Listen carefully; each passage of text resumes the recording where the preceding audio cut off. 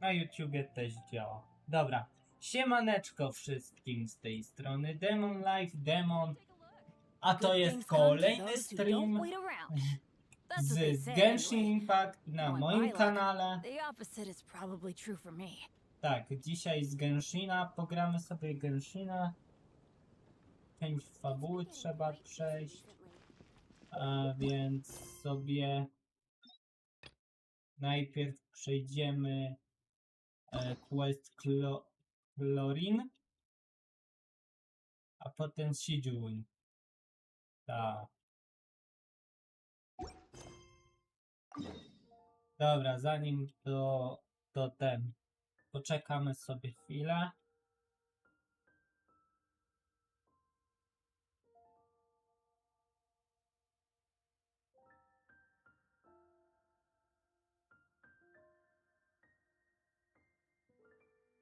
No.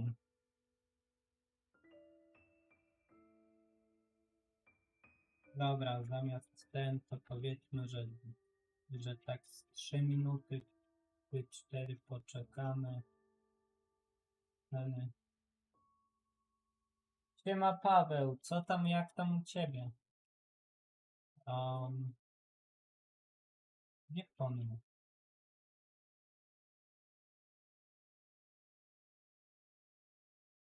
Chciałem to odliczanie dać. Dobra, 3 minuty. Nie 12, 3 minuty.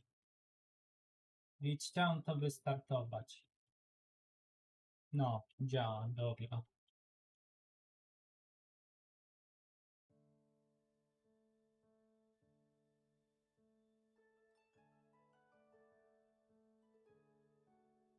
Aha, nie widać to na scenie, widać to u mnie. No super, jestem. Dobra, to sobie poczekamy z 3 minuty i możemy grać w tego Genshina.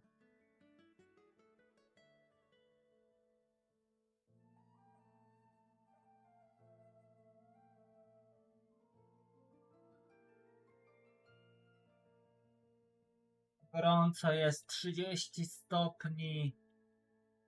Ja mam wodę do picia w sumie. Tak, nawadniać się trzeba.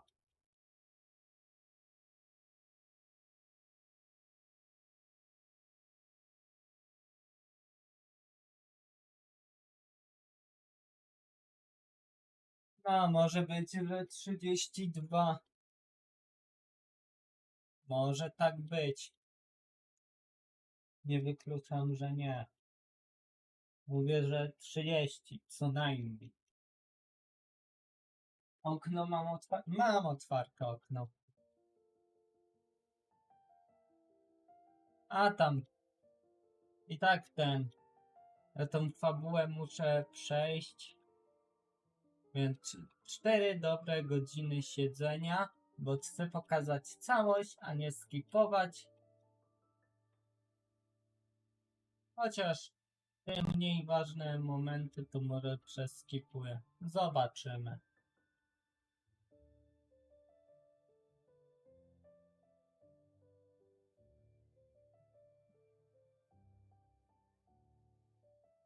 Tak.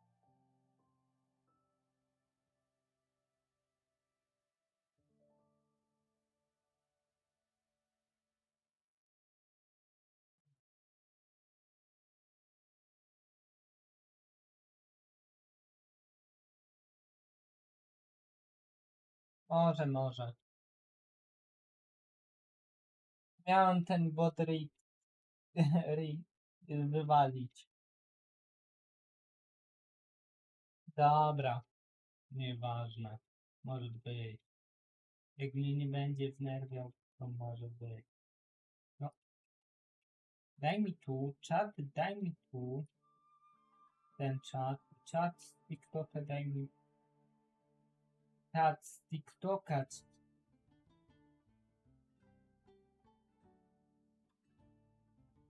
A, dobra. Ja wiem, tylko nie wiem po co ja ustawiłem tego bota. Jakby... Dobra, chwila. Jeszcze minutkę, bo tu muszę... O! No i jest git. Dobra, to tu się przełączam i tu się przełączam. Na razie bez kamerki dzisiaj, ale będzie jutro. Może. Dobra. Więc jeszcze raz siemaneczko wszystkim, z tej strony Demon, a to jest kolejny stream z Genshin Impact na moim kanale. I lecimy dobrą zabawę w questy. Tak, dobra. Huh? Do you also see Navia and Clorand over there? They look like they might have run into some kind of trouble. Let's go check out what's going on. Dzięki, że mi mówisz, jak ja widzę przecież je.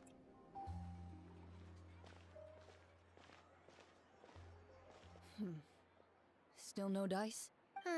Not at all. And I've asked pretty much everyone in the court of Fontaine already. Lynette's ears drooped as soon as she heard that we'd have to be out and about for days on end. And Fremine, he hid himself under his helmet as soon as he realized there'd be people around that he didn't know. What about Chiori and Charlotte? I feel like both of them would be more than up to it. I've asked them already, but they're both pretty busy right now.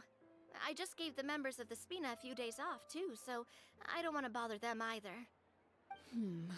This is getting pretty difficult. Navia, Clorand, what's up? Oh my. Well, if it isn't my dear partners. How are you all doing? Huh. Navia? Huh? Oh, you mean... Yep, this is our chance. Do you need our help with something? Oh, precisely. My dear partners, we've got a huge problem right now that only you can solve. Whoa, for real? Absolutely. We've already exhausted all our other options. Traveler, Paimon, would you join us and play Marechaussee Hunter Judgment Day? She'll say what now? It's a new game script by the Tabletop Troupe, a local roleplay adventure club. Ever heard of the Tabletop Troupe? They put out Oh, games that kurde. allow you to participate in a story and roleplay Genshin characters with RP? your friends. Oh, I've loved their stuff ever since I was a kid. That sounds super interesting. Clorand and I are both veteran members of the club. Recently, someone came up with a new script and was looking for people to help playtest it for them.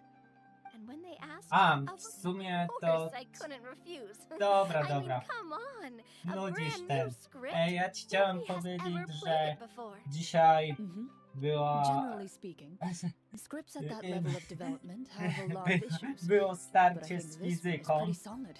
The Dwa, author znaczy obviously put a lot dwa. of work into the story. Tak się and nazywa the world building is przedmiot, also quite credible. ale ja to nazywam Well, fizyka, I bo know I to, was the one that handed you the to script, but zależy some of w us sumie haven't read od it yet. No uczelni, bo spoilers, może być please. tak, że może być Anyway, fizyka the 1 script calls for a team do of 4. 4 na przykład We're części, missing nie one wiem, final player że right now. 4. semestr albo 2. semestr oznacza. W sumie to programowanie w tym, w takim, So, you're saying jak you'll to help się us out? nazywa, nie, w I sumie know I nie can no, count on you, sylabus partner. przedmiotów, The że Jaguar nie kind of a sylabus. package deal. Sylabus Is to that a przecież bad? te z That's tematami. not a problem. E, I'll adjust the pace based on the actual number of ten, players and ensure that rozpiska everyone has a good time. przedmiotów, Well, Traveler, podstawa what do you think? programowa, o, Paimon do, will follow no, your lead. przypomniało mi się, podstawa programowa, że mamy te przedmioty wybieralne i te przedmioty na stałe. Well, that solves our problem. You have our No, thanks. oczywiście fizyka na stałe, a wybieralne to nasza decyzja w sumie. The script manager? Didn't you just say that you gave Clorand the script? The club introduced a completely new kind of gameplay for the script. Mam In this nadzieję, że iteration, the da game master's version 3.0 of the script is i incomplete. dziękuję The script manager provides 3 the next part of miesiące the script only wakacji. after players have completed the A current jak list nie, of no objectives. to On mamy top of chyba that, in problem, order to increase player immersion, bo brakuje the mi club has tylko created some of tej the story's fizyki, sets żebym and scenes wszystko in real life. zaliczył. Tej We'll only fizyki, know where no. we should go once the script manager reveals the starting location. Wow, you're right. Whoever Nie wrote the script zmieniłem really opisu did put in a lot of work. donate'ów na wyjście z And it's got grupy. a real No, healthy amount super of opis suspense, right? donate'ów, I mean, jak... even the GM doesn't know No, how the story will end. I look forward to experiencing it with you all. Why don't you go meet up with the others first? They should all be waiting at Chioria Boutique. zmienię I'll come opis over with the script manager donate'ów as soon as I find them. Sounds good. Remember to na always watch where you're going browary. and don't Nie rush. no. You say that like I'm 6 years old or something. Let me think. I to- What kind of character should I play this time? I just hope you'll pick up some useful skills this time. Oh, and stop trying to persuade every animal you come across. Dobra, dobra. Już, tylko nie wiem. Potrzebuję, powiedzmy 5 dych. Na drobne wydatki. Wydatki, nie przez 2 dy, tylko wydatki. No.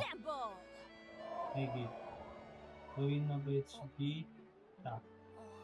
Na drobne wydatki. No i git, tylko teraz musimy ten napis chyba przesunąć. Twój cel.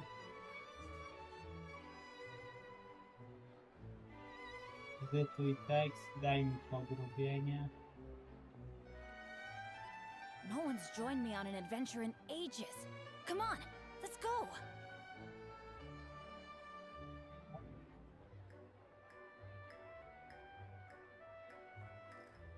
Benny's adventure team, assemble! Dobra, powinno być git.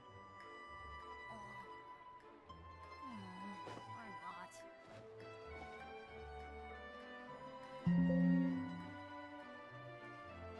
Powali mnie z tym Windowsem. Dobra. Mamy się z nimi tam spotkać, a ja chciałem zobaczyć, czy to działa.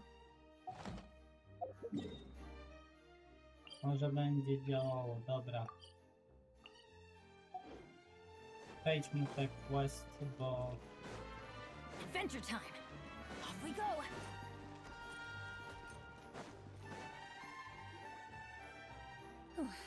Sorry to keep you waiting. You're back! Huh? And you've got the Traveler and Paimon with you too! What a pleasant surprise. I assume you'll be joining us for the game then? Linny, Farina! Paimon didn't know you were playing too! Are you also members of the tabletop troupe? Tak, tak. I'm more of a casual member, if anything. I haven't taken part in many formal club activities. Lynette, Fremine, and I play something similar at the Hotel Bouffe Tété sometimes, but I'm usually the GM. Still, I'm sure it'll be fun being a player for the first time. I'm looking forward to it. Well, I'm not a member of the club at all. Claran simply woke me up first thing this morning, said there was a good script worth experiencing, and asked if I wanted in. If you're interested, I can give you a referral. That should give you a 40% discount on membership fees. I think I'll wait to see how this experience plays out first, especially when it comes to the quality of the script. If it's sufficiently fun, then I'll join. Do you participate in a lot of tabletop troupe activities, Clarin? You could say that. She's actually one of the few senior game masters of the troupe. Right. I knew about that even when she was still my subordinate. It's nothing. Really, just a small hobby of mine. Wow.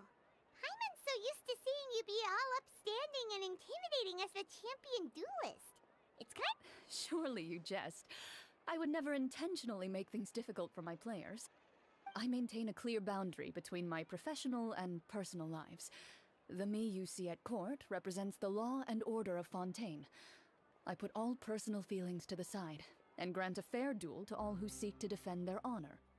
But in my personal life, I'm just an ordinary person. Someone who feels anger and sadness, just like everyone else. Well, you say that, but for all the time I've known you, I don't think I've ever seen you cry. I've seen you get angry, sure, but now I'm wondering whether you were actually mad or if it just looked that way from the outside.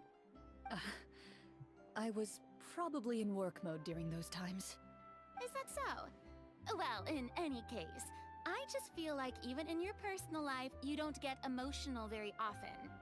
So you want to see me cry? That might be a little difficult. A show of anger, though, that might be something I could accomplish. No, that's not what I meant.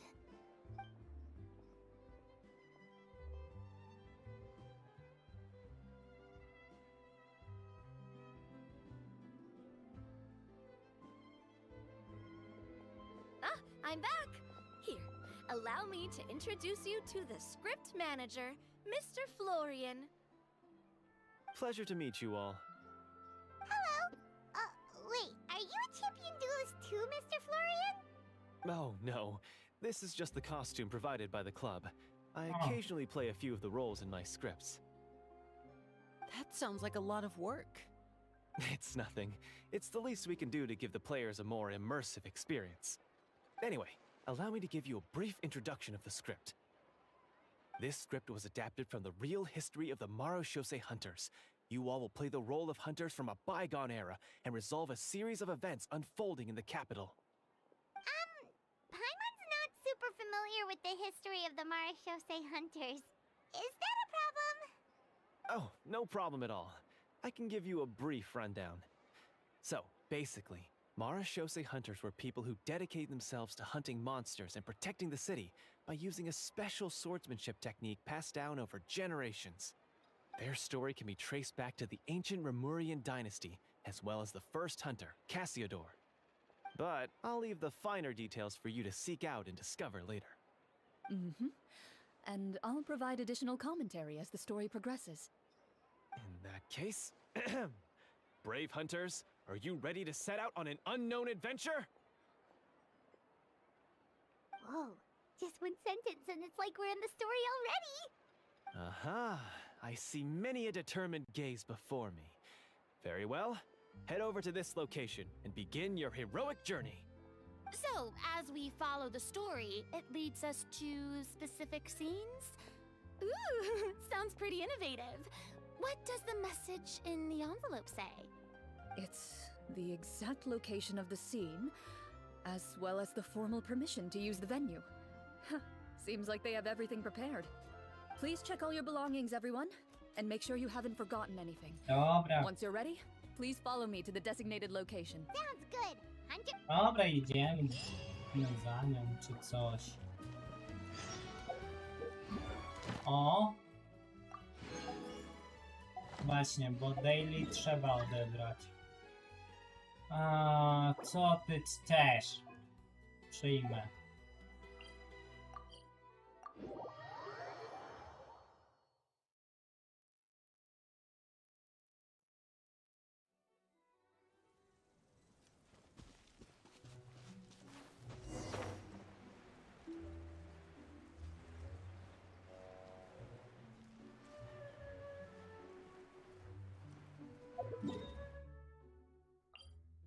What?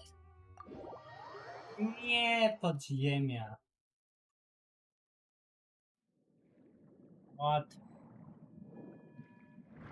Ale nie tu. Chyba będę musiał się przeżyć.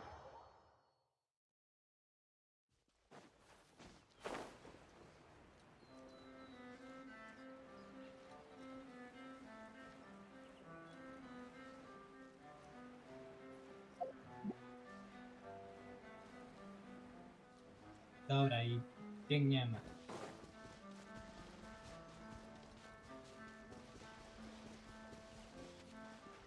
Adventure time. Off we go.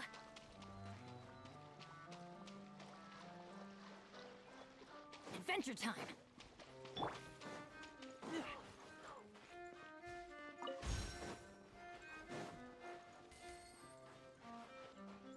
Okej, to tu. Whoa, they really have thought of everything. Even the phaetometer is here and ready to go for us. The phaetometer. What's that? It's a card that's used to determine action success or failure. We'll need to use it when we try to use certain skills. And what about all the dessert and tea? Is that for us as well? That's what the message said. Oh, really? That's so nice. It feels just like a tea party with friends. Those snacks have Paimon's name written all over them. I think you might be more of a snack hunter than a marashose hunter, Paimon. Snack Hunter Paimon reported for duty. If there are delicious snacks to be found, Paimon will track down every last one. The desserts are great. But I'm still looking forward to the story more than anything. Very fair. Then, let us begin. First, please pick up the blank character cards in front of you and write down your name and profession. You can find an abbreviated version of the rules printed on the back of your character card. If you have any questions, feel free to ask me. In this story, everyone is a marashose hunter. To reflect this, the club has prepared a small badge for everyone. Ooh, nice. As hunters, you have proficiency in swordsmanship and fighting by default, so there's no need to allocate any additional skill points to those areas. Swordsmanship? So there's a fighting Cześć class also? Menias, co tam, jak tam u ciebie? Paimon's not sure she can do all that on her own. Maybe Paimon can just stick with you? Why don't you share a character card then? The traveler will be the marashose hunter, Nie and you can dzisiaj, be his little mordo, floating nie assistant. dzisiaj, ale za niedługo będzie. Kinda like Znaczy in za real life. niedługo, no.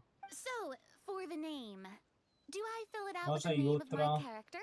Nie wiadomo, u It mnie can to be tak any na name you razie like. You can use your real name too nie if you want. ten. I taki do that bez whenever I get too kamerki. lazy to think of a new name. Oh, so it would be Mam like nadzieję, że zdam like fizykę, to experiencing a jak different będzie life, ten lepszy but czas, still to as yourself. kamerka też się pojawi. That's not a bad idea. In that case, I think I'll continue to use the name Linny then. Next up is the skill sheet. You have a limited amount of skill points that you can use to learn a number of skills. The more points you invest in a particular Genshin skill, the roleplay. easier it will be to Dobra, pass nie. associated checks. I'll take persuasion and investigation. Those are must-haves when it comes to missions like these. Oh, those skills sound like they'd be useful for gathering intelligence. Good idea, Navia. Just as expected of a veteran player. So, should we also take those skills then? Not necessarily. Since we're working together as a team, we could leave the negotiations to Navia and use our skill points to pick up Nie other wiem, useful Revi skills. nie ma dzisiaj czasu, For example, więc I think może, I'll take stealth że and ten sleight of hand. pod wieczór That wbije, will bo give te us more questy options if we zajmują run into any 2 situations godziny. we can't negotiate our way out of. Oh, interesting. Paweł I już wasn't jest thinking about it na like YouTube, that. a raczej I był. suppose it's not so Może nadal different from an jest. acting troupe. Everyone has their own role to play. Let me see. I'll take arts and performance. I'm not quite sure what use they'll be, but I'm not as knowledgeable about the other skills, and I am not too confident I'd be able to roleplay them well. Well, that leaves us. What do you want to learn, Traveler?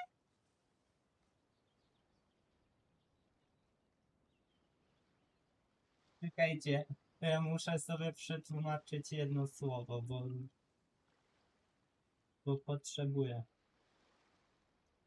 Więc wgląd. Aha, nie wgląd. Wnikliwość raczej, intuicja. Jasne, że Oh, something intuicja. that'll help you get a read on other people's thoughts. Sounds useful. Medicine. Ooh, so you want to help people when they're injured. That's nice of you. Po co So what do mi you think? Are you gotowanie? sure you want to learn these 2 skills?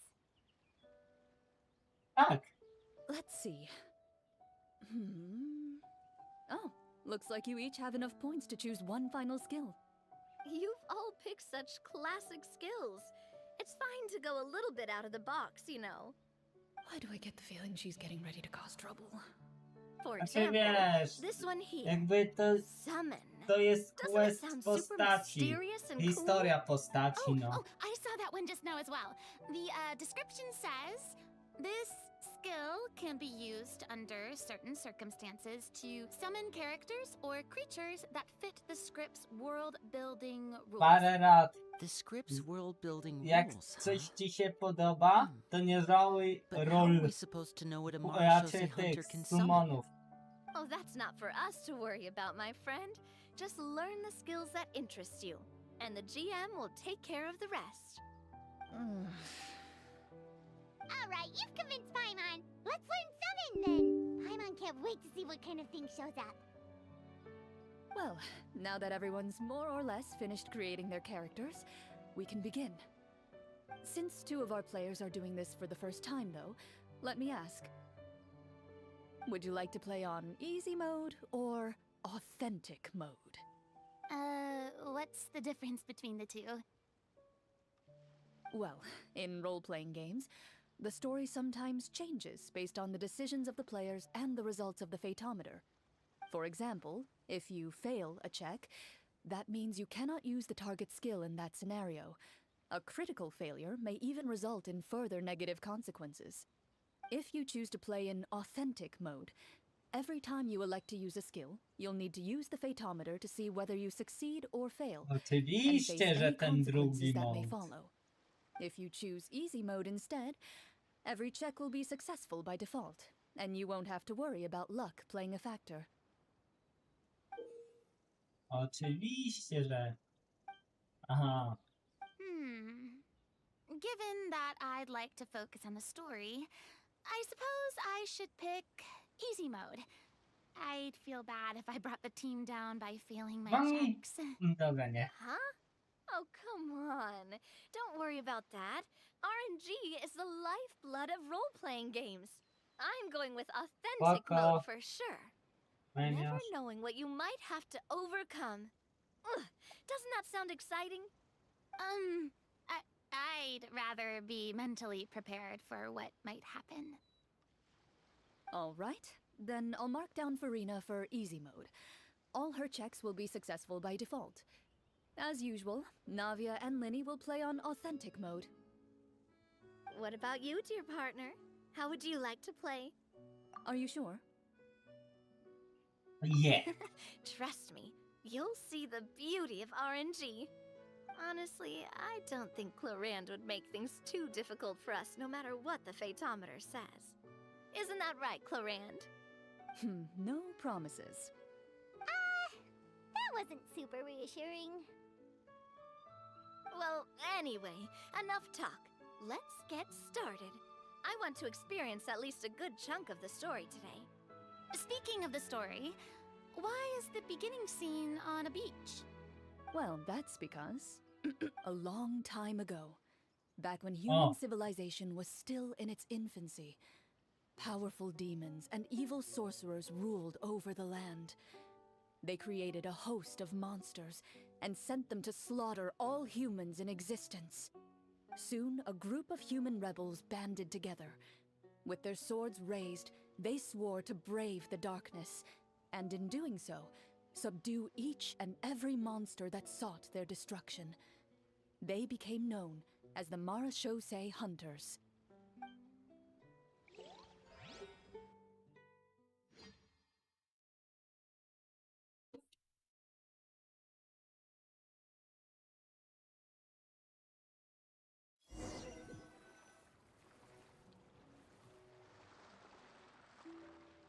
Sometime later, as a member of the Marashosei Hunters, you receive a commission.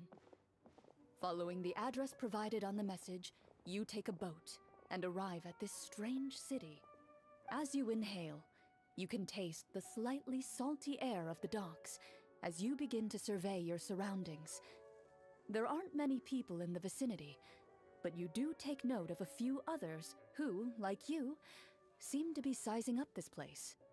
Your eyes meet, and you realize These people are fellow Marashose hunters, likely led to this location after receiving the same commission as you.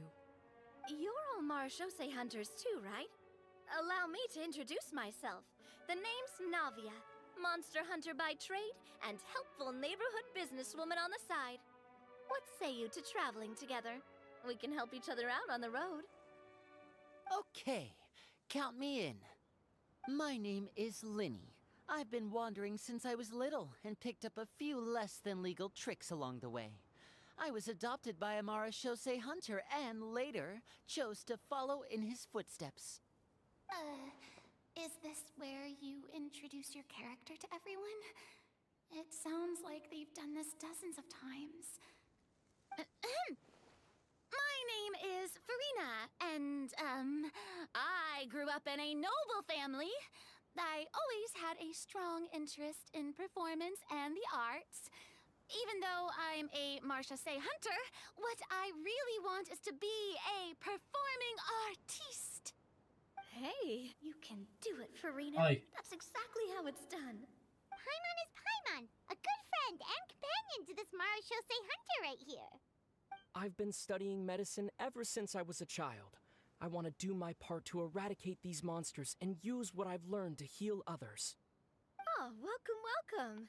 When we face the monsters, I'll make sure to charge in front to give everyone some cover. You can take care of the healing at the back. You open your envelopes at the same time. The message reads, "To the honorable and trustworthy Marashose hunters, our kingdom is currently facing a grave crisis. The lands outside the capital have been overtaken by monsters, and our people are being led astray by forces of wickedness. We beseech you, please help us resolve this crisis and return peace and stability to our home." Huh. The layout of this city looks super familiar. It kinda reminds Paimon of Mondstadt. The scriptwriter must have used a real-world city as a reference when coming up with the map. As experienced hunters, the layout of the city reminds you of places once traveled. You recall the sight of tree-lined streets and the gentle tranquility of days gone by. Yet, as you regard the city in front of you, it appears to be little more than an empty shell.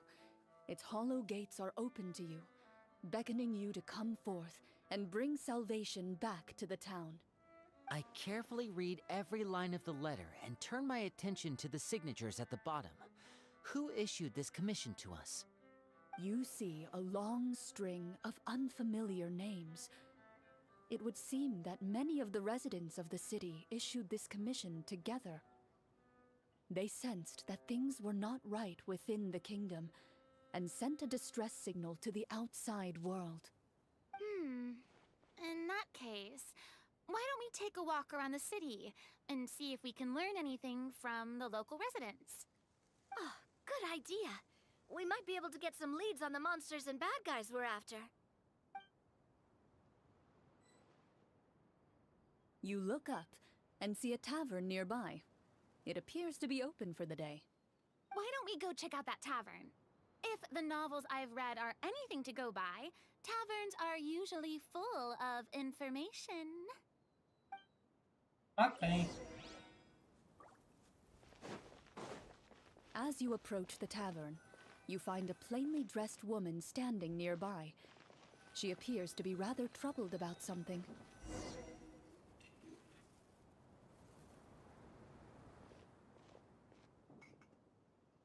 Certain amount of useful information to offer.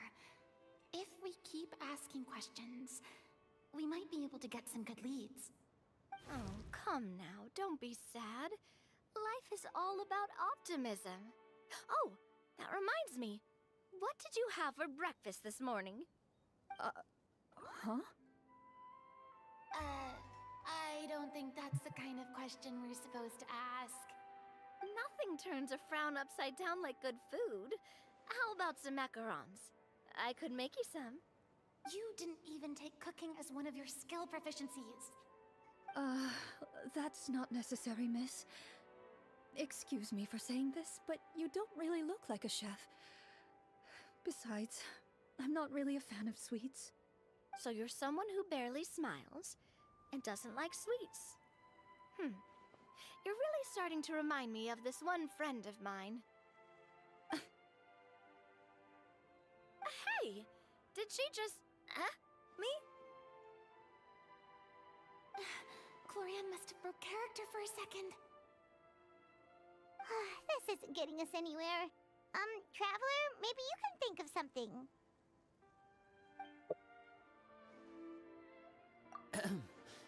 Miss, we'd love to learn more about the monsters you mentioned. If you're willing to open up to us, we might just be able to help resolve the troubles you're facing.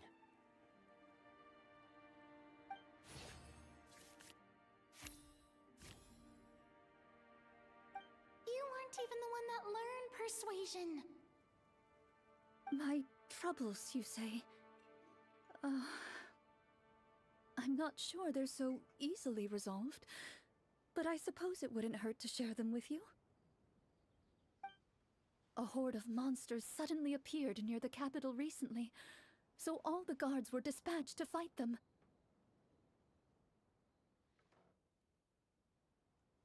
Do you remember when those monsters appeared?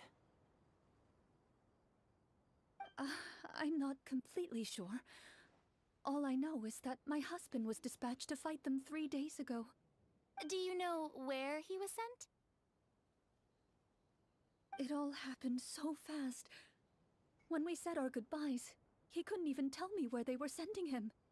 You have our thanks, friend. We'll find and defeat those monsters as soon as possible. We sincerely hope your husband will be able to return to your side soon. Oh, thank you. Don't worry. We'll find him. Just try to remain optimistic and wait for good news. We don't always get to choose what happens to us. But we do get to choose the little things, like what we eat and how we respond to the things life throws our way. I hope that one day, you too will recognize the power of something as small and inconsequential as a delicious dessert. I'll do my best. You bid farewell to the woman, and continue your journey further into the city.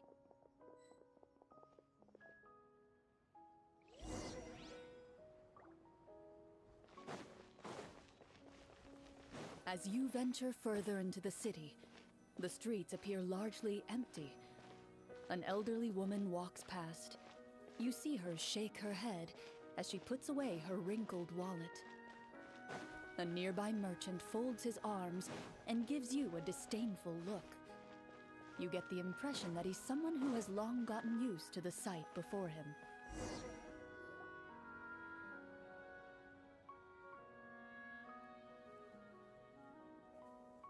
Although he doesn't seem very friendly, merchants are usually a good source of information, right?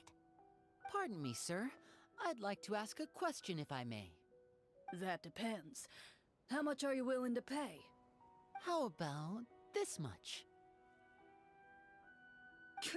What do you take me for? Some lowly beggar? You can't even buy half an onion with that amount. Surely an onion can't be that expensive, right? What do you know? War's nearly upon us. Everything costs several times what it did before. If you're not gonna buy anything, then scram. Whoa, what a nasty guy. Maybe we shouldn't even bother talking to him. But he still might have information we need. Traveler, can you think of something? A performance? I've never played a role-playing game like this before, but even I can tell that suggestion is pretty far-fetched. Is a performance check really going to help here? All right. Ahem. By the harbor's grace, a lone boat lies in rest. Let the moon give chase, for here begins our quest. In the dark of shadow, our heroes seek to find where creatures born of evil weave their grand design. Blocked the road does stand, such is our hunter's plight. Yet with sword and courage in hand, they march forth to pierce the night.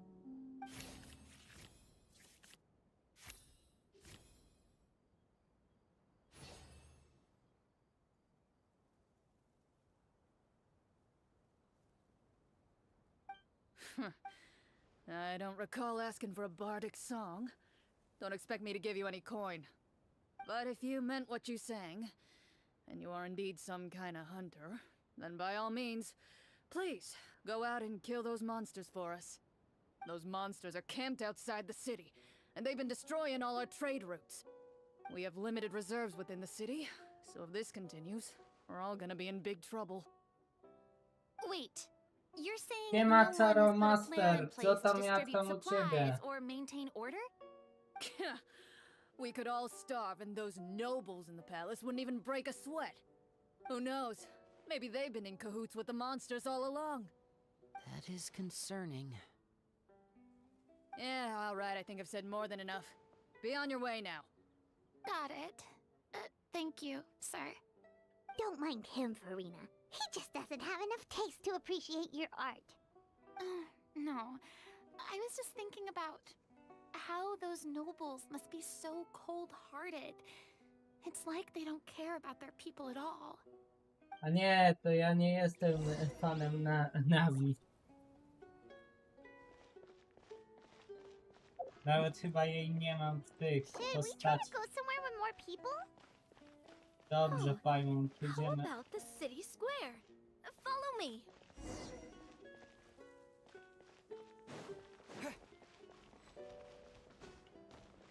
Before you lies the city's central square.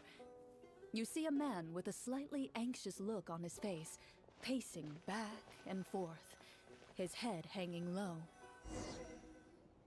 He doesn't seem to notice your approach. Still immersed in his own thoughts, he shakes his head and lets out a long sigh. 60. This guy seems promising enough. Maybe I can get some information out of him. Hello, sir. Is there anything I can do to help you? Wait, you're... I'm... Oh, Nie dear wiem, zaraz goodness, będzie? Chyba? you're a Marashose hunter! You Nie mam jak recognize to us? sprawdzić, kiedy 60 Are you one of the people who wrote the commission letter? Yes, yes! Oh, I didn't expect you to actually come! Oh, what great news! The city is saved! No ale What powiedzmy, happened że here? parę, Alas, parę We miesięcy once lived minęło od comfortable, 60. carefree lives. Ale This w city sumie. used to be free of monsters. The first Marashose hunter, Casiodor, the Golden Hunter, he was the one who drove them back. A, However, to monsters have gratuluję, once again gratuluję. surrounded the city. Perhaps the seal that kept them at bay has lost its power. Or perhaps an evil sorcerer has been meddling in our affairs. All I know for sure is that their return has stripped the city of any chance at peace. Are there not enough soldiers to drive them out? It's not a question of numbers. The guards simply have no idea how to deal with them. Most people my age have never even seen one of the monsters, much less been trained to fight against them. What's worse, many of us don't even know the history of the Marashose hunters anymore.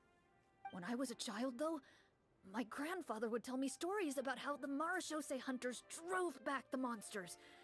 So, on the off chance that something might come of it, I decided to reach out to you. To be perfectly honest, I was starting to think all those stories were just tall tales. But now that I've seen you in person, I finally know that it was true! Well, you can rest easy, friend. The righteous and formidable Marashose hunters are on the case. The man is touched by your determination and resolve. His eyes begin to well with tears of relief. Still, if we are going to hunt the monsters, we need to know where to find them. Can you give us any leads? All I know is that the area outside the city is dangerous. I'm afraid I can't point you toward a specific location. Oh, although, if you leave the capital through the main gate and follow the road, you should run into a group of guards. They might know more about where to find the monsters. I see. We'll go look for them then. All right, be careful. Oh, and one last thing. The monsters outside the city are just part of the problem. There are evil sorcerers inside the city as well. so be on your guard.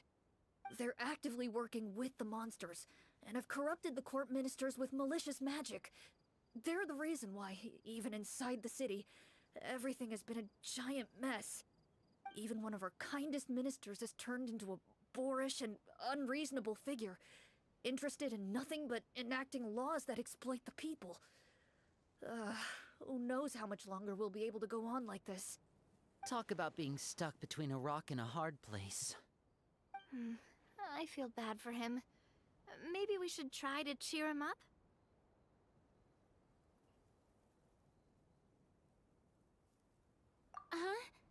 Like, now? Is this really the right time? I appreciate your kindness, but for now, it's more important to focus on the crisis at hand.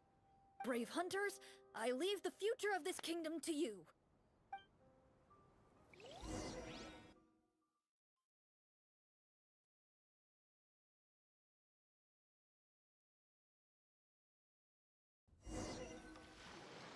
If I understood correctly, there are currently 2 problems in the kingdom that need solving, right? Exactly. We need to defeat the monsters outside the city and take down the evil sorcerer stirring up trouble from within.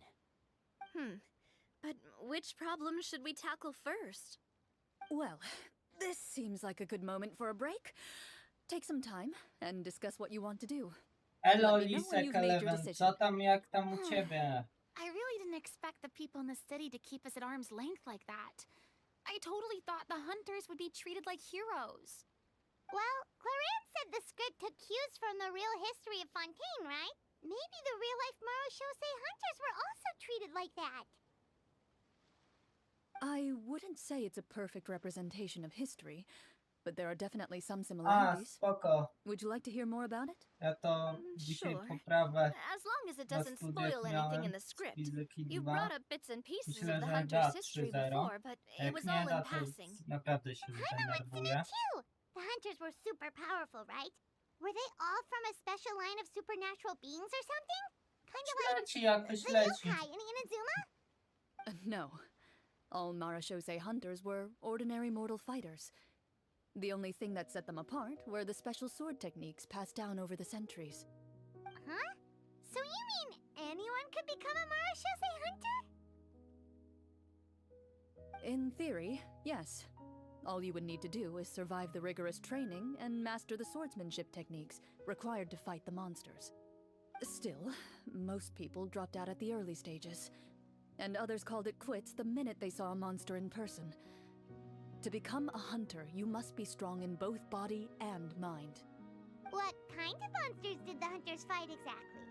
Oh, and the evil sorcerer the script mentions. Did they exist in real life too?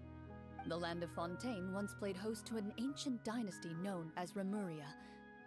After that dynasty fell, monsters began to appear, intent on obstructing humans from establishing a new social order.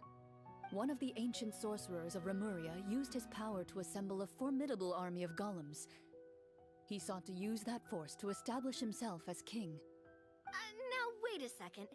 Don't tell me that guy was the inspiration for the evil sorcerer in the script. We still haven't found any in-game information on him yet. So, why don't you talk about someone else for now? Well, I wasn't planning on going into anything you might be able to find out in the game. But if you want me to talk about something else, then... how about Casiodor, the Golden Hunter? Or Egeria, the ex-Hydro Archon? Wait, but those people are all from a super long time ago. Where did you learn all this, Clarin? From my master. Huh. By master, you mean Miss Petronia? Someone you know? Absolutely. Miss Petronia and my father were good friends. Back in the day, she would often bring Clorand over to play, but then... Let's not get off topic. Anyway, back to what I was saying. Responding to Egeria's call, a number of warriors followed Casiodor into battle against the monsters. This group of warriors, under Casiodor's leadership, became known as the Marashosei Hunters. Yet, as Fontaine entered an era of peace, their work gradually became obsolete. The Marashosei Phantom, originally an association made up of hunters, eventually came to be predominantly comprised of melusines. Ah, I see. That explains why most of the people in the script have forgotten the hunters or think of them as nothing more than a legend. Is that really a bad thing, though? It can get tough always being the one shouldering everyone's expectations. Depends on who you ask, I suppose. If the name of the organization no longer commands respect, investigative work is bound to suffer. Speaking of investigations, which problem should we tackle first? Monsters or evil sorcerer? I vote monsters. That's the main duty of the hunters, right? We can come back to the sorcerer later. Well said, Miss Farina.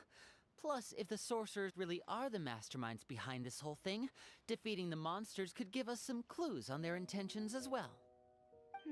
What A about you, co ja partner? tu What do dostał you na think? TikToku?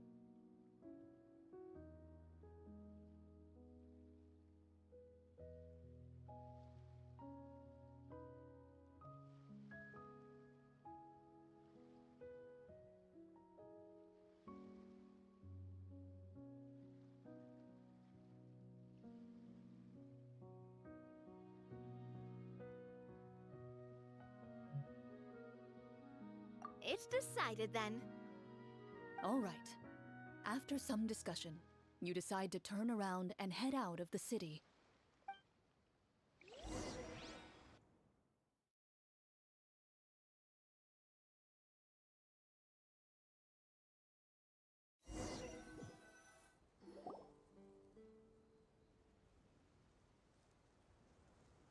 Let's take a look around, like that guy said. You there! Outsiders, halt! Who's there? An armored man approaches you. He has a tall, muscular build and a determined expression in his eyes. Just one look, and you can tell he's fought in his fair share of battles. Although he's trying his best to conceal his current state, his uneven gait and the sweat dripping down his forehead make it obvious that he's been wounded and is in serious pain. I'm the captain of the guard. I saw you sneaking around the city earlier, so I'll only ask this once. State your purpose, or it's off to the dungeons for the lot of you. Wow, it's been a while since someone's been this suspicious of us. I said talk, not whisper between yourselves. Have you ever heard of the Marchese Hunters? Marachose hunters? Ha! That fairy tale, you mean? What, you expect me to believe you're one of them?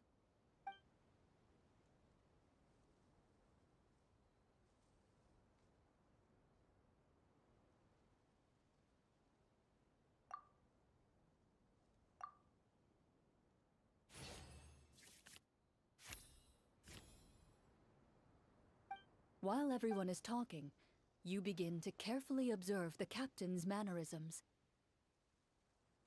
Every so often, you see him glance toward a particular direction, with a pained expression on his face, as if an invisible thread is tying him to an unknown place. As you follow his gaze, you vaguely recall that the location he seems fixated on is known for its difficult terrain. Any battle that breaks out in a place like that is likely to be prolonged and devastating. Is that where the monsters are?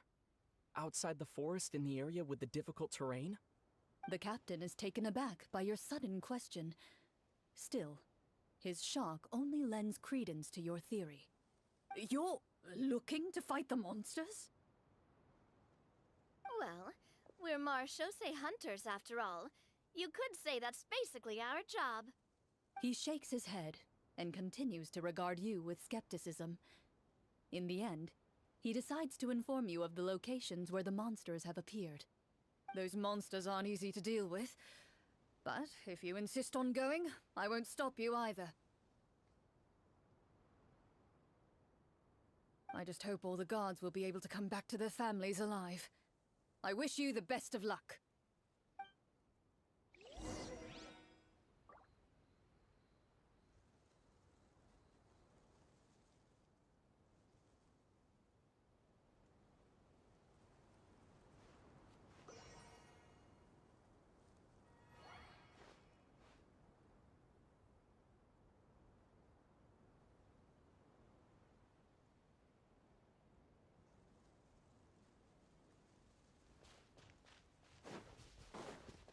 on what the captain said, the monster should be right up ahead.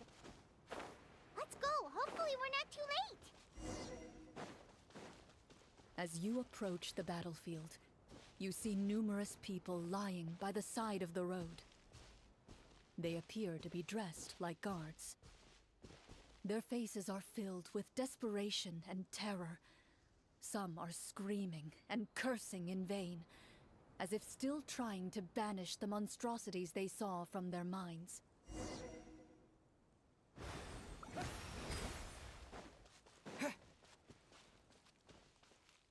A few of the wounded look up at you in shock and disbelief. "Quick, leave this place. Turn around and don't look back," they yell.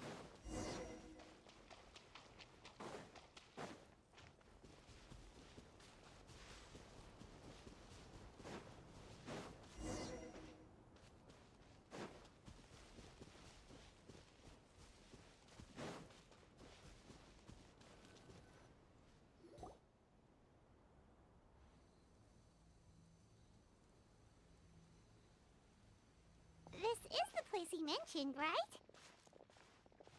You see broken iron swords scattered all around you, and downed trees riddled with terrifying claw marks. All the signs point to one thing. A truly devastating battle just took place here. Be on your guard, everyone. The monsters might still be around. Before you can finish your sentence, you hear rustling sounds from the surrounding bushes. The monsters have emerged. They close in on you without fear. You get the impression that, in their bloodthirsty eyes, you're just another meal for them to devour. A little help here! This thing wants to eat Paimon! Your battle round begins now.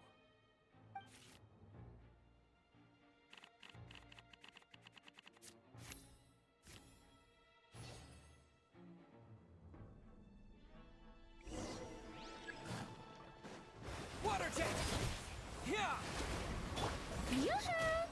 Let my name echo in song! Let's get this show on the road. Co The to next za battle quest? round begins Quest now. Chloriny. Fire! Well, with Ross. Watch out! Ha! Hiya! That's fun! The monsters let out a terrifying roar of anger Papa. and resentment before dissipating into thin air. Ugh, thank goodness it's over. We're lucky the Marashose Hunter class came with all those preset skill points. Otherwise, we would have been in some real trouble. I never knew the phytometer even determines the amount of damage you inflict. If you get unlucky, isn't it just game over right then and there? That's part of the fun. The uncertainty of fate is what gives these games their appeal. Just as you begin to celebrate your victory, a suspicious lump on the ground catches your attention. A suspicious lump. Wait, could it be the thing that appears after every battle? I walk up to it, crouch down, and begin to carefully examine it. I've still got my right glove on, so it should be fine for me to touch it, right? As you investigate the mound, you discover that the exposed portion appears to be made of wood. It was previously obscured by the large form of the monsters. With the monsters gone, the small protrusion now awaits your discovery, poking out of the ground like a shy flower bud. Whoa, it's a treasure chest!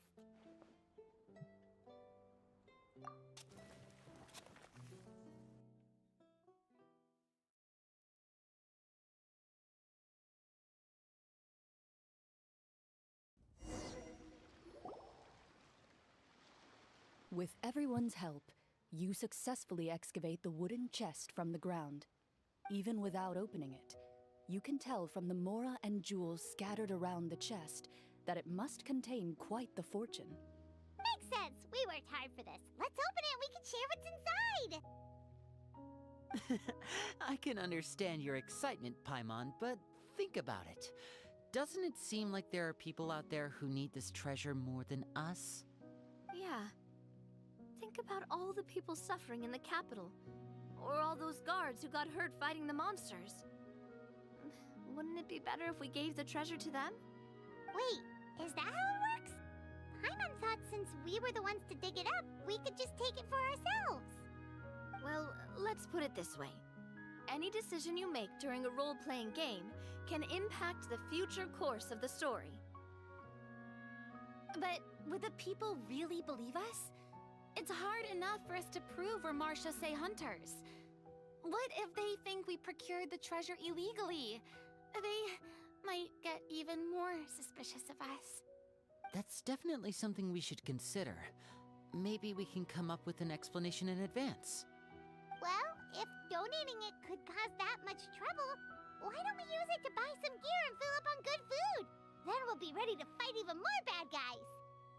Looks like you're facing a difficult choice once again. Well, it's getting late. Why don't we call it a day for now? Wow, where did the time go? I'm not sure if it's because I'm having so much fun with you all, or because the story is particularly enticing, but I feel like I could almost keep going. Here, here. Ooh, how about we play through the night? I'm not sure I'll have enough energy for that. Yeah, that won't work for me either. Lynette will give me an earful if I get home too late. I understand how you feel, Navia, but we have to change venues for the next part of the story anyway. Huh? Another location? Mm-hmm. There's a special note for the GM at the end of this section that says to proceed to an indoor set for the next part of the script. Whoa, they really pulled out all the stops for this new script. Well, even if we end the game for the day, we can still stay a little longer and hear Cloran finish her story, right? Paimon wants to hear more about the history of the hunters. Something tells me you just want to finish the free desserts before we break for the day. That's just a coincidence, okay? Besides, to Paimon, not finishing free food feels even worse than having to buy your own. And anyway, Paimon really does want to hear more about Cloran's master. Well...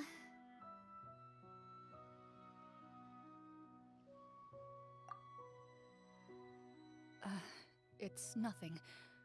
I appreciate the concern, but it's all in the past. It won't do any harm to share these things now.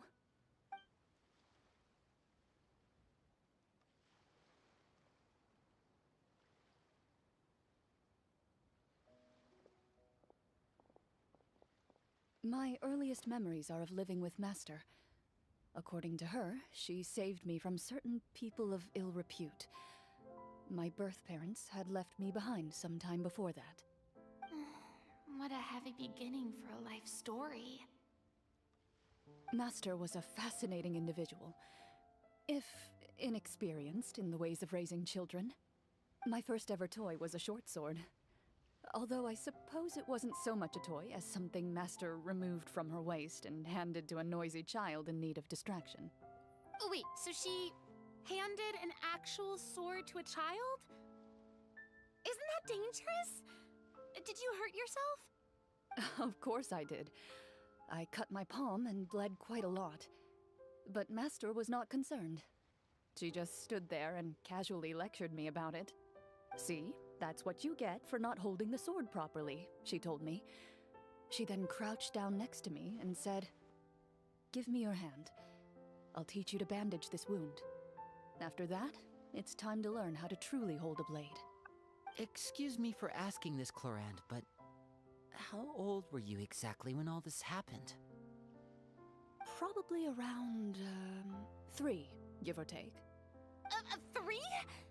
Isn't that when most kids are still struggling to hold a fork? As I said, Master was rather inexperienced in the ways of raising children. She believed trial and error was the best way to teach a child what they're capable of. I'm not so sure this is a question of experience. I didn't see anything wrong with her ways at the time. And anyway, children don't get to choose how they're raised. Oh, she did bring me back a pet from Liyue once. It was a Geovishap hatchling. A Geovishap hatchling? For a pet? That seems even more dangerous! What she said was this: make sure to get along, you two. If you really can't agree on something, just settle it with a fight. Whoever loses is the real pet. And how old were you when this happened? 5. Well, did you win? No, I lost. So, you're saying you actually became the Geo-Bishop's pet? Yes, but only for a week. By the end of that week, I defeated it in combat, and we've shared a cordial relationship ever since.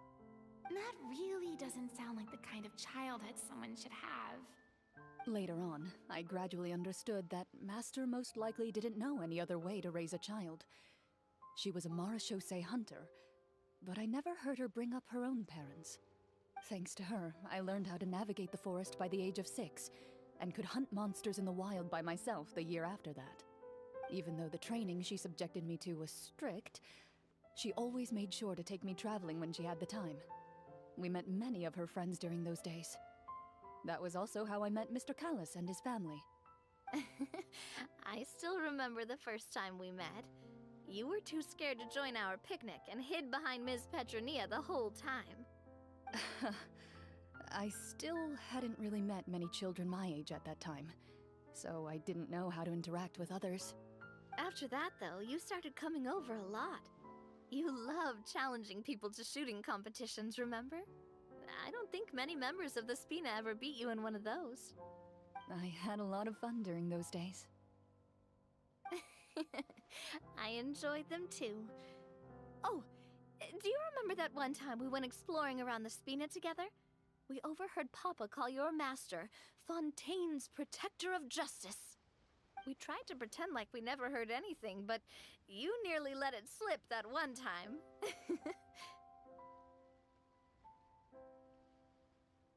Protector of Justice. Oh, wait, you mean that vigilante hero from 20 years ago? The one who was always active at night? Yep, that would be her. She often would put on a black cloak and go out at night. I never knew where she went or what she was doing. Until, like Navia said, we overheard the truth from Mr. Callis that night. 20 years ago, huh? I still remember the guards leaving all kinds of witness reports about her on Nervalette's desk. My apologies. Oh, there's no need to apologize. You had nothing to do with it. And anyway, everything she did was for a good cause. Although, calling herself the Protector of Order was a bit much. Especially when she deliberately operated outside the law. Huh? When did the Protector of Justice become the Protector of Order? Oh, she had a bunch of code names. I heard she would just come up with a name on the spot whenever she was asked.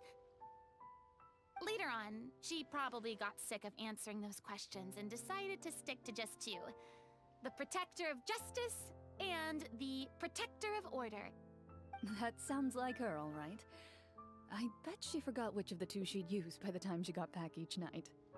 Well, she certainly sounds like a fascinating individual. With her strong sense of justice, it's no surprise her student followed in her footsteps. It's true. I always wanted to become like her. Someone powerful, independent, and with a strong sense of conviction. But...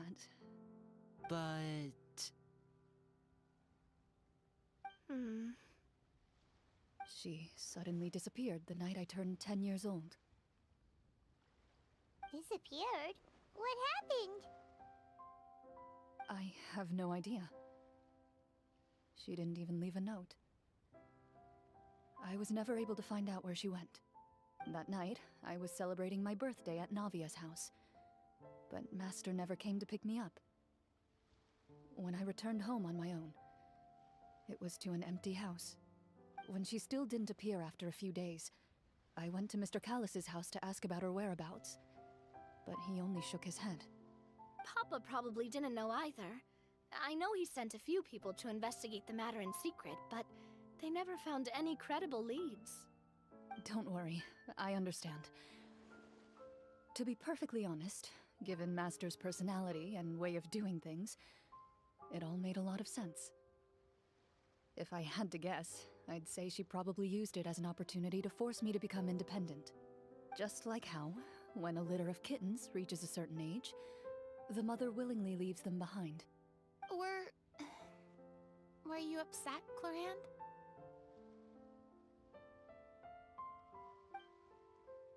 I was at first, but not anymore. I don't believe Master would suddenly disappear for no reason. There must have been something she just had to do. Well, despite everything, you still managed to follow in her footsteps and become the greatest champion duelist in all of Fontaine. You're practically a living symbol of law and justice. I suspect my position would be far too by the books for her. Master always did whatever she pleased. But you're right. I suppose I do take after her in some ways. Who knew Clorand had such an interesting past? I never had the chance to ask her about it before. I wonder if Clorand's master were the champion duelist back then, would that duel against Mr. Callus have gone differently? Oh no. Judging by the atmosphere, Clorand and Navi are probably thinking something similar.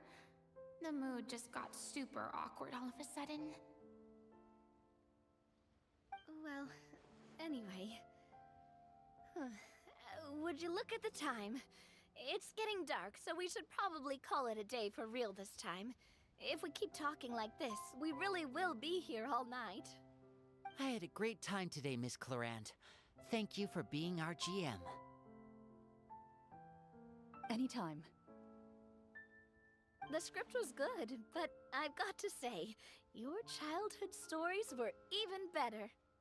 Hey, you should tell us more about that fight against the Geo-Bishop sometime. Maybe your master was onto something. You could be right. What does she mean, onto something? I certainly don't know any 5-year-olds who want to fight a bishop in their spare time. Guess I'll head back as well. I need to save my energy if I want to continue enjoying the story tomorrow. You're that excited to hear about my fight with the bishop? I was talking about the script.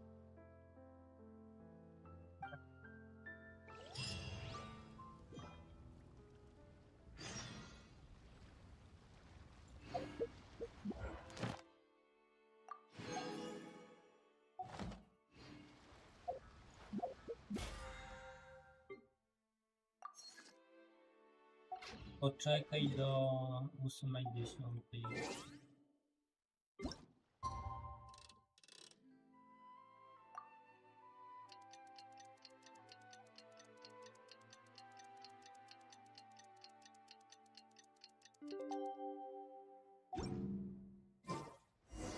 Let's go meet up with the group.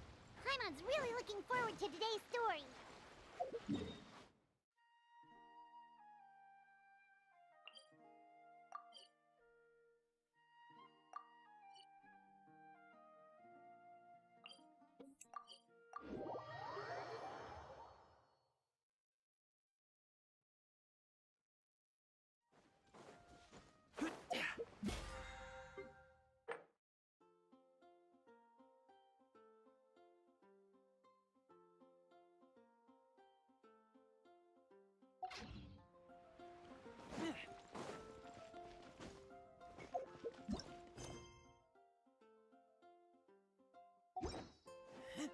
Ad Astra. Thank you for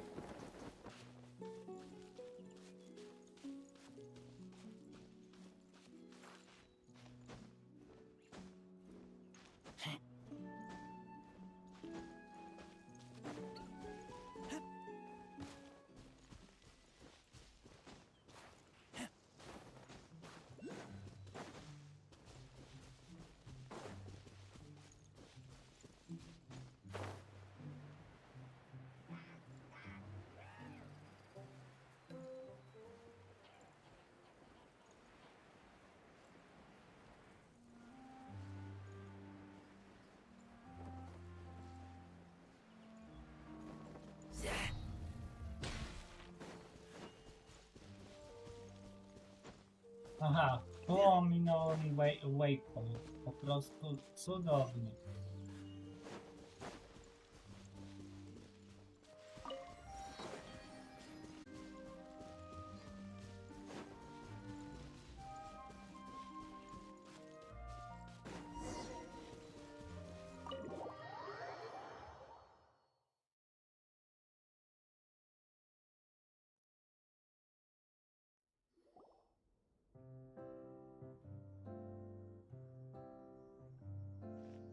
Looks like everyone's here. Now, before we begin, why don't we finish where we left off yesterday? There was an important decision to be made, yes? I'll pour everyone a cup of tea. Is that really the most important part, though, Clorand? Paimon's more concerned about our current surroundings. Heavy walls, cold railings, dim lights. This is obviously supposed to be a prison. I admire the work put into the set. Still, it's obvious the scriptwriter has never paid a visit to the fortress of Meripede. So the set is going to be a part of the script? Unfortunately, that is something I can neither confirm nor deny. Anyone think Clorand's smile is starting to look kinda scary? Well, whatever happens, we'll just have to push on. But first, we should really figure out what to do with this treasure. If we're worried about arousing suspicion because of our identity, why don't we give ourselves a different name, just like Clorand's master did? Yeah, it might be better to keep a low profile. As long as we're helping people, it doesn't matter who we are or what we're called. Staring at me won't get you anywhere. Or did you want some more tea? Oh, Paimon's good. Thanks. Why aren't you saying anything, Navia? Wait, what's that next to you? Oh, this is the short sword Clorand mentioned last night. I found it. Huh. I'm surprised you managed to track it down after all this time. Well, I made sure to take good care of it, considering the circumstances in which you gave it to me. Of course I had to keep it safe. Anyway, where were we? Oh, right. I was just thinking about all the potential ways for us to break out of prison. We could dig a tunnel, or try to bribe the guards. Wait, we haven't been thrown into prison yet, have we? Well, it's only a matter of time. It pays to be prepared. Just like how you should always have an umbrella on hand, even when it's sunny. Alright, Paimon's made up her mind. Let's just give the treasure away. Paimon may have wanted to keep it, but if it's going to land us in prison somehow, Paimon will be too upset to enjoy her snacks.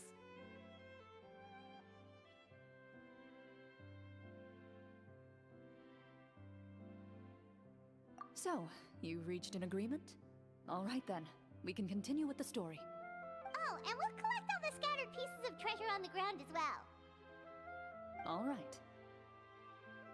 You collect the treasure and make your way back to the capital with your bag of loot in hand.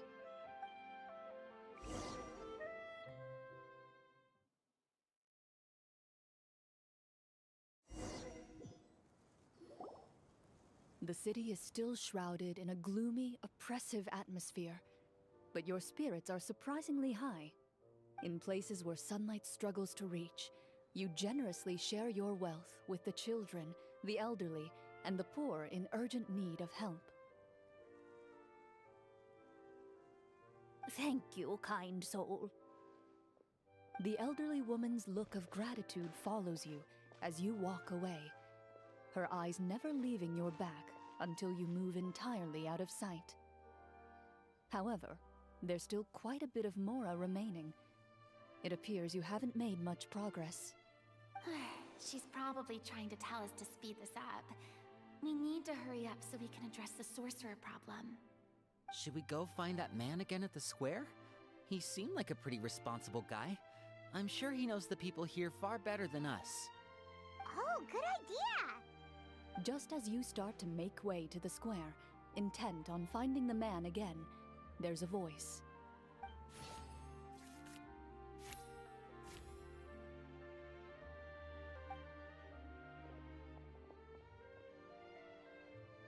Please wait, distinguished guests. Several strange guards suddenly call out to you. They run forward to meet you and proceed to politely pay their respects. Greetings, gentlemen. Are we being invited for afternoon tea? Surely you jest, my lady. That would not be our place. It is His Excellency the King who requests to meet with you. Please come with us.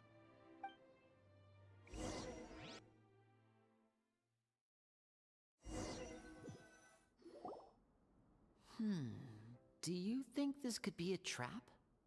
Well, we have to investigate the court at some point, right? Meeting the king himself would be a fantastic opportunity to do that. I say we go for it. If something happens, we'll just turn the whole place upside down. That sounds a little intense. After a quick discussion, you nod to the guards and agree to follow. They lead you all the way to the audience hall of the palace. Gilded tables line both sides of the hall. The space itself is adorned with all manner of expensive antiques, glass shelves, and silver candlesticks. The items appear quite ordinary in size and dimension, yet their presence somehow makes the emptiness of the hall feel even more surreal and ominous. Wow, it's so luxurious! The elderly king, clad in a magnificent robe, sits upon the deep crimson throne before you. He wears above his head a majestic crown, with a gemstone the size of a bird's egg set right at the very front. As you observe it, you see a complex pattern of light reflect off its surface. They're here, Your Majesty. A man dressed in dark clothes, likely a minister, shields his mouth with his hands and bends down to whisper a few words to the king. After a moment, he lowers his hands and stands back up. His gaze shifts to fixate on your group, but he does not move from his place at the king's side. The king does not appear entirely aware of his surroundings. The man by his side, though, we should keep a close eye on him. The king remains still and says nothing. The minister is the one who speaks. Esteemed guests, allow me to thank you for coming to our faraway kingdom. Unfortunately, His Majesty the King finds himself quite exhausted from work.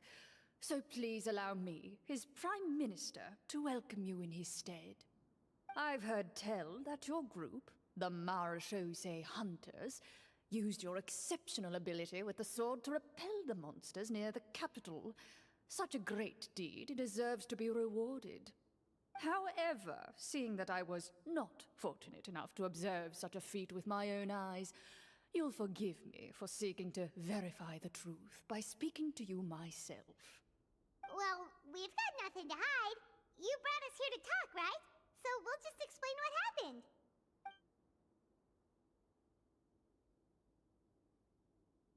The golem's blades were so powerful, they could cut down trees in a single swipe. It took a lot of effort to defeat them, even for trained swordsmen like us. Well, that was enough details, right? Believe us now? Your account does indeed match those of the survivors. Since you were the ones who defeated the monsters, that must mean you are also in possession of the treasure they stole?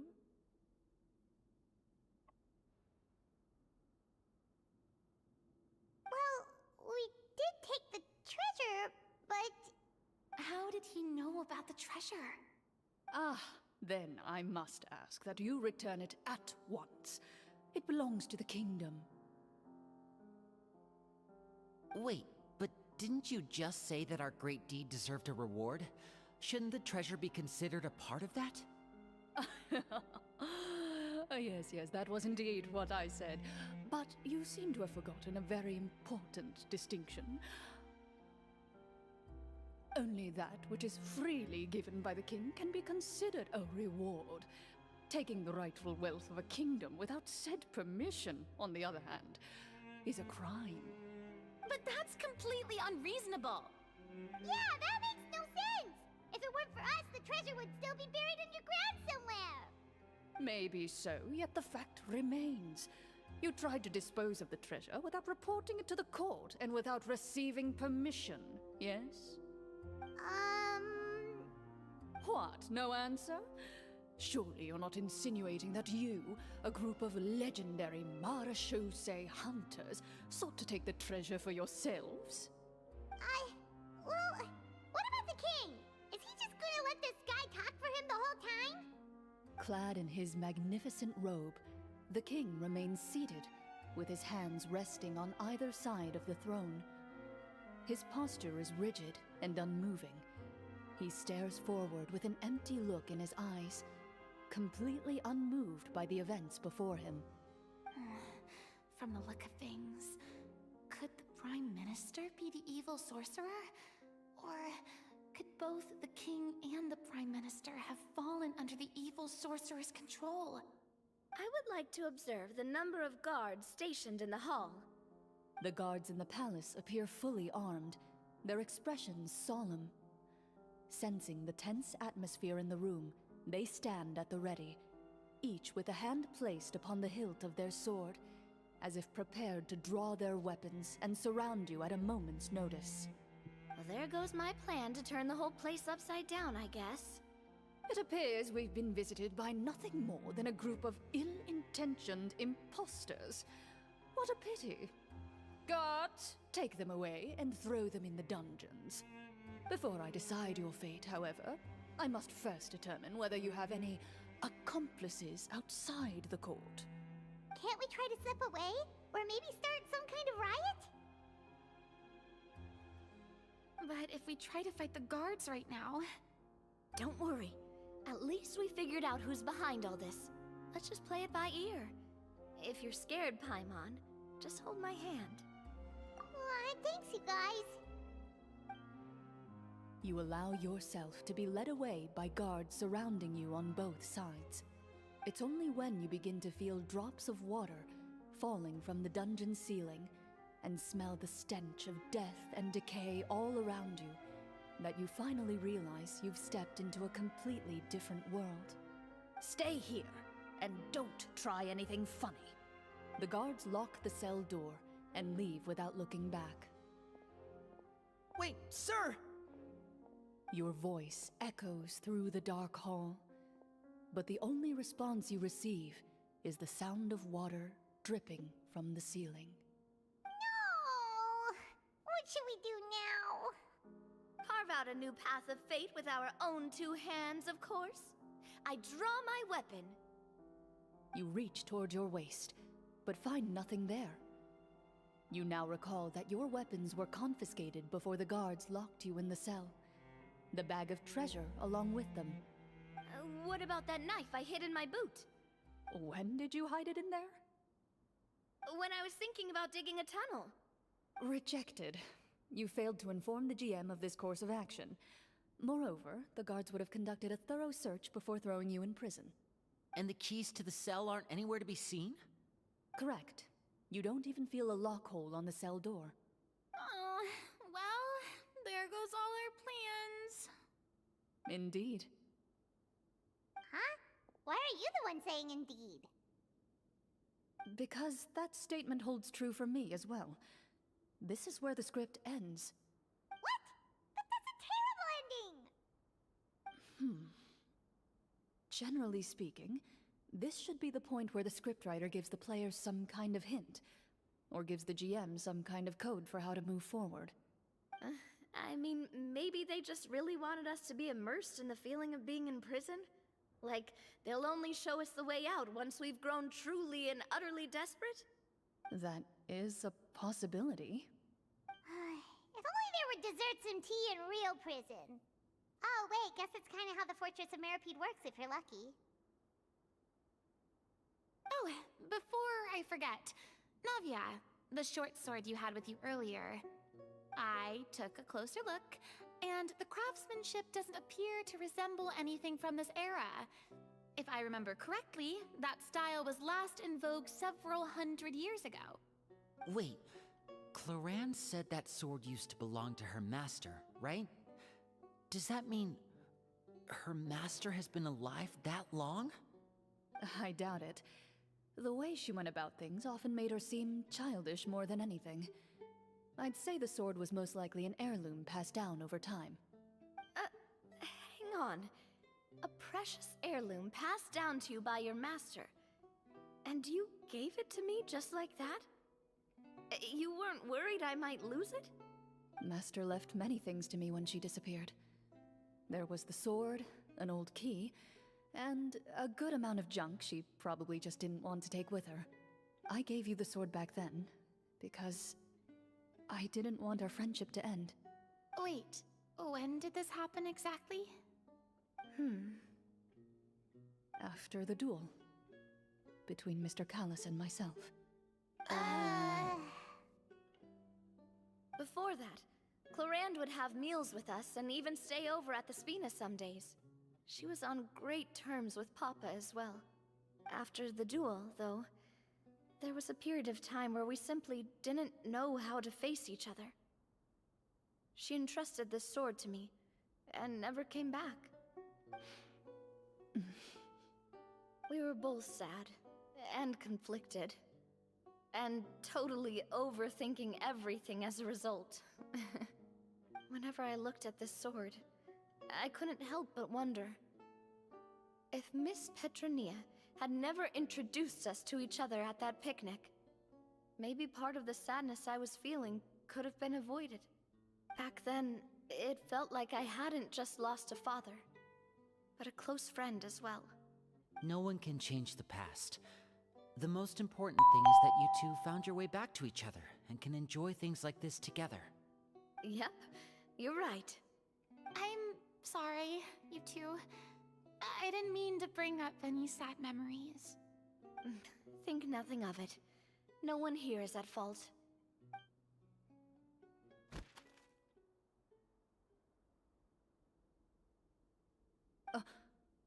Huh?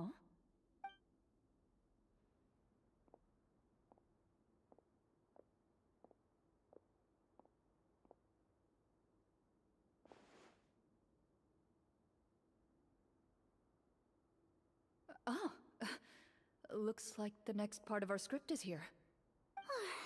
Perfect timing. The situation was really starting to get desperate. And not just because of the prison thing. From Clorand's face, Paimon really can't tell if it's good news or bad news.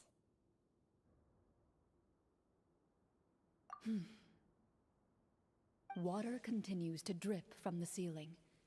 In this lightless dungeon, you lack a reliable way to tell how much time has passed. Eventually, you get used to the unpleasant odor of straw, mold, and rust, and find yourselves alternating between fits of drowsiness and despair. Suddenly, you hear footsteps outside the door. Heads up, everyone. Someone's coming. Gather close, everyone, and keep your voice down.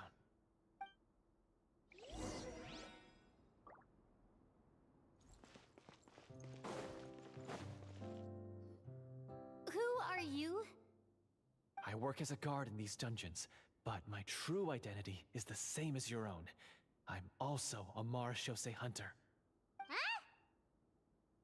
Shh! I've already sent away the other guards, but if we make too much noise... I understand, but how can we be sure we can trust you? The king has issued a formal decree. In light of the irrefutable proof of your crime, you're to be executed before tomorrow's sunrise. If you want to escape, it has to be now. Executed? We barely did anything! Monsters appearing at the same location as the treasure. Could this entire thing have been a trap? There will be time for speculation once we're out of here. As for my identity, I have no way to prove that to you just yet. Infiltrating the capital was difficult, and finding a chance to speak with you has taken a lot out of me. I could go on, but I think we can all agree that now is not the time for details.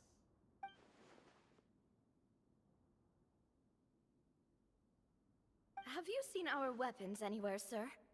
Don't worry, I brought them with me. They're just behind the door. Still, these weapons alone won't be enough to defeat the true enemy behind the scenes. His faction is too powerful. The guards are all under his control, and he's even stationed a number of golems in various rooms throughout the palace. To defeat him, you must find a secret vault. It is said that within that vault, the Marashose hunters of the past left behind a treasure with the power to defeat the sorcerer. You're not coming with us? No, I'll remain in the dungeons to deal with the guards. I'll try my best to distract them so they don't go after you.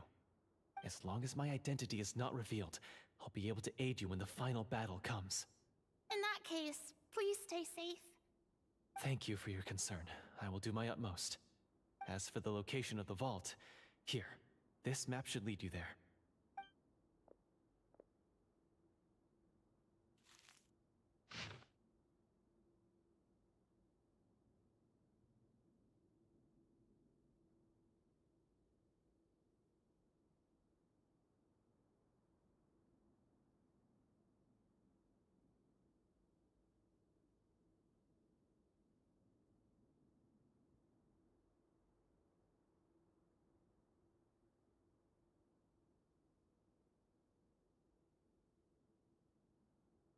Got it. All right, once I open the door, remember to stick close and refrain from making any noise. I'll lead you out of here as quickly as possible. You now have the chance to restore the honor and legacy of the Marashose hunters. So please, get out there and reclaim what's ours. And be sure to exercise caution. With the help of the guard, you successfully escape the dungeons. Your sense of despair and anxiety both seem to fade as you continue your quest.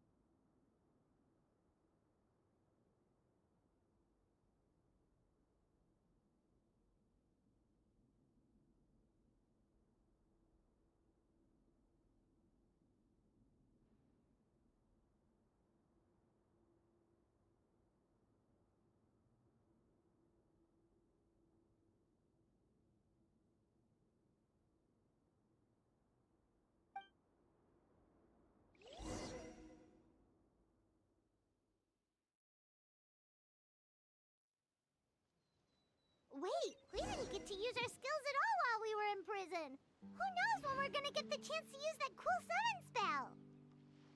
That is a pity, but we can only continue to move forward.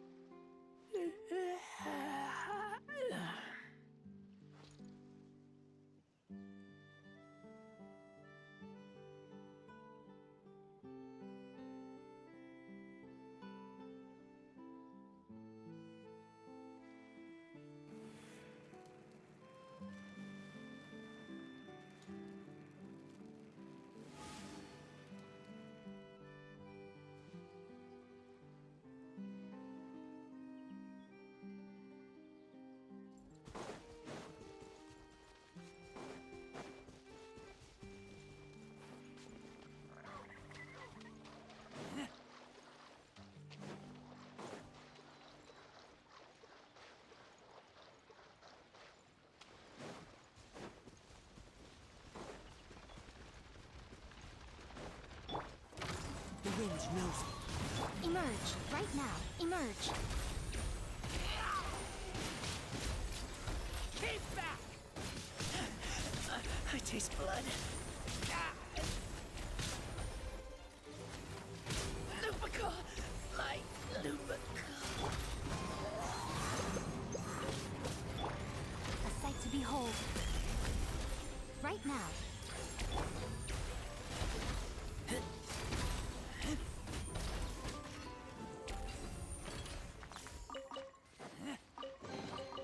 These things useful?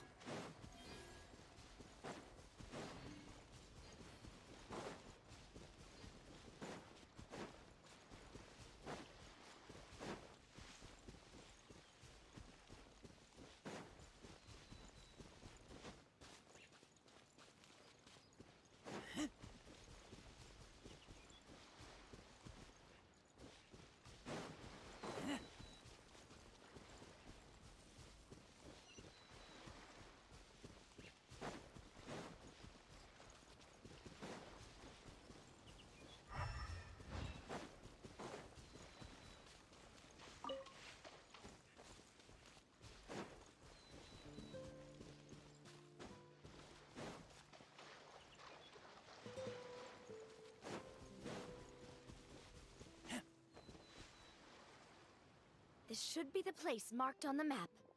This bit of rock certainly looks suspicious. Well, I'd say an investigation's in order then. Plus, if all else fails, we can just blow it up. Wow, you really meant that. Before you lies a serene stretch of open water, its surface shimmering a brilliant shade of sapphire blue. Well, guess this means it's time for a swim.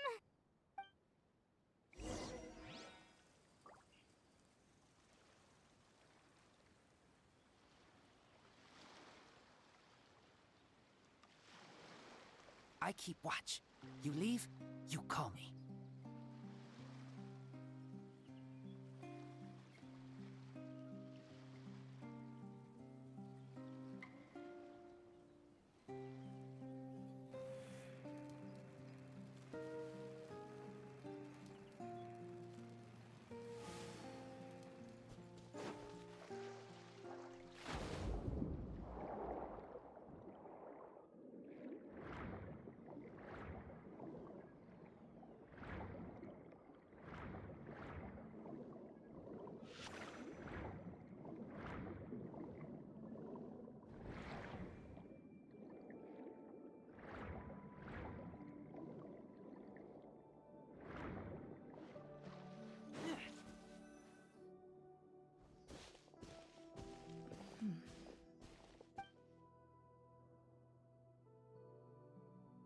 What's the matter?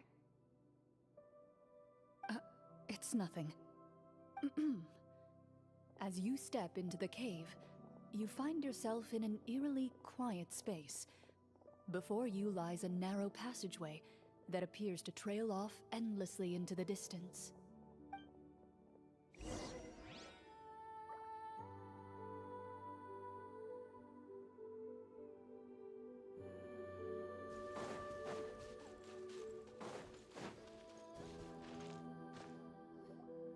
Wow, this must be where the treasure is hidden. But this door is blocking our way in. Huh. It almost looks like it's been here for quite some time. I've got to hand it to the tabletop troupe. They really went all out with the props. Huh. What have we got down here? A kind of mechanism connected to the door? Ah, it looks like we might have to arrange it into a certain pattern. A pattern on a stone door. That's something Master mentioned before. Is something wrong, Clarant? After a long, difficult journey, you finally arrive at the location indicated by your map. It appears to be an ancient site of some sort, where treasure likely awaits. Your surroundings are exceedingly quiet and serene, as if the secret that slumbers here has never once been disturbed. If you listen closely, You can almost convince yourself you can hear the sound of its calm, gentle breathing. That description makes Paimon feel kinda bad for disturbing this place. We're doing this for the sake of the people, to free them from the evil sorcerer. I say it's time for this treasure to once again see the light of day. Linny's right. We need to keep going. The future of the kingdom depends on it. The next part of the story requires us to solve the puzzle, right? Let's start exploring the area. Yes, that should be fine. Something feels off about all this. Guess I'll just have to improvise.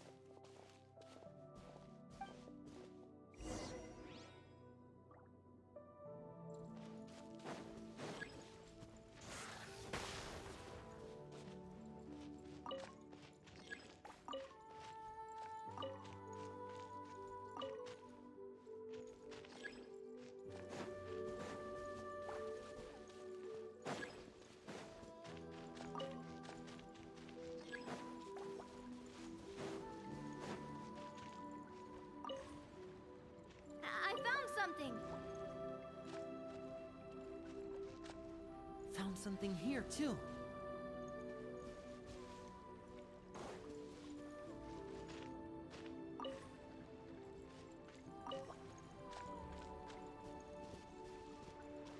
Same here.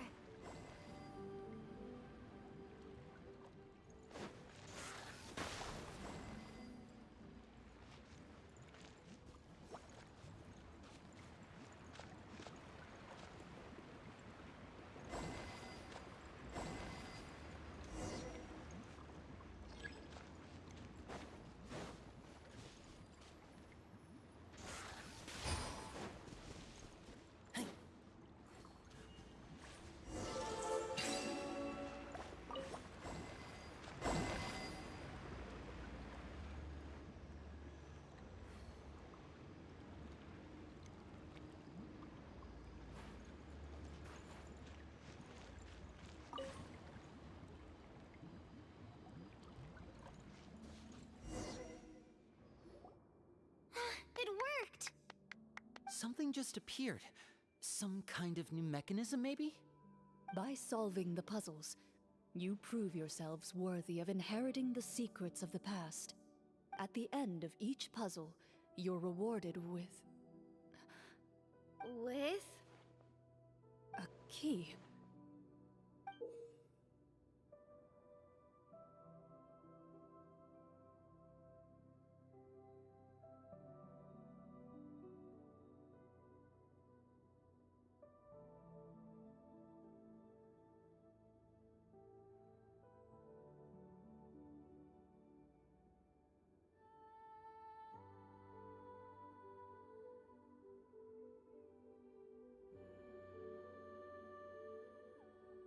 Oh, it must be the key to the big door. Huh? This is one of the Marashosei Hunter keys that are passed down from generation to generation. It looks just like the one Master passed down to me. It is said that 4 keys in total are required to form the final, complete key. And it seems like we just collected 3 of them. That must mean... Huh? What's wrong? You hear a few strange noises. Suddenly, all the torches in the ruin go out at once. Huh? What's going on? Did we fall into another trap? For the sake of immersion, please close your eyes, everyone. Without the torches, the space is now completely dark, and you cannot see anything.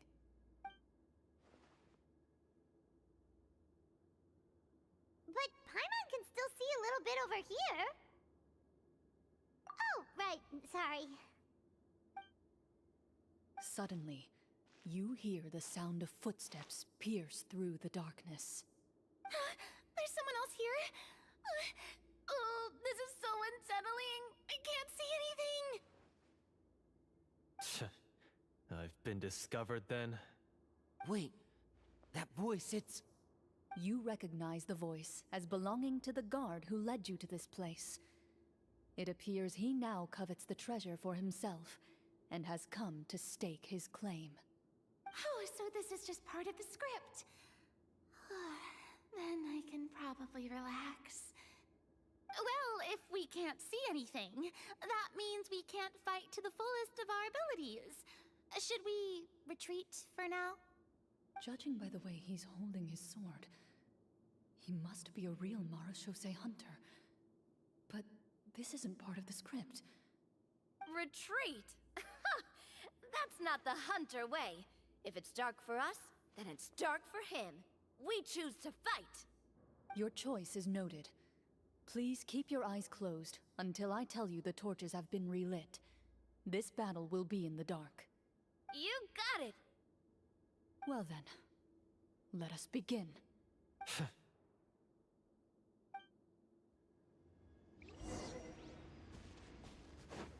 Loaded. Where evil lurks, shoot on sight. I'd like to try to hit him with my sword. Your strike is successful. Ha! You're facing a veteran Marashose hunter. You don't stand a chance. Is he still standing? Goodness, he sure has a lot of HP. Is it over? Can we open our eyes now? The enemy is strong and relentless, but the battle is nearing its end. The torches have not been relit. What about now? Final strike. Ha!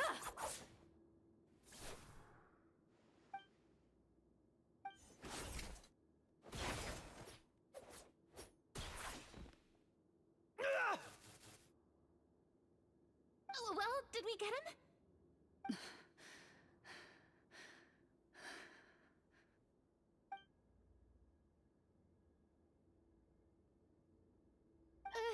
Glorian?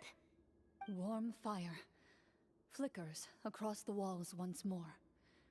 Your vision is now clear. In an impressive display of courage, the four of you successfully defeat the uninvited guest. That look in his eyes. It's like he became an entirely different person as soon as I defeated him. Huh? Mr. Florian? Oh, wait. We're supposed to be role-playing. I should stay in character.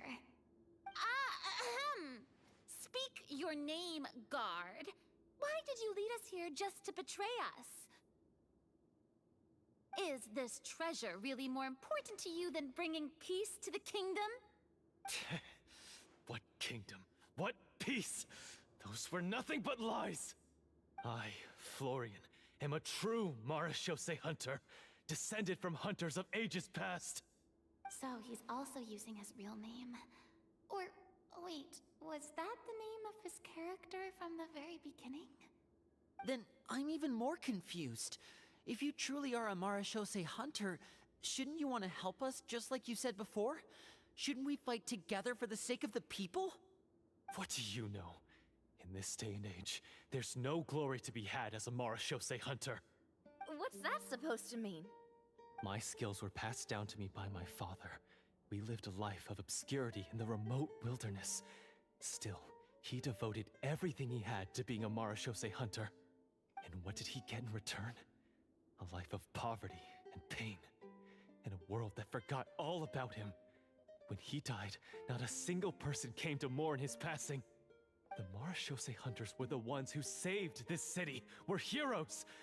We deserved more recognition and respect than this. Is he talking about how no one in the capital seems to remember the hunters and their legacy? I didn't expect the script to contain this level of social criticism. So that's why you want to take the treasure for yourself? You feel like you're owed fame and wealth? If you already knew where the treasure was located, why didn't you just come down here and take it? Because I still needed the final key. Only a true Marashose hunter is capable of passing through this final door.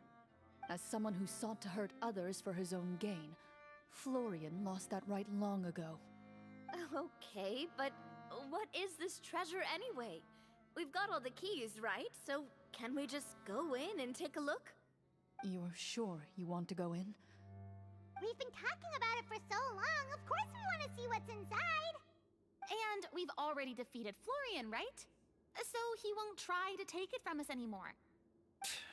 Pesky brats. Watch yourself. Then let's open the door together. All right. Your choice of action is confirmed.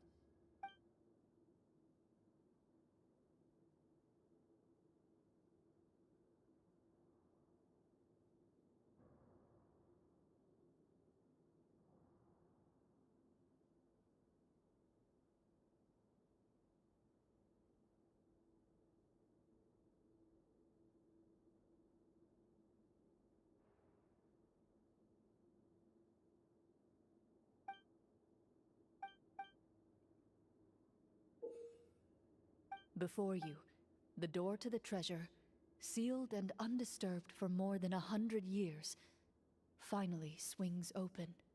You hear the shrill wail of the door hinge as it rotates for the first time after years of disuse, almost like a sleeping giant letting out an extended yawn. You get the impression that the secrets buried behind this door might be just as heavy as the AKK sound you of just heard. Darkness. Co tam, jak tam u ciebie? Come on, let's go in. Paimon wants to see what's inside. Ooh, me too. XD. Te oczka. Ugh, uncovering hidden treasure is the most exciting part of adventuring. What do we have here? Uh-huh. A stone tablet? And some shabby weapons? You call this a treasure vault? Looks more like an abandoned warehouse. Maybe the troop ran out of budget at the end? They provided a super immersive experience at the beginning only to drop the ball at the most important part. They could have at least filled this place with cardboard Mora or something. Nie, ale Wait, I jak get mnie it now. słabo słychać? Może się Paimon, przybliżę, bo this is tak... the real Marashose Hunter. Halo?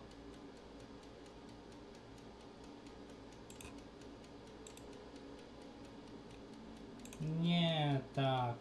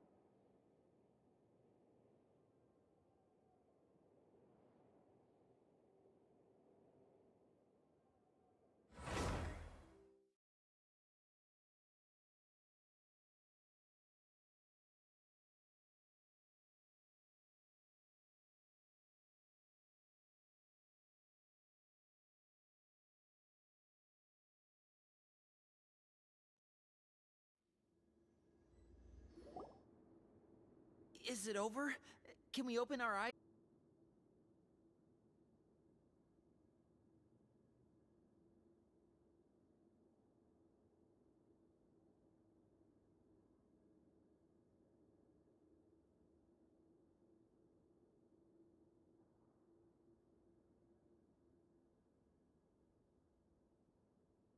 O, wróciłem, działa.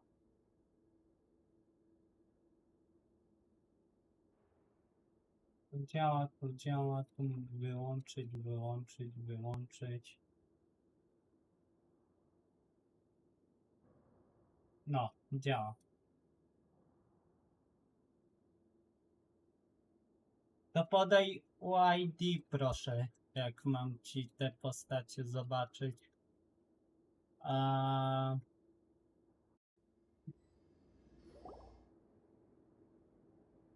Is it over? Can we open our eyes now?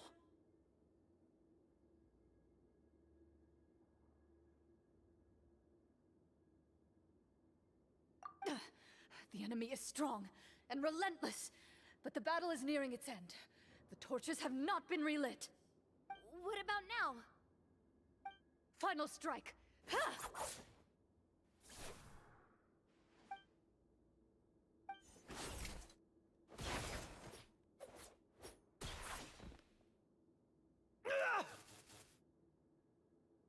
Oh, well, did we get him?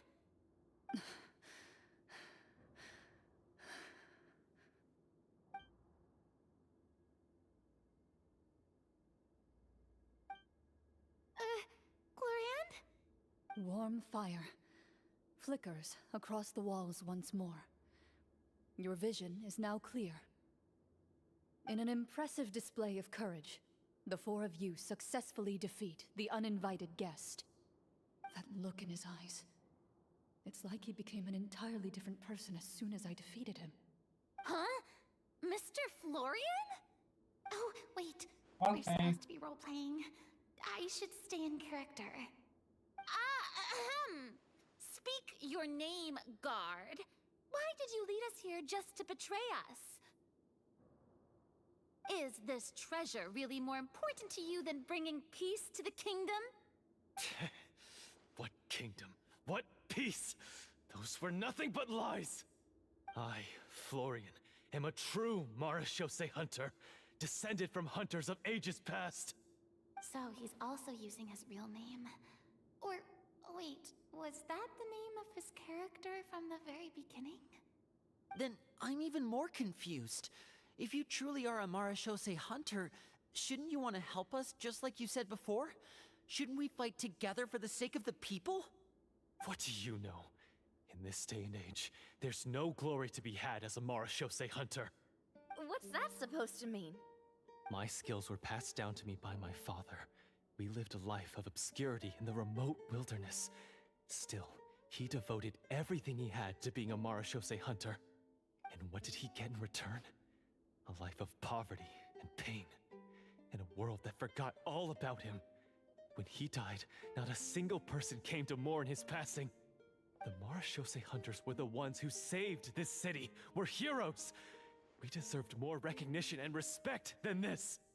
Is he talking about how no one in the capital seems to remember the hunters and their legacy? I didn't expect the script to contain this level of social criticism. So that's why you want to take the treasure for yourself? You feel like you're owed fame and wealth? If you already knew where the treasure was located, why didn't you just come down here and take it? Because I still needed the final key. Only a true Marashose hunter is capable of passing through this final door. As someone who sought to hurt others for his own gain, Florian lost that right long ago. Okay, but what is this treasure anyway? We've got all the keys, right? So can we just go in and take a look? You Witaj sure Paweł you z want to go in? powrotem, ja też byłem w We've been toalecie, talking about it więc for so long. nie Of course widziałem we want to see czasu. what's inside. Dwie burze And i we've already widzę. defeated Florian, No right? tak bywa, So tak he bywa. won't try to take it from us anymore. Pesky brats. Watch yourself. Then let's open the door Kabel od together. komputera i mi się Alright. wyłączył. Your choice of action is confirmed. Więc jest. Akcja jest od momentu, gdzie się ostatnio zapisało. No Before you, właśnie. the door to the treasure, sealed and undisturbed for more than 100 years, finally swings open. You hear the shrill wail of the door hinge as it rotates for the first time after years of disuse, almost like a sleeping giant letting out an extended yawn. you get the impression that the secrets buried behind this door might be just as heavy as the sound you just heard. It's open! Come on, let's go in! Paimon wants to see what's inside! Ooh, me too! Ugh, uncovering hidden treasure is the most exciting part of adventuring. What do we have here? Uh-huh. A stone tablet? And some shabby weapons? You call this a treasure vault? Looks more like No, an abandoned jestem. warehouse. Maybe the troop ran out of budget at the end?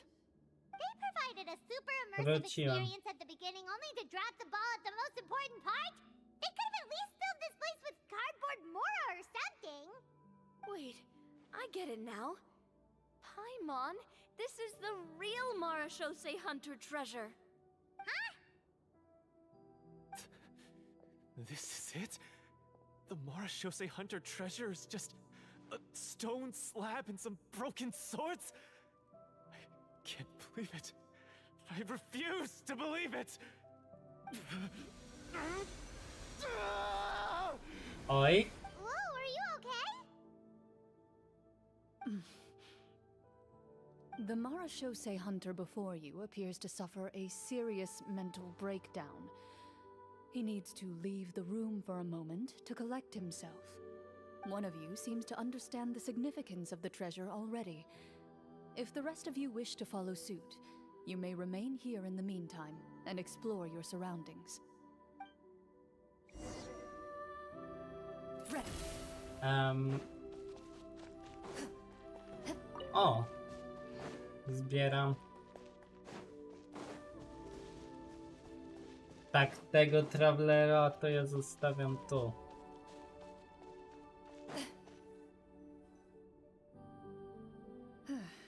So, how are you doing? Feeling any better?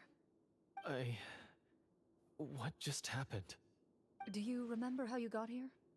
Or what happened to your body just now? I remember now. I brought you here because I wanted to... The explosives in the cave! You mean these? Huh? How did you... I could tell something was off the moment I stepped into this cave, so I kept an eye out. I've already dismantled the whole thing. So the strongest champion duelist in all of Fontaine saved the day once again. Guess I shouldn't be surprised. It would seem your skills as a Marashosei hunter are as sharp as ever. I deserve some answers, don't you think? Tell me why you wanted to lure me here. Everything you said earlier sounded like the truth. Luckily, your monologue was dramatic enough to convince my friends you were just role-playing. I don't know. I just always felt like there was something in my heart that didn't belong to me. Something agitated and angry. Who knows? Maybe it was my own anger all along. I could never really tell. The feelings about my father and the other Marashosei hunters are real.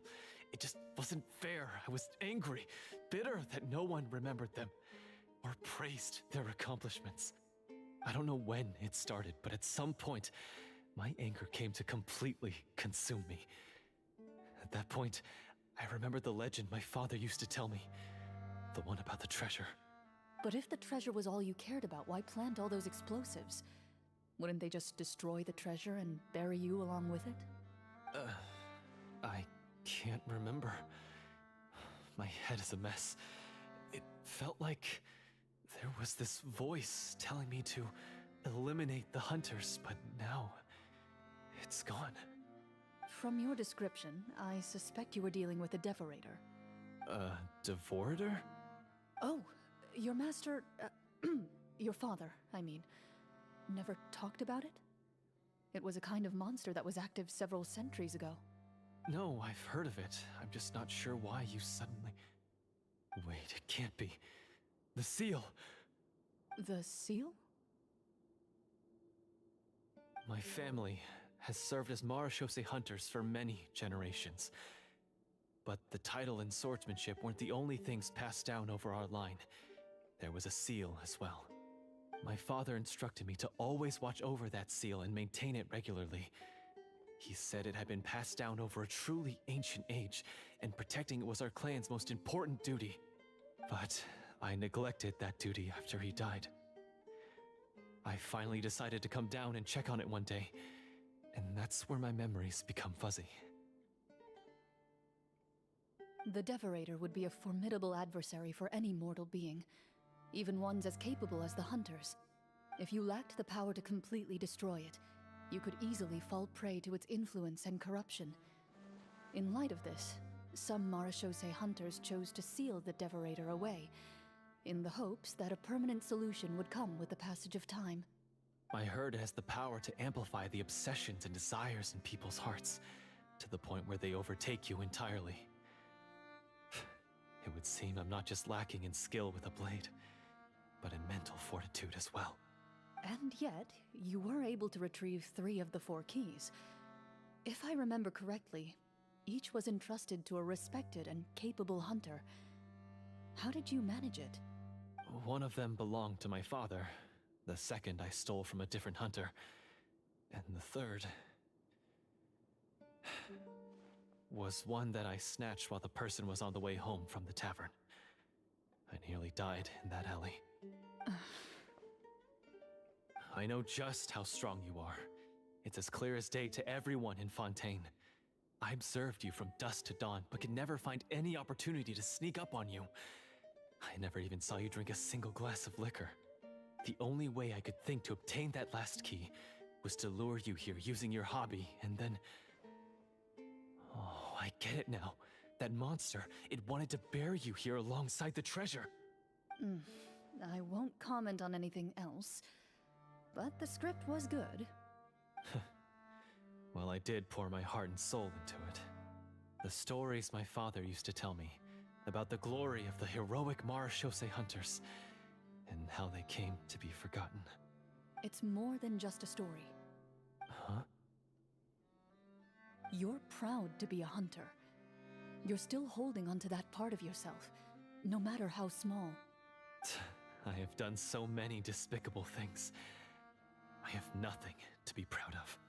Then explain the purpose of the evil sorcerer in your story. Huh? Isn't he the true antagonist? The one who sought nothing but his own gain, and used the people as pawns to attain it? In your heart of hearts, he was the one you truly wanted to defeat. But I've already tainted my sword. I no longer have any right to... Wake up, Florian. Remember how you introduced yourself earlier. Do you really think the hunters acted out of a desire for honor and glory? Or to be loved and acknowledged by the people? What did your father teach you about our order? You do not wield your sword for yourself, but to protect those you serve. There's nothing special about a blade. It's the intentions of the wielder that matter above all else. Do you still not understand? Even after seeing the treasure for yourself? The contents of that room, they represent the true legacy the hunters left behind. You're right. I am a Marechaussee hunter. It's time for me to redeem, no, to finally serve the people I vowed to protect all along. I wouldn't be so quick to push aside the need for redemption. I know. That's a charge I won't bother to defend myself against. Good. Then, come with me, and help me see the script through to the end. Huh? See the script through to the end? But there's no more script left. Never finished it, huh? No, I mean, I wrote the script with the sole purpose of luring you all here. There was no reason to write beyond this point. Then we'll just have to keep writing it. The evil sorcerer still needs to be defeated. You mean the Devorator? Are you saying I have to make up the rest of the script as we go along? Is that really so hard? You've already written most of it. Surely you can write an ending where the hunters win and justice prevails. I'll be there to help you too. You aren't afraid your party will fall into danger? I know what my friends are capable of, and they're all quite skilled. Besides, I need their help. Then, Are you going to tell them the truth about all this? Ah, I don't intend to spoil the fun. Sometimes protecting dreams and fantasies is more important than exposing the truth. Don't you think?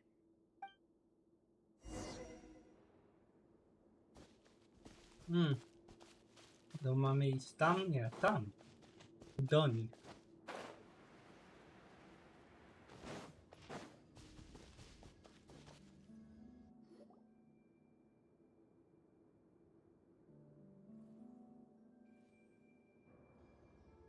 They're back!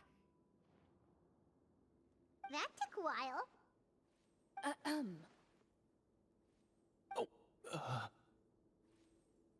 Ahem! My fellow Mara Shosei hunters, please forgive me, for I have sinned.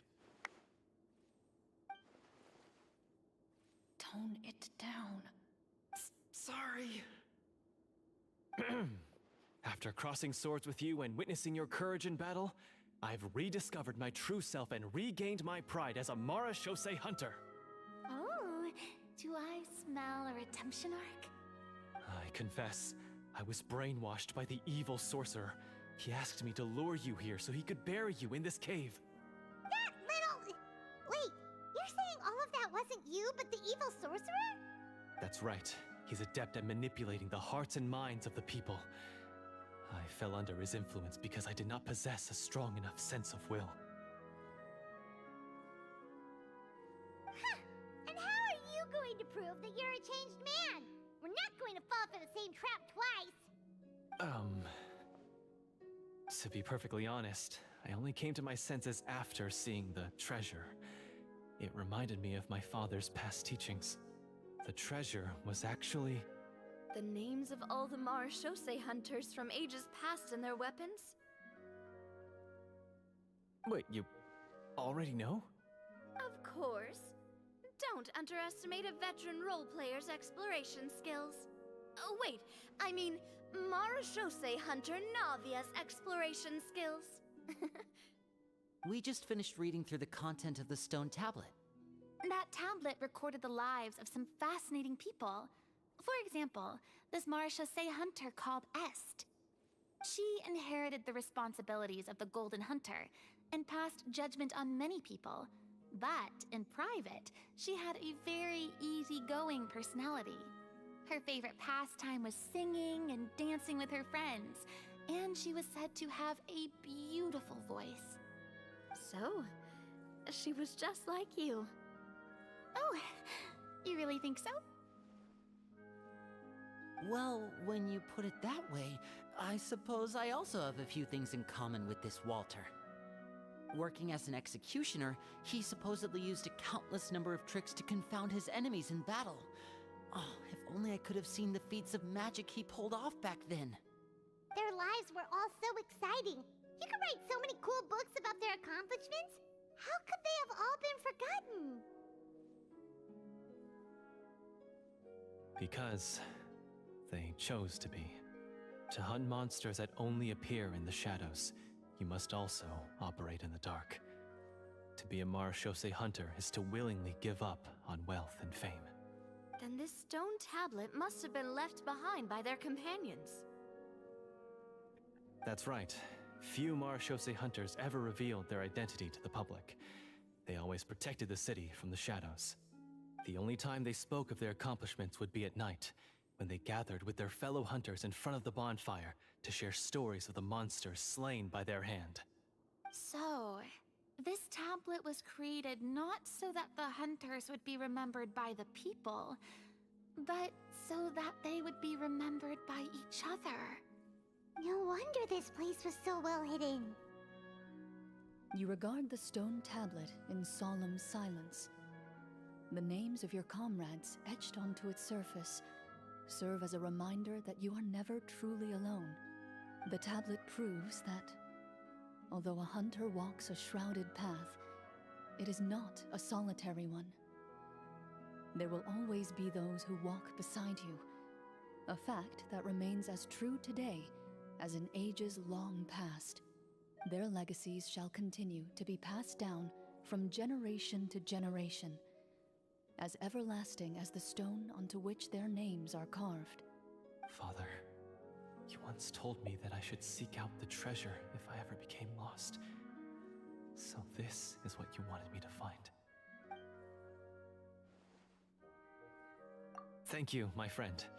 You are very kind. I implore you, everyone, please give me a chance to make up for all I've done. Allow me to fight alongside you and defeat the evil sorcerer that threatens the peace and prosperity of everyone in this kingdom. Well, I say we let you join. Sounds good to me too. Everyone makes mistakes. What matters is what you do to make up for them. I have no objections, but Mr. Florian, do you even know how to defeat the evil sorcerer? When he took over my mind, I gained some insight into his thoughts. Every time I thought of the treasure, he reacted with a strong sense of fear. Huh?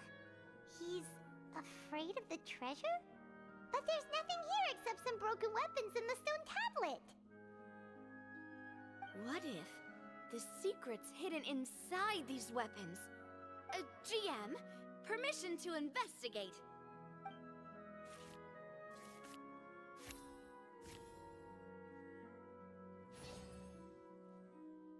At first glance, the weapons appear absolutely ordinary.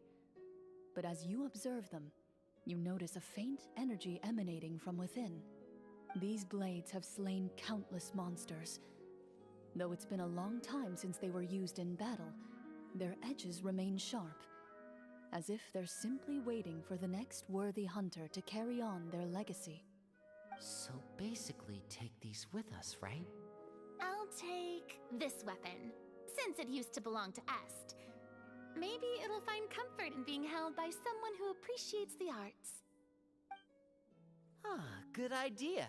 I'll take Mr. Walter's bow then. From one archer-magician to another. Paimon's gonna pick a cool weapon too!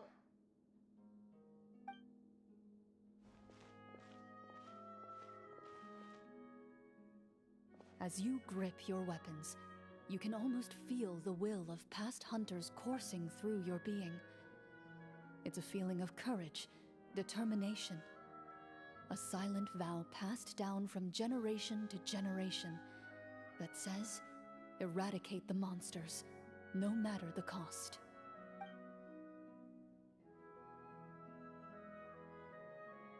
Mr. Florian, do you know where to find the evil sorcerer? I was able to see his surroundings when our minds were connected. I believe he's currently hiding out at the church in the kingdom. We must be extremely careful.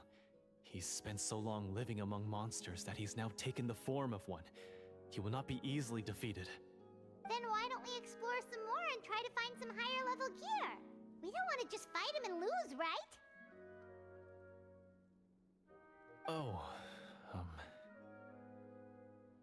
No, we have to strike now.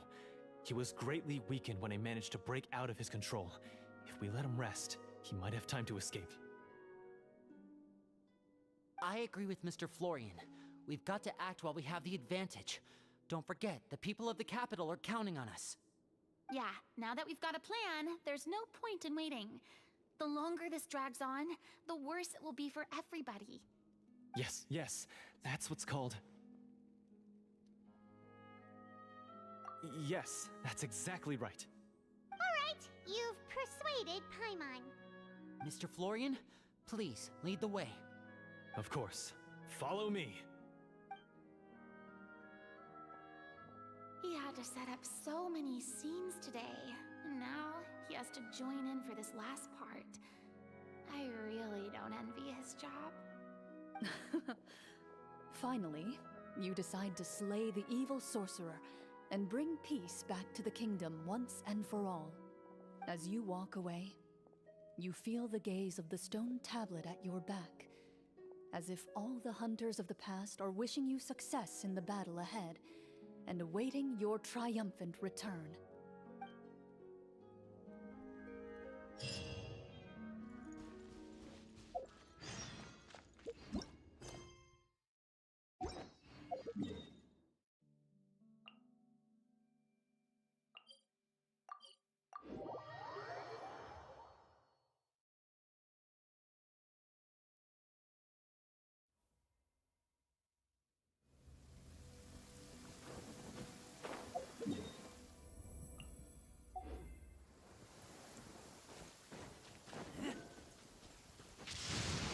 avoid the trees.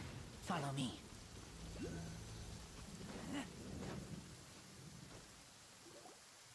Finally, you arrive at the church Florian described. As you approach, an ominous aura surrounds you. You get the sense that your enemy is close at hand. How strange. This uneasy feeling seems so real.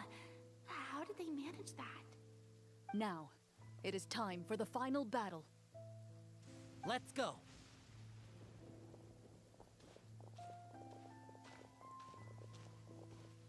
Florian, wait. What's wrong? I think you should wait outside. You've already been corrupted by the Devorator once. It could easily re-enter your mind and take control of your body. I don't think it's a good idea for you to be this close. If it corrupts you again, it's possible you might take on a new form entirely. That's exactly why I have to go. Why I should be at the very front. You mean... Yes. I intend to lure it into my body. That's too risky. If things get out of hand, I might have to kill you. Do you understand how dangerous this is? I understand, but if I do this, you'll have a clear and visible target. The Devorator will have a hard time passing up a chance to enter a body it knows how to control. You won't have to worry about any of your friends being taken over. You're not like me, Miss Clorand. You're a just and powerful Marechaussee hunter. The monster broke free due to my error. It's only right that I shoulder the responsibility for its destruction. This is... something that I have to do. Consider it a duel to restore my honor. My only request is that you give it your all. I understand. Then, as a champion duelist, I hereby accept your request for a duel, and extend to you my most sincere regards. Thank you. The battle is now upon us. Let the Devorator once again tremble under the blade of the Marechaussee hunters.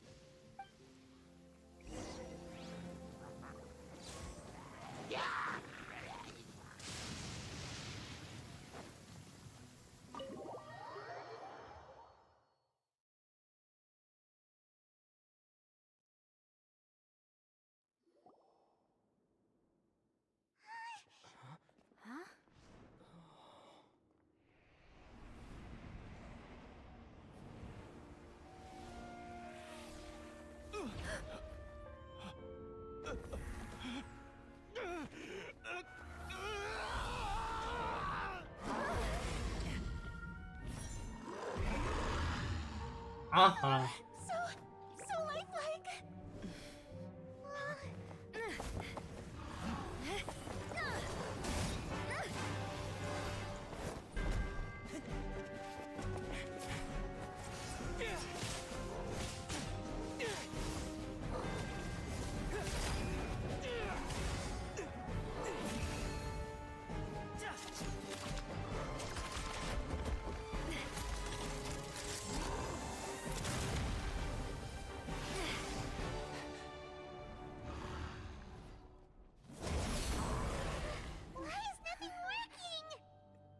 This foe is not invincible.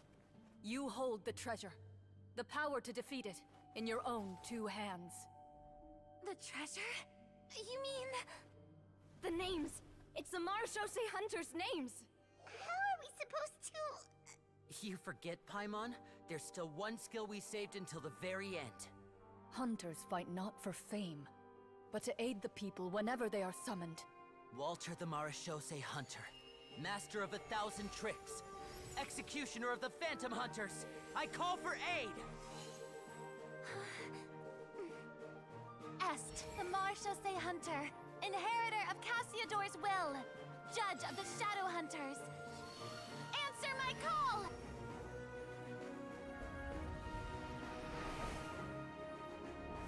Petronia, protector of justice and order. The hunter I respect the most. Thank you for saving my friend, the best one I'll ever know. Please, lend us your strength.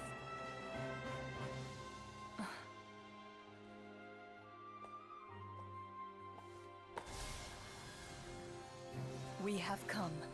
to answer your summons.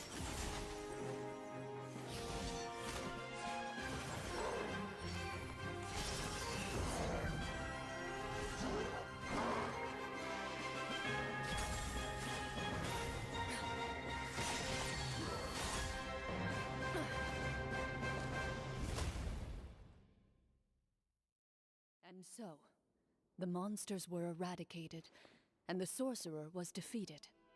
Peace soon returned to the capital. Those in the court, manipulated by the sorcerer, also recognized the errors of their ways.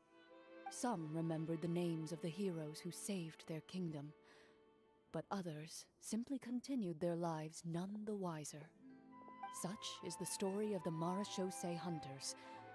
They pursue the phantoms in the darkness and exterminate all who pose a threat.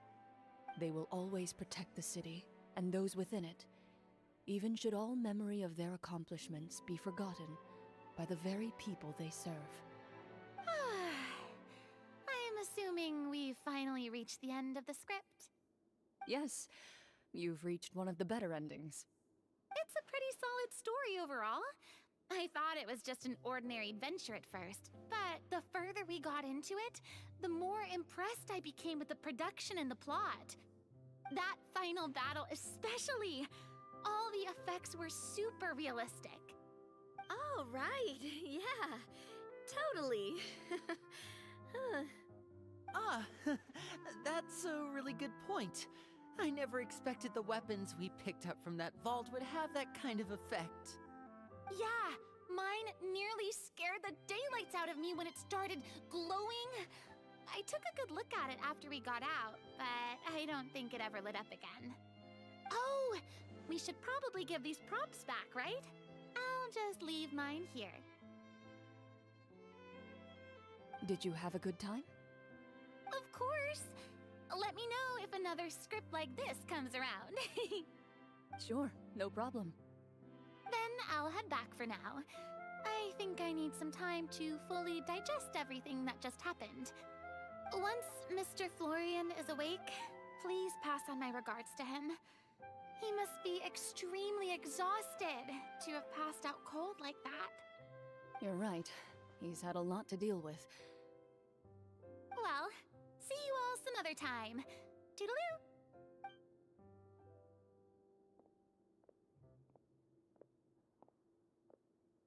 Okay, so, can I ask now, I think it should be fine, yeah. what in the world was going on back there? So you saw through all of that?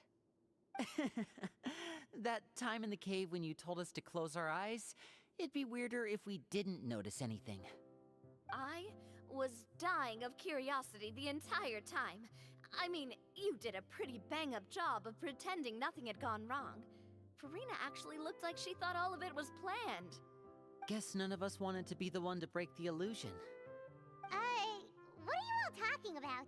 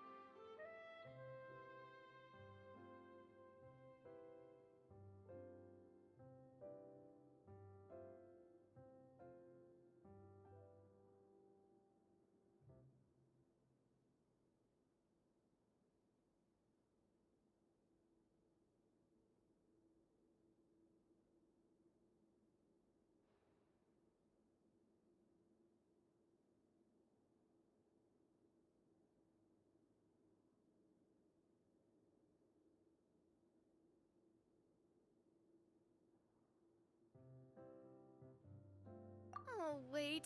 Don't tell me Paimon never... Oh, this is all my fault.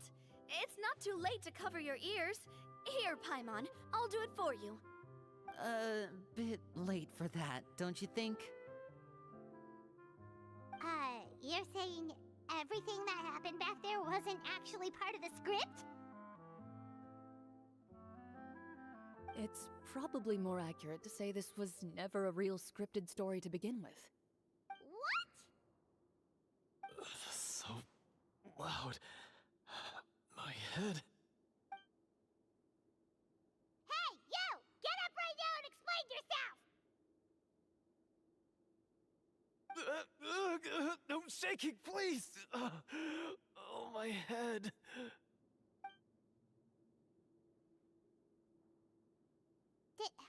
Did Paimon just hear that right? You guys made up that whole last part on the spot? It's not nice to lie to people, but Paimon's gotta admit, that was a really good story, Florian. Oh, and nice improvisation, Florian!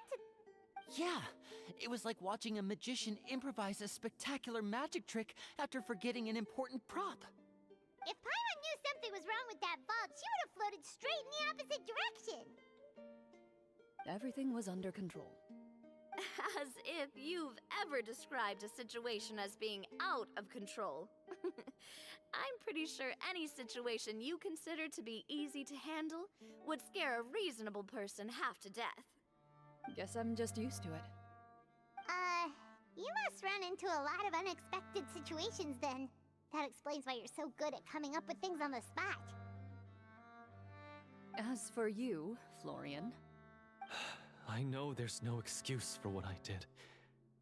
I'll turn myself into the guards at once, confess my crimes, and accept any punishment that comes my way. I would say you've already suffered more than enough. What? You may have been blinded by fame and fortune in the beginning, but your actions during the final battle had proven you to be a true marechaussee hunter. You'll be far more used to the city above ground than below. Your job as a hunter is more important. But... Of course, you'll still need to take the keys and pay a personal visit to the 2 hunters you wronged. Prepare to accept any terms they give you as well. Yes, of course. As far as I'm concerned, though, your showing in the duel was enough to prove your honor. Then I'll do exactly as you said. I'll go return those 2 keys right now. Thank you so much, everyone. I'll do my best to prove myself worthy of the second chance you've given me. I swear this on my name and honor as a marechaussee hunter. Until we meet again, everyone.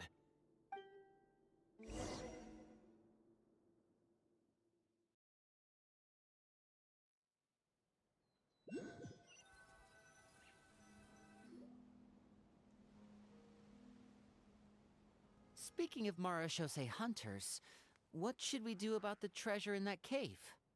Leave it be. Are you sure? We could show it to people, make it so that the hunters are remembered. Don't you want that? No. Every name on that tablet made the same choice. All hunters know what the path entails. I am no exception. Już jestem. My identity as a marechaussee hunter is not something I need people to remember. I wish only to be recognized as a champion duelist. Nothing more. That's certainly very different from the path of a magician. Still, I admire your decision. Wait, Paimon just remembered something. If there were no special effects involved, why did our weapons begin to glow during the battle? That's because the marechaussee hunters of ages past would often imbue their weapons with special enchantments to suppress the monsters. Whenever a monster was nearby, their weapons would start to glow. Oh, so that's why they had an effect on that guy near the end. I really thought the summons were doing all the work. Well, I'm sure the summons were a part of it too. Oh? How so? This particular devorator probably hailed from the same era as the hunters we saw in the room. The names you recited all belonged to the bravest hunters. Countless monsters fell to their blades. That's likely why the Devorator visibly reacted when you said them out loud. So the names held the power all along. Navia, everything you said during your summon, Huh? Oh, I meant what I said. I mean, it was true to my character, so yeah, I'm glad you heard it. Just don't make me repeat myself. It's embarrassing. I really appreciated those words. All right. Don't get all sentimental on me. Anyway, let's not talk about that anymore. I'm going to go on ahead. Don't fall too far behind now. She ran off.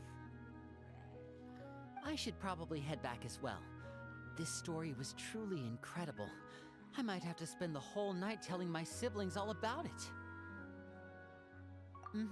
Goodbye.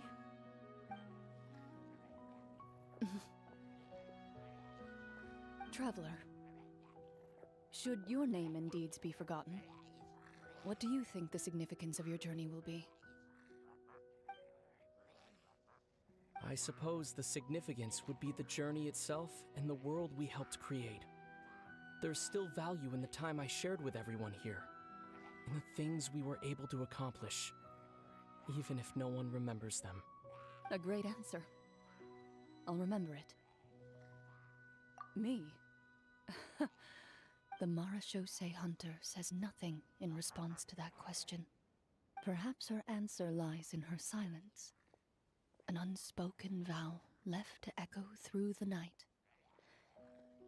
The path she walks needs no explanation. Okej, jeszcze ten drugi quest.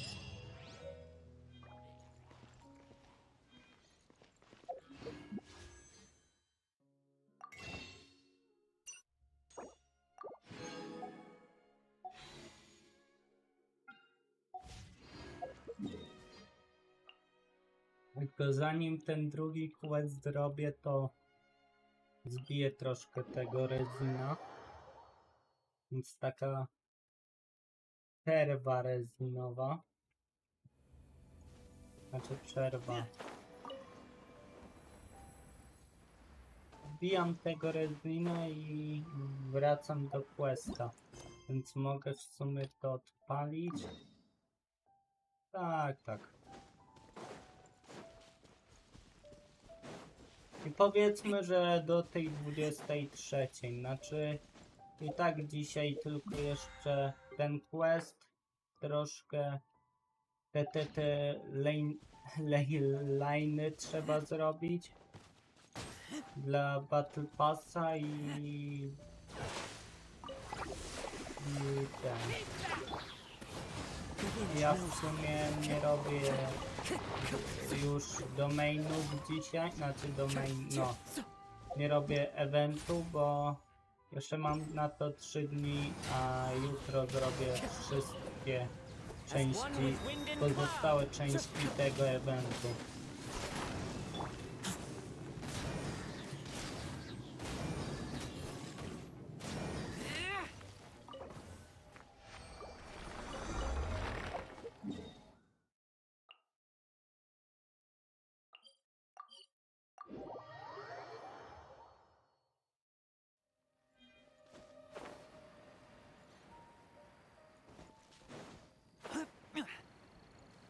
Cześć Darku, co tam, jak tam u ciebie?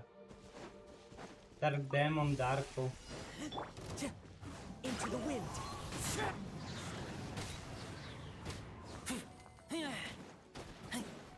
No a ja sobie gram rekreacyjnie z Dark Demon, jakby 60 primo. A, rozumiem, a gdzie pracujesz, albo jako to pracujesz, może? The wind knows me.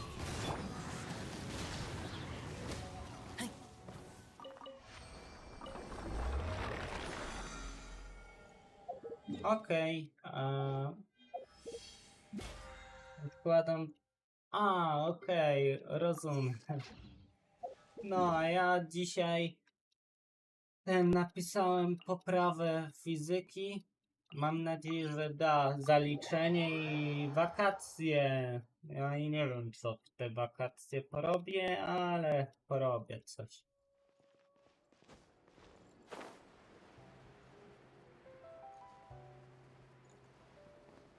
Może będę myśleć, chociaż łydki ledwo żyją. Rozumiem.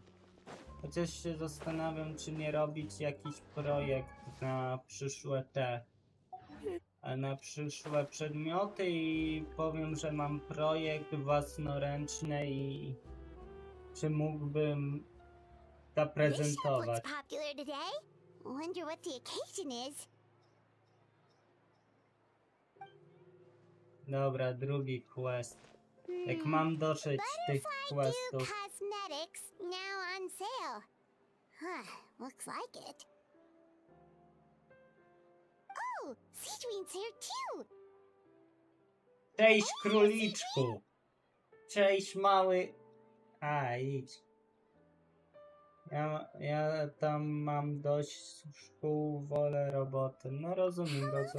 Traveler in Paimon. A ja w mojej branży wyższe to się nie nie obejdzie. Jak informatyk to wyższe wypadałoby mieć wykształcenie. Już nie mówię, że jako programista, bo tam się niektórzy pchają, ale nie wiem, myślałem systemy operacyjne, bazy danych.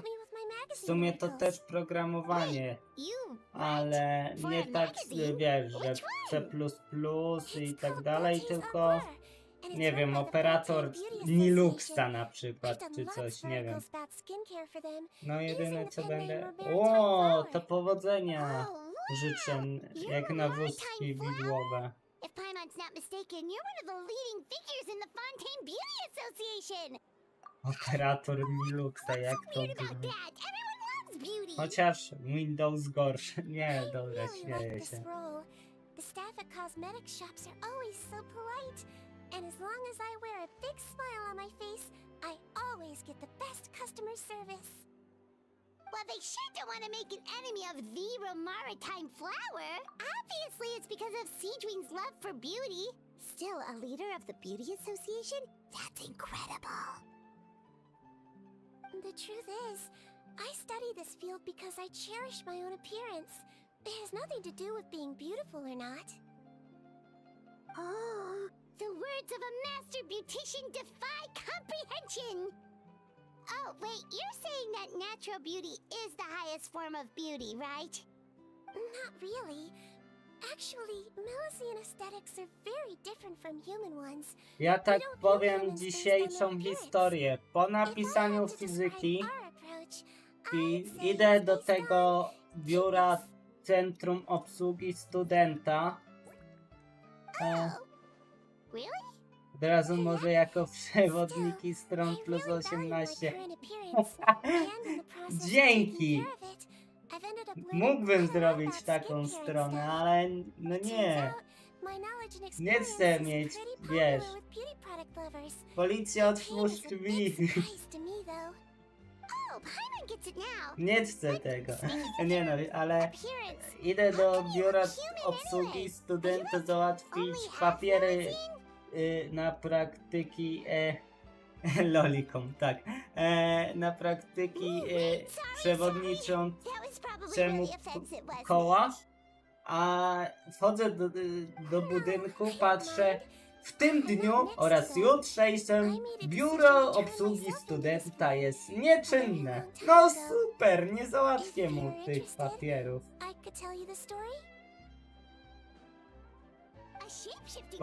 Pisał mi, że go nie będzie i czy bym mógł odebrać. No ja jasne, spoko. Nie wiem jak on to sobie załatwi, ale no już jego problem. Robiłem co mogłem, no. Humans rejected Melusines, and Melusines feared humans. There was one Melusine who became fascinated with human medicine, but no human wanted her help. And there was one girl who liked melazines, so no humans would make friends with her. So the A melazine ja became the oglądam girl's anime friend, przed and the pracą. girl became No, the muszę melazine's wrócić do patient. parę animców. A pewno do Your checkup's tego, all done. You're still in co ja perfect health. oglądałem ostatnio. A to na Thank you, Dr. Netflixie. Melazine. Dla 4-latków. Sakura In Card this game of Captor. doctor and patient, Tak. a friendship was born. Then, one day, the girl fell ill. Tak. Melazine was the Nie only powiem. doctor to Taka revive on czarodziejka time, z but the adults księżyca, sent her away. która łapie karty, które ożywają. So Czyli just na because przykład I'm not karta human, burzy, no to ci robi taką mega burzę my best przed friend. domem, czy coś, nie wiem. Desperation, the No. melazine approached the frightening witch. She begged and begged until she got a reply. If Polecam you take Newgate. this potion, concocted Nie of wiem, nie sin, wiem, czy you bym will chciał, gain a ale human face and grow human limbs. But then może zapiszę you sobie. will lose everything that attracted this friend of yours to you in the first place. Can you accept that? The melazine did not hesitate for very long.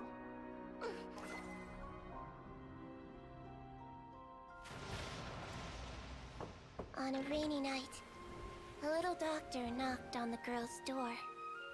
To jest w The Genshin doctor wore a Impact. hood and raincoat, maybe to protect her from the rain, but maybe also to hide a secret. The little doctor held the girl's hand and treated her illness, just as she had so many times before.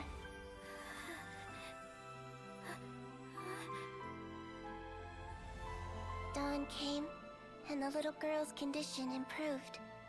But the little doctor was long gone, for she knew her friend would never recognize her again. And so, since then, I've lived my life in human form. Most people who know me just think I was born this way. Okej. Ooh, a witch? A potion? Why does this sound like a fairy tale? Trust me, it's a true story. Must be the way you told it then. It just sounds so... yeah.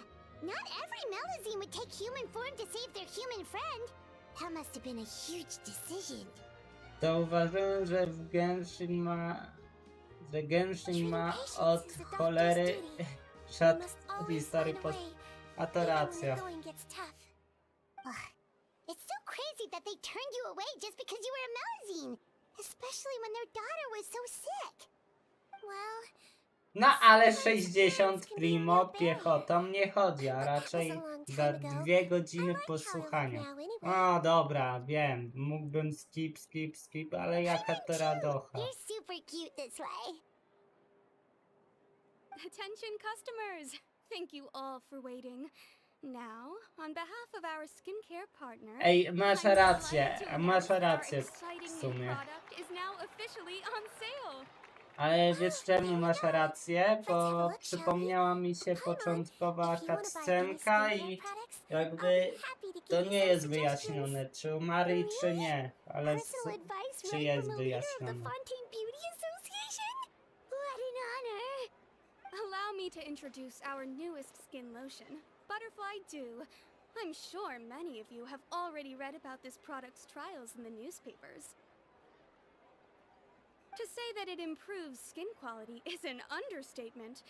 This product gets its name from the way it transforms your skin and makes it glow anew, like a butterfly emerging from its chrysalis and spreading its wings for the first time. We are thrilled to have the inventor of this fantastic product with us here today. Please welcome Mr. Rawat, a researcher from the Fontaine Research Institute. Now, without further ado, I'll hand over to Mr. Rawat to tell you all about what Butterfly Dew can do for you. Thank you. Hello, everyone. I'm Rawat, and I developed Butterfly Dew. Wow, what a looker. He's a researcher? Wow, he's really challenging the stereotype. It seems that everyone is surprised by my entrance. Or should I say, my appearance. I'm well aware that researchers are generally better known for their brains than their dashing good looks. In that regard, I do believe I break the mold somewhat. Of course, appearance is a skin-deep way of defining a person. And yet one's appearance can be a very real set of shackles, holding a person back in their life. It can rob a young person of their self-confidence when applying for a job, dissuade a young lady from approaching the one she loves.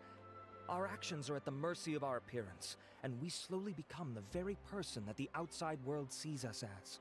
Spoko. But what Spoko, if I Dark. told you that those shackles can Miłego. be broken? If our appearance prevents us from changing, then let us first change our appearance itself. Wash away moles, birthmarks, and wrinkles, and they can no longer rob us of our confidence. Replace them with luster and radiance, and we shall never again hang our heads in shame. That is why Butterfly Dew exists. Its mission is to allow us to shed our pupae, undergo a complete metamorphosis, and embrace a new life. Well, whether it actually works or not, after that speech, Paimon's already sold. Mr. Rawat, could I ask if you've used this product yourself? Of course, I tried it many times while I was testing it.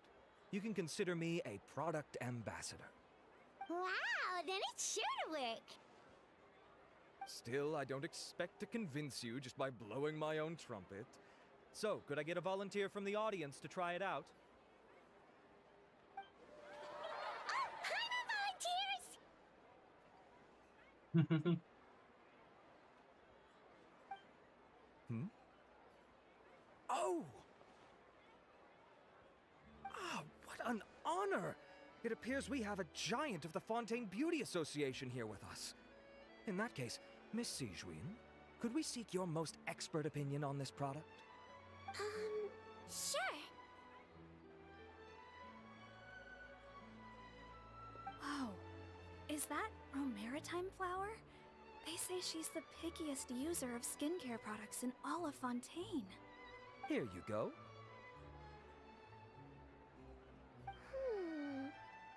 Well, it's very kind to the skin, and the absorption rate is high. Even for Fontaine, this is a first-rate product. Wow, now that's high praise. I'll take one. Any discounts? All right. Well, all that remains for me to say is, Butterfly Dew is now on sale.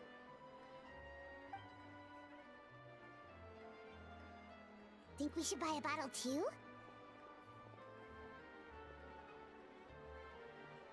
Of course you bring up Mora. Fine, Paimon will pay out of her own pocket and even share it with you. There, does that sound fair? And if you're worried about whether it's the right product for you, well, luckily for us, Sijuin's here, so we can get an expert consultation.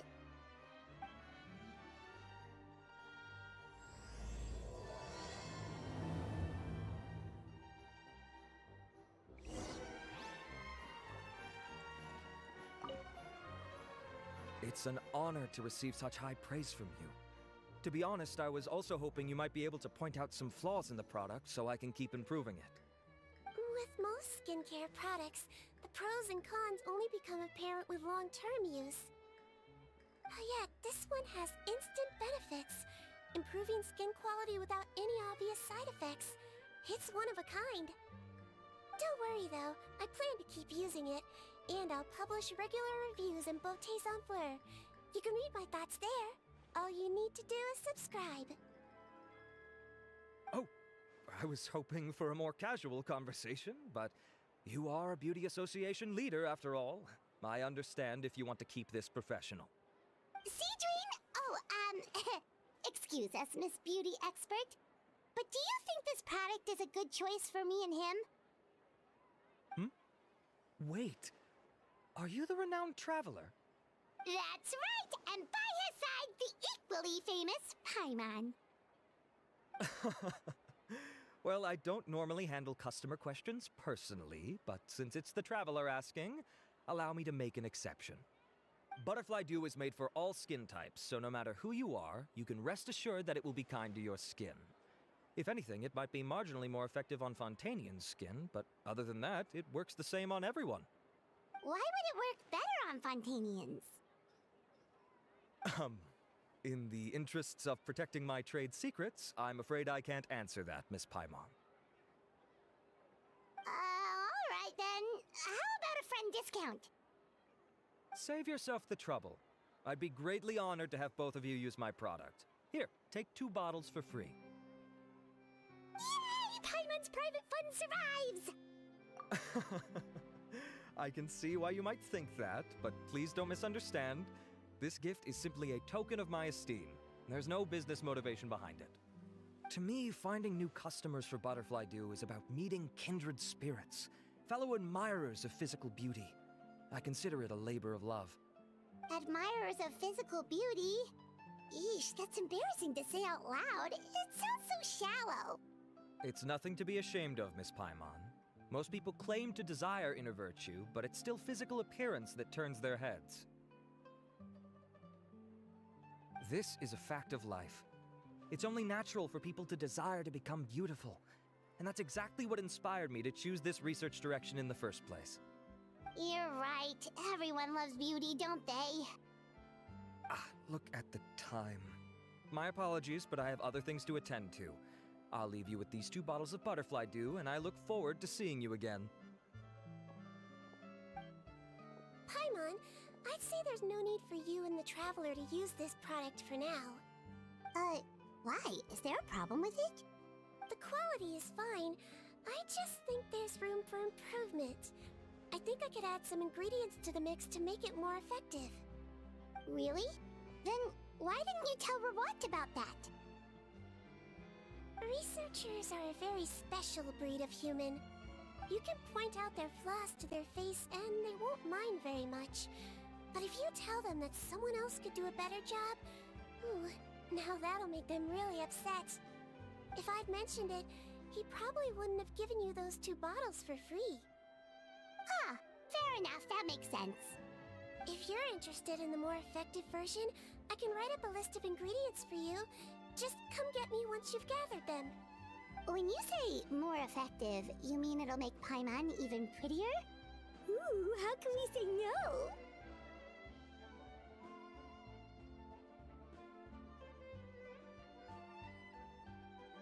As for me, it's probably time I got back to the Fortress of Maripede. I mustn't leave the infirmary unattended for too long. Alright, see you there then!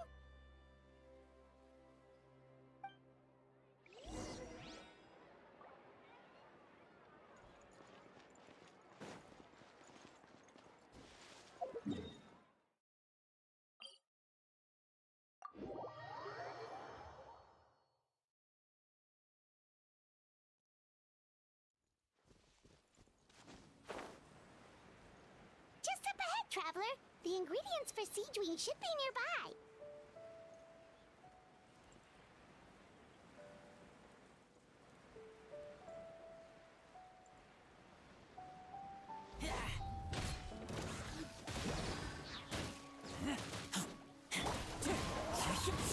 I'm always watching.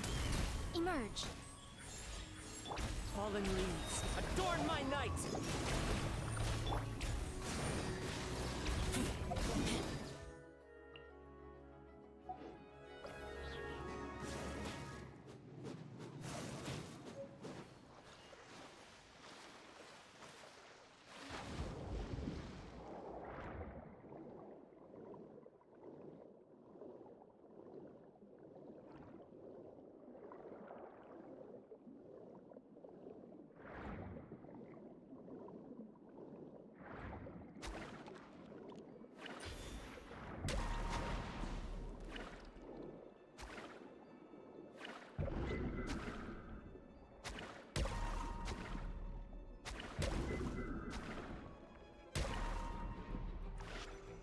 Great! That's everything! Let's head to the...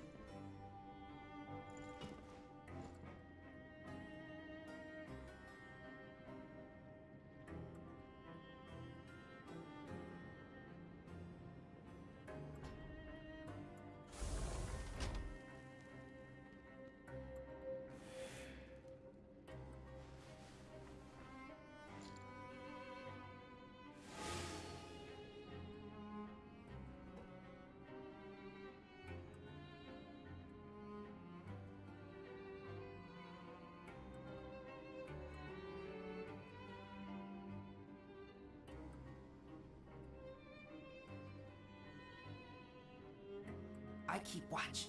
You leave, you call me.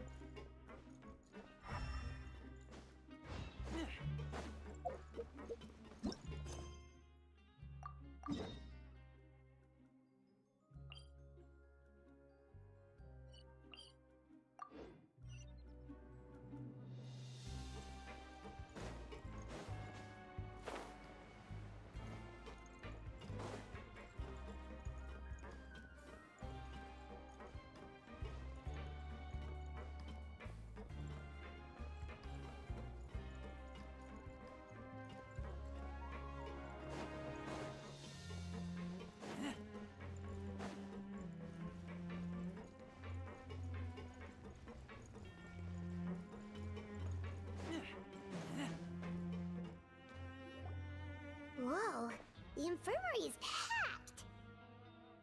Please, you have to believe me. I saw it with my own eyes last night. Another me! He looked exactly like me. Got it, okay. I've written down everything you told me. Now, I have a few tests to run. Take a deep breath, and don't worry, it's nothing to be nervous about. First, which finger am I holding up? Your index finger, but I'm telling you, my mental state is fine. I'm not crazy. Very good. Now, on to the next. Hey there, Your Grace. It's been a while, huh? Ah, it's you two. Indeed it has. I would offer you some tea, but I'm afraid the timing is unfortunate. Duty calls. No worries. Actually, we were looking for Cedrine. Do you, know what all of this is about? This inmate came running to the guards in a panic, claiming to have seen his exact doppelganger. A doppelganger? Doesn't that just mean someone else kinda looks like him? And that's what I thought when the report first reached my desk.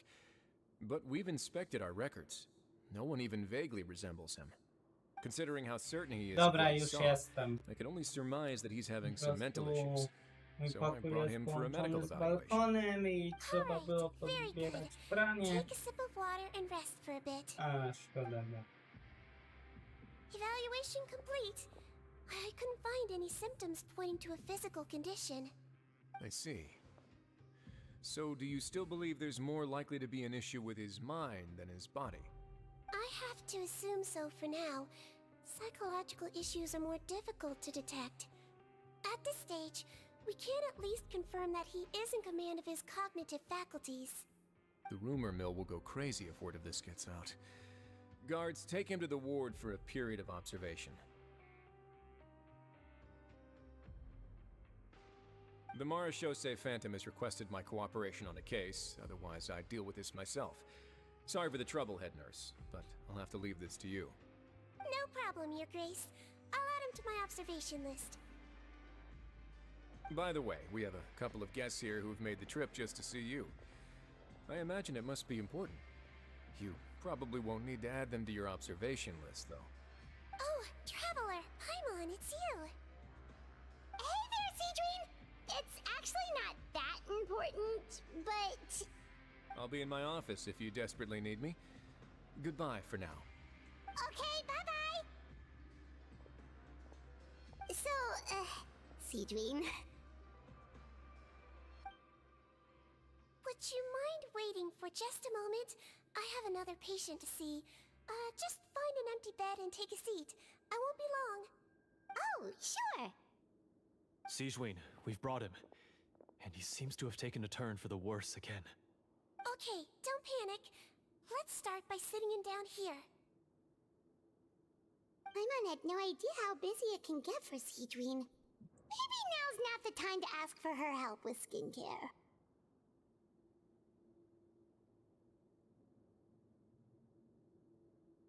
Good point. Besides, it might actually be interesting to observe her at work. Well, this could hurt, so I suggest you take a deep breath first. Did his face melt? What happened to him? It's anyone's guess. His face melted off shortly after arriving at the fortress. But since he's a serious offender, he can't be allowed out for medical treatment. Best we can do for now is ask the head nurse to give him something to manage the symptoms. Oh, this is gonna be awkward. We still need to bring him to the Marechaussee Phantom for questioning. What if he scares them half to death? Will that be our fault? The Marechaussee Phantom? Does this have something to do with the case Risley's dealing with? Yep, it was a huge case. They bagged a few dozen crooks in one fell swoop. And this guy's the baddest apple of the bunch. He harmed countless people. And now, it looks like it's all finally catching up with him. You done gawking? Not yet. I need to check the severity of your ulcers to decide the right dosage. Don't worry. We Melazines have a very different sense of aesthetics from humans. To me, he just looked like a little kitty with slightly scruffy fur, but still just as cute. Don't patronize me. Do I look like a kid to you? Just give me the meds and let me out of here. I already missed my cell. Hey, lose the attitude. You dare talk back to our head nurse like that again, your days are numbered. Oh, it's fine. Okay, I'm going to apply the medication now. Tell me if it hurts, alright? Look how nice Sidrine's being. And he still talks to her like that? What a nasty piece of work. Can I leave now? Wow, not a peep. What a brave little guy. Thank you, Sidrine. And I apologize for the trouble. So, Traveler, Paimon, did you bring the ingredients? We did, but we don't want to interfere or anything. You're busy saving lives here. Oh, don't be silly. I agreed to it, didn't I? Just hand me the ingredients, and I'll make some time to whip it into the improved version for you. Take a rest here if you want. Or, if you're not tired, I hear they're holding a new pancreation tournament in the administration area. Or alternatively, is there anything we could help you with, Sidrine?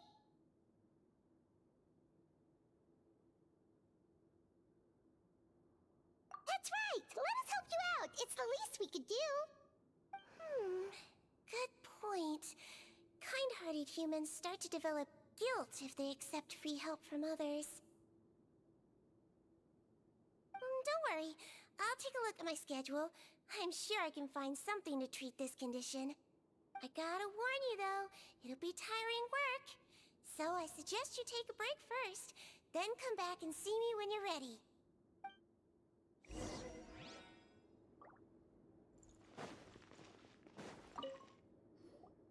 We're ready, Sidrine. What's our first mission? I found the perfect job for the Traveler. First, I'd like you to lie down in this bed.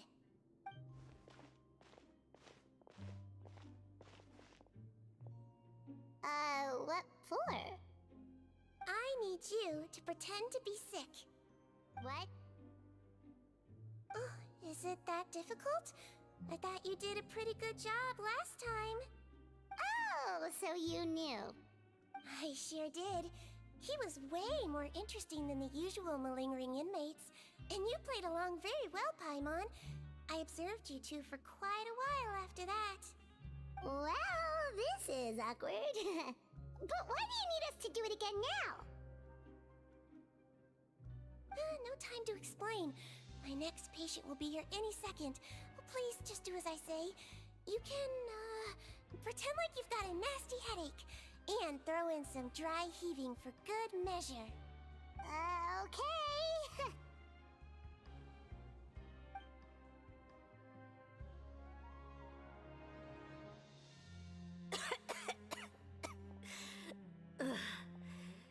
Hey, Doc, it's me.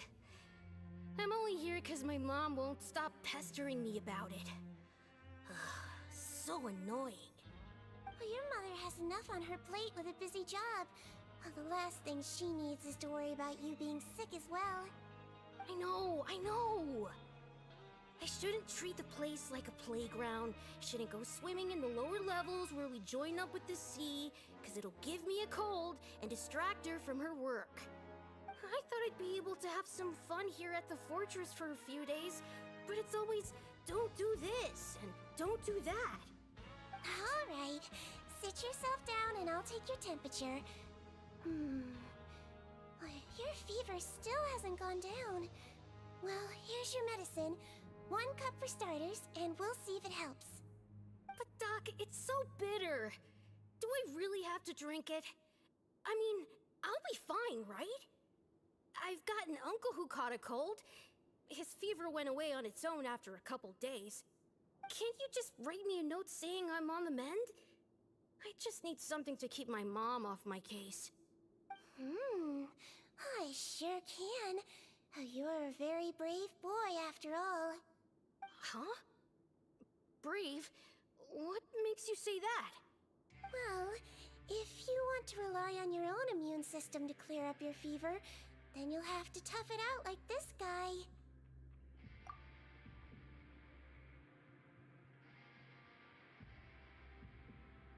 Hang in there, traveler. Are you gonna puke? Paimon can get you a paper bag. As long as you're tough enough to get through the nausea and dizziness caused by the high fever, you'll be right as rain after just a few days' rest. And if I'm not tough enough? Hey! Wake up! Wake up! Put it this way. At least you'll never have to see the doctor again, right? I think maybe I'll take that medicine after all, if that's okay. Oh, of course. Here, it's still warm. It's so bitter. All done. Great job, you two. That kid really doesn't know what's good for him. His mother's a guard here. She's been working back-to-back shifts lately, but unfortunately his father's away on a business trip right now. She had no choice but to bring her son here for the time being. He was quite happy at first. He seemed to think that the Fortress of Meripede would be all fun and games. So you made us put on that act just to scare a kid into taking his medicine? That's a pretty sneaky trick. Seems like there's a whole side to Siege we never knew about. It's a technique I learned from my teacher. Oh, you had a teacher? Was she a Melazine doctor too? She was human. She passed away a long time ago. Oh, sorry. No, it's fine. I really liked my teacher, so it's always nice when I get to talk about her with other people. She was a traveling doctor, and since she didn't have a clinic, she'd go out and visit her patients wherever they were. Dealing with the badly behaved ones was her specialty. She used to say, if you can scare the little brats into taking their medicine, you won't have to hear them wailing and screeching when their condition gets worse.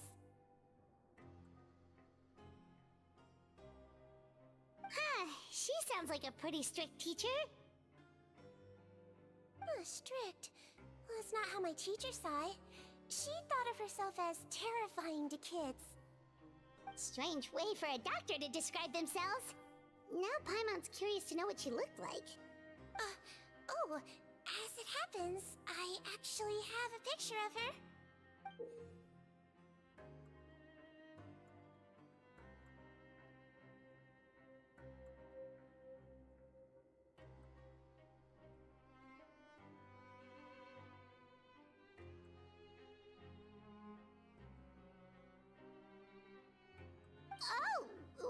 yeah, okay, that'll terrify the kids. Yep. All the children she treated thought she was a witch. Why does it almost sound like you're envious of her? Oh, because I am. If she was here, all the children would take their medicine without any need for tricks. A doctor who looks like a witch. True, they wouldn't dare try anything funny with her around. Oh, me, on the other hand, it's hopeless. Children aren't afraid of me at all. That's actually a good thing, you know? Oh, my next patient should be arriving now. Would you mind lending me a hand again? Sure thing! On to the next mission!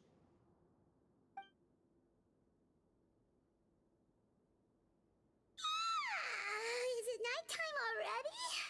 That flew by. You really have a busy job, Siegeween. Well, thanks to you two, it was much easier today. Aww.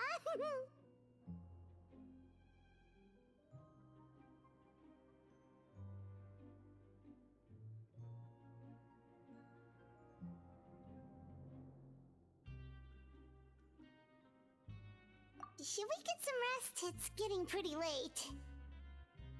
Oh, there is one last thing.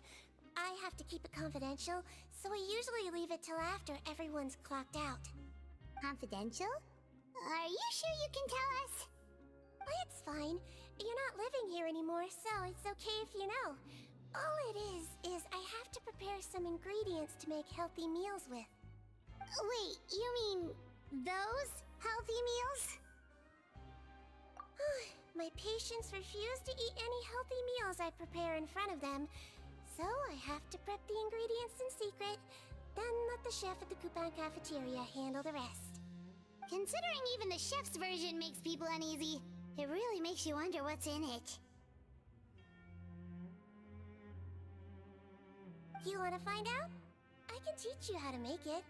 That way, if you ever suffer from exhaustion on your future travels, you can prepare a healthy meal for yourself. It's really good for you, you know. Sure? Guess we can help out one more time.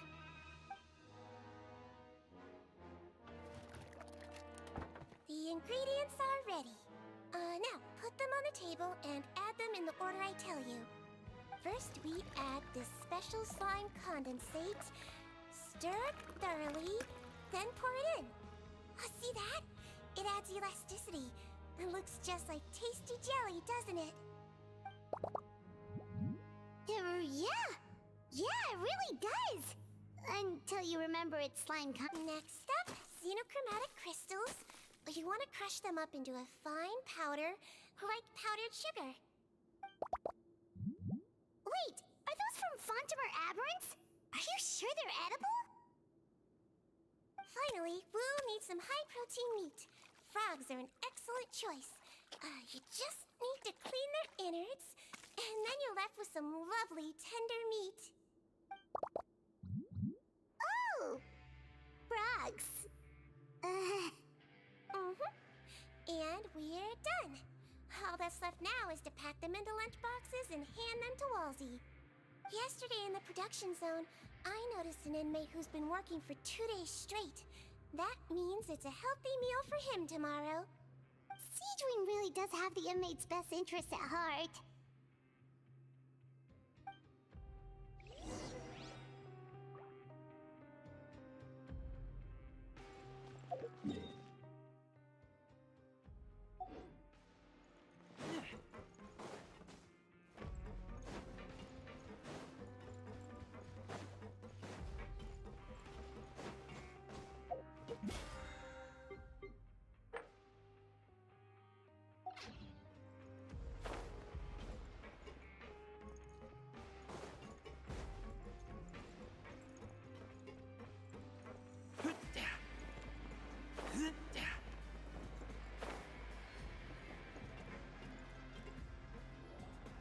Ah, head nurse.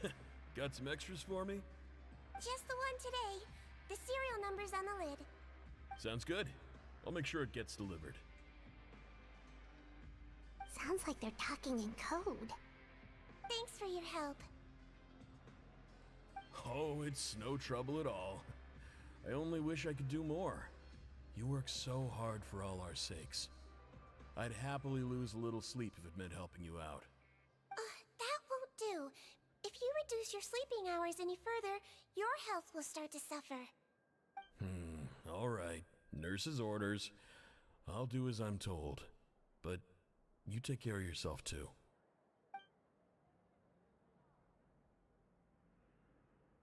Well, I'm done with work for today. Thanks for helping out, you two. Seems like the guards and staff here have a lot of respect for you, Sea Dream. In just one day of helping you with your work, it feels like we've done a lot for the fortress. Head nurse, please, wait. I'm sorry to disturb you this late at night, but I think you'll agree. This is urgent. Okay, just relax and catch your breath. What's the matter? The guard at the observation ward, Odilon, he told me to pass on a message to you. One of the inmates there, the guy suffering from possible hallucinations, well, he seems to have made a sudden recovery, and now he wants to apply for permission to leave the ward. Huh? Already? You were right to tell me. I'll have to examine him and make sure he's well before we discharge him. Looks like we've got one job as medical assistants left. We'll come with you.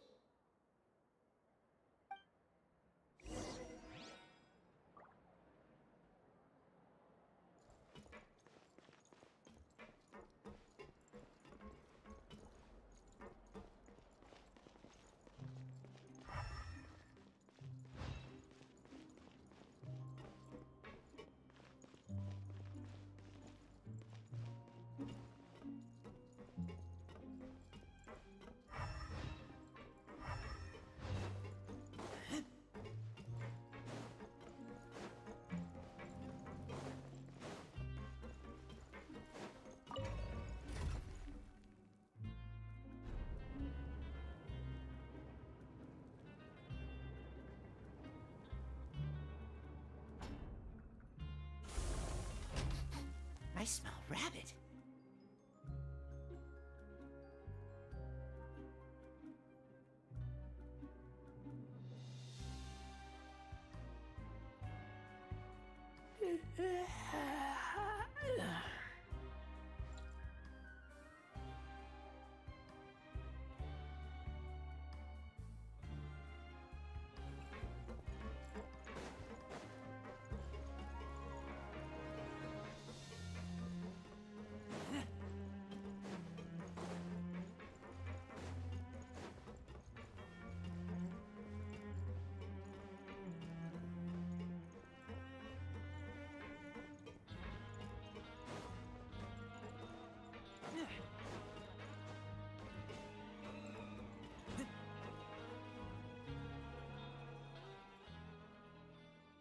Ah, head nurse, you're finally here.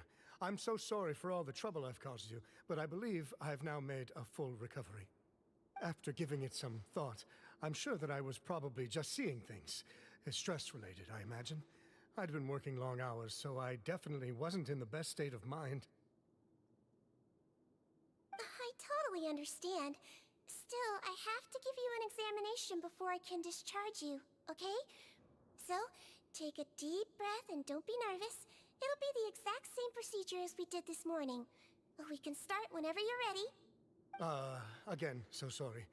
I was in such a state this morning, I barely recall anything. Would you mind taking me through it again? Oh, not at all. It's a lot to remember. First up, we have a little cognitive test. Just concentrate and you'll be fine. To start with, which finger am I holding up? Your pinky.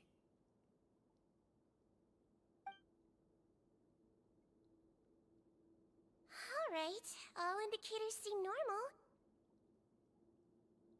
So it was a stress-induced hallucination after all? Well, we've certainly had previous cases of mental illness caused by overwork, which is why I carefully observe everyone in the production zone. I wonder how I managed to miss the signs this time. Please, head nurse, you shouldn't blame yourself. I'm just still adapting, that's all. Pushed myself too hard, and I guess I couldn't take it. Thanks for looking after me. I'll be as good as new after a good night's sleep. And if you can give me the okay, I know I'll sleep better back in my good old dorm. It can be difficult to relax in an unfamiliar environment. Alright then, you can leave the ward. I suggest you take 2 days off to focus on your recovery. I'll take you off the observation list for now, so you're officially discharged. Great. I can't thank you enough, head nurse. Mr. Odilon, could you escort him back? Of course. I'm on guard duty in the administrative area tonight, so nothing will go wrong. You have my word.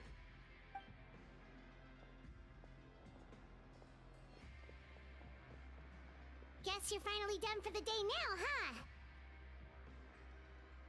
Yep.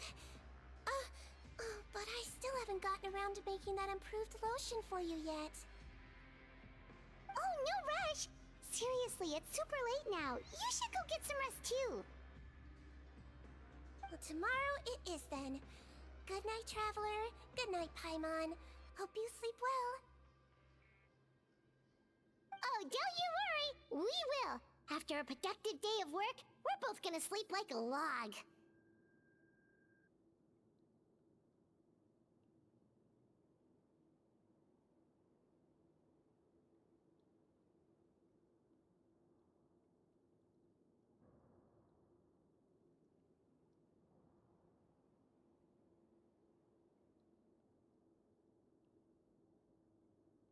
Yeah, sleep tight, Siegeween. See you tomorrow.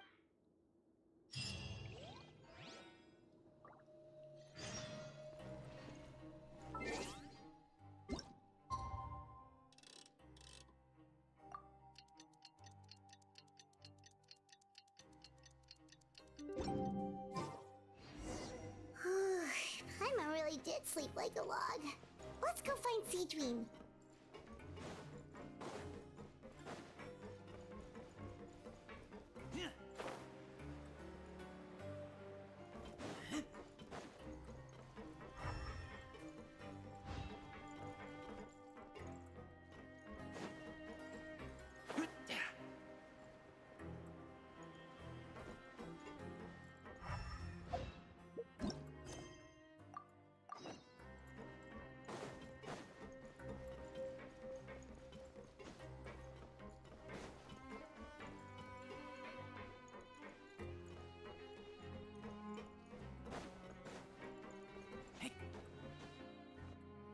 Whoa! How is the infirmary even busier than yesterday? Good morning, Traveler and Paimon. I have a few people here for a checkup, so you might need to wait for a while. No problem. Anything we can do to help? There's a bit of a complicated situation here. I'm still getting to the bottom of it myself. You have to believe me. I'm telling the truth. You're in a medical facility. Keep it down. Please, listen to me. I'm not Gascon. I'm Uy. You're a horrible liar, you know that? We get all your mugshots with our arrest warrants. It's clear as day that you're Gascon. You mean because of the way I look? I don't know what happened. I just woke up like this. Then you guys dragged me in here for an interrogation. I brought you here to figure out what's going on. If you truly are the victim of an injustice, yelling isn't going to achieve anything. At most, it'll delay your vindication. All right. I get it. This is nuts. Yesterday's interrogations went fine, and now this. Morning, Your Grace. What's going on? Remember the case I mentioned yesterday? The one brought to me by the Marechaussee Phantom? Well, we've been questioning the inmates involved this morning. Every single one of them is claiming mistaken identity. Huh. That's even weirder than what that guy was saying yesterday. The thing is, none of them have been able to provide any evidence whatsoever to support their claims. Questioning them further got us nowhere, so for now, we've brought them to the infirmary. And we thought yesterday was as busy as it got for Siegeween. We've compiled their statements. Have a look. Perhaps there's something we missed.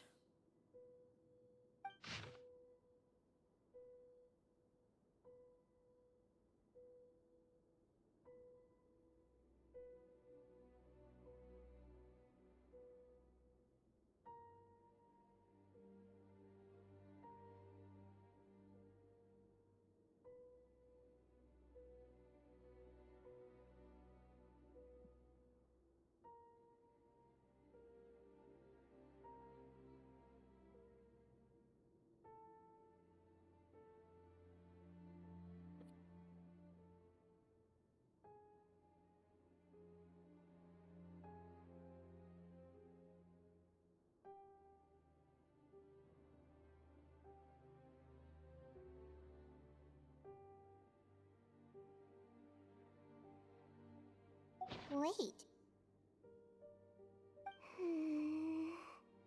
Release? Interesting. The inmates they spoke of in their statements appear to all be due for release today. I noticed that too. If that's their plan, they're underestimating us a little. Every serious offender claims that there's someone else who just so happens to be due for release today. And they're expecting us to go along with that. All the more reason to be cautious. Lumberzar, check the release list for today and make sure no one gets processed. We're gonna need an excuse, though. Just say we're out of forms, and that we're furiously printing more as we speak. I'm on it. It's conceivable that our group of serious offenders somehow found a way to switch places with inmates who are about to be released, so they can walk out right under our noses. We did consider that possibility. But I mean, just look at them. They match the warrants, period. How could there have been a switch? Only if they're dead ringers for the inmates due for release, I suppose. I gave you that name list yesterday to assist in your investigation. Did that help? Yes, the inmates' mugshots were attached to the list. The first thing I did was check for lookalikes, and I didn't find any. The only other thing that stands out to me is that their voices sound a little different today. But it's not exactly hard to put on a fake voice. Oh, really? What does our head nurse make of all of this? Give me a moment. I think I have a way to confirm whether there's been a switch. I know, it's not time to change your dressing yet, but please bear with me. Huh? Isn't that the guy from yesterday? This should be Honore. He has very severe facial ulcers, which require an operation in the hospital at the Court of Fontaine. I authorized him to leave the fortress for medical treatment under guarded escort. Yes, like I told you. I'm not Putton. I'm Honore. So there has been a swap. Well, I can see what happened in Potton's case, but how do you explain the other inmates? You're not telling me their souls switched bodies, are you? No, I believe it was their faces that got switched. The method is a bit like replacing a tooth. Take the bad tooth out, put a false one in. And actually, I think I can prove it to you. Traveler, Paimon, do you remember Eric from the other day? Yeah, sure do. Then you can be my witnesses. To start with, please fetch the inmate who claims to be Eric.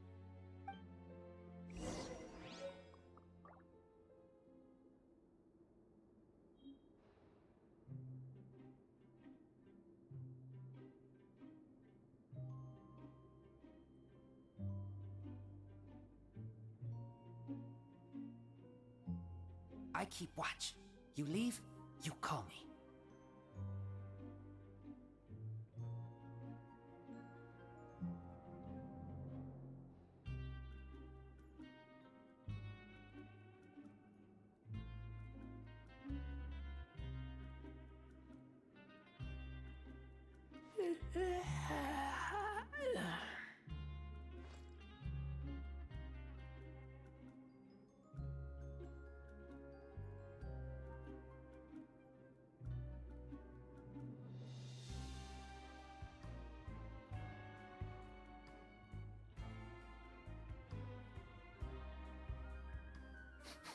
I smell rabbit.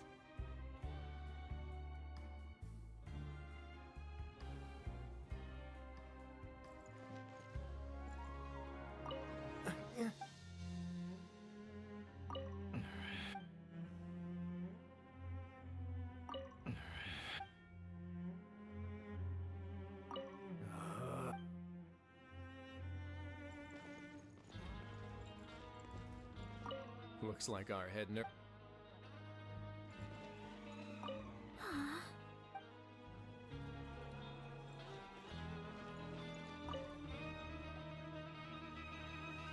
So, you're Eric? Yes, head nurse. It's me. You do believe me, right? I need to do another examination on you. Same procedure as yesterday. All right. It's the cognition test first, right? So I need to concentrate. Now, try to recall if you can. The last time we did this test, which finger did I hold up? I believe it was your index finger. But that means... Huh? So basically, last night the Eric who said he saw another him suddenly recovered and applied to leave the observation ward. Seadwing did another test before letting him leave, but that time she held up her pinky finger. Huh? I don't know about any test last night. There was nothing to do in the observation ward, so I went straight to bed. Then I somehow woke up in a high-security cell. Well, in that case, there is a reasonable explanation for the strange events of the past 2 days. So, what exactly happened? The gang of serious offenders wanted to break out of prison, so they identified a group of scapegoats, namely inmates whose terms were almost up, and planned to switch appearances with them.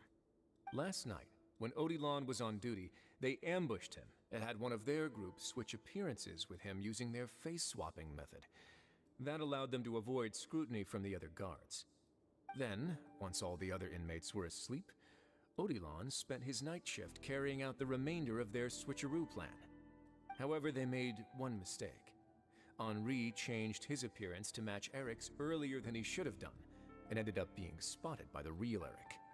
Real Eric came to the guards for help, but we didn't know then what we know now.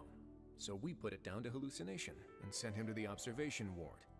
However, since one of the gang members was posing as a guard, they simply changed real Eric's appearance and had their Eric take his place, muddying the waters even further. Right, because I put Eric on the observation list by then, and no inmates on that list can be processed for departure until I've discharged them. Hence why the imposters had to pull that little stunt to get fake Eric off the list. Yeah, it all makes sense now. The Duke cracked the case. Well, I can't fault the reasoning. But I'm afraid that we ruled out the possibility of face switching very early on in this process. Criminals altering their facial appearance to commit crimes is nothing new. In fact, one of the explicit duties of the Melusines in the Marachose Phantom is to identify criminals in disguise. We carefully examined all the suspects, and there is no evidence that any means of disguise were used in this case. Huh. Well then, how do we explain all this? So far, it seems more likely that the gang stole documentation belonging to the inmates due for release, and are using that to commit identity fraud. Actually, there is a potion that can completely change someone's appearance. If they use that, even a Melusine wouldn't be able to detect it. A shape-shifting potion? Forgive me, head nurse, but this is the first time I'm hearing about it. If such a potion truly existed, it would jeopardize our entire investigative process at the Marachose Phantom. Are you certain of this? Yes, I am. But... Please, trust me in my professional opinion as an experienced clinician. At the same time, without any solid evidence, it's pure speculation. If we can round up all the inmates suspected of switching places, then have a little talk with both sides, we might just get our answer. Yep, let's do that. Okay. Well, it was our negligence that meant we had to come and conduct these post-internment interrogations. And I know it's put you out. We'll do it your way. Your Grace, bad news. I paused the releases like you asked, but we were too late. A bunch of people already got processed 2 hours ago. I checked the list, and sure enough, it's all the people who gave statements. 2 hours ago? That's before today's interrogations began. They had this all planned out. So there really was a switch after all. They really pulled the wool over our eyes on this one. We should be able to catch up with them if we leave now, right? Not if that potion is real. They can just switch faces again after leaving the fortress. And if the Marashose's Melazines can't even spot them, we wouldn't know where to start searching. Yikes! So we're at a complete dead end!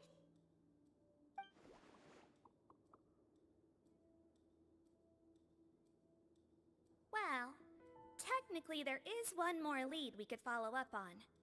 We were only able to arrest this gang thanks to the help of a researcher from the Fontaine Research Institute.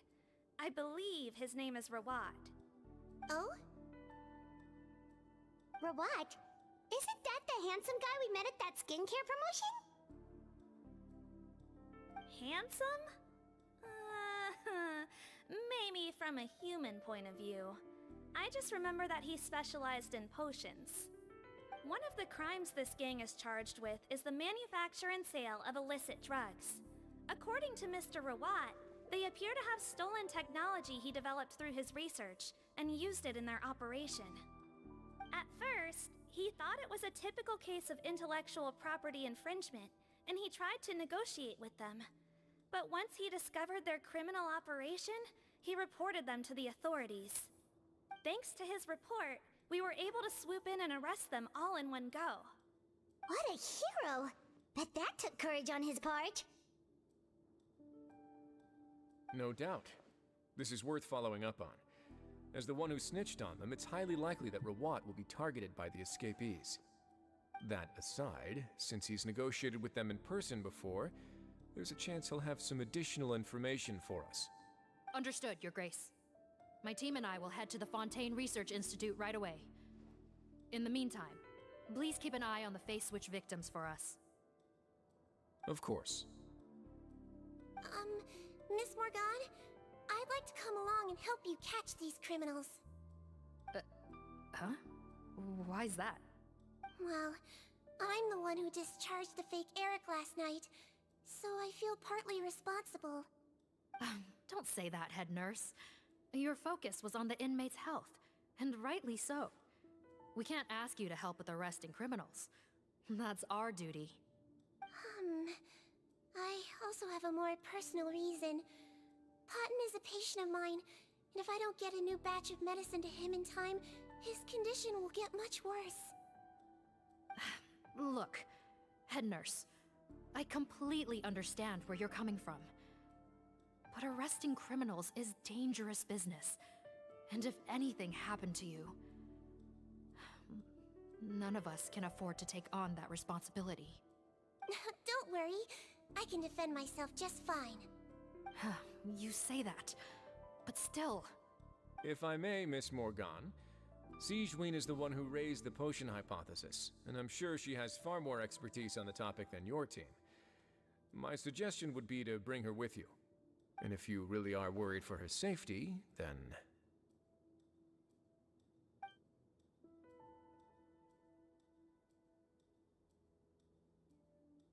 Ah, there you go, right on cue. Knew I could count on you. Okay. Well, since this plan has the Duke's blessing, far be it from me to refuse. We should head off immediately. Time is of the essence.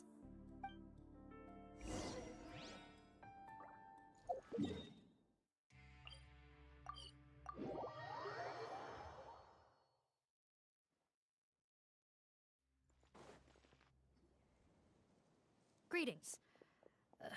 Sorry to impose, but I'm afraid we're here on urgent business, and we're gonna need you to cooperate. The Marashose Phantom. Let me guess, you're investigating some more illegal research?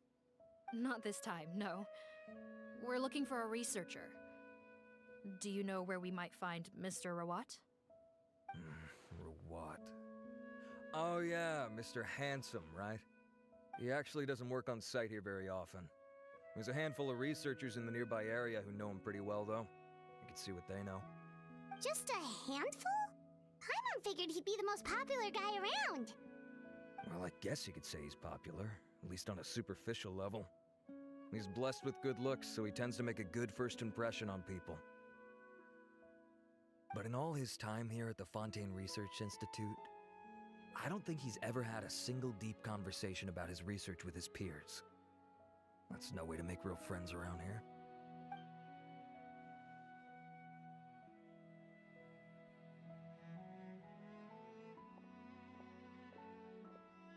That's so weird. He definitely didn't come across like a recluse at that product promotion. Oh, I don't find that weird at all. He definitely didn't strike me as the kind of guy who's, good at making friends. Really? Paimon couldn't tell.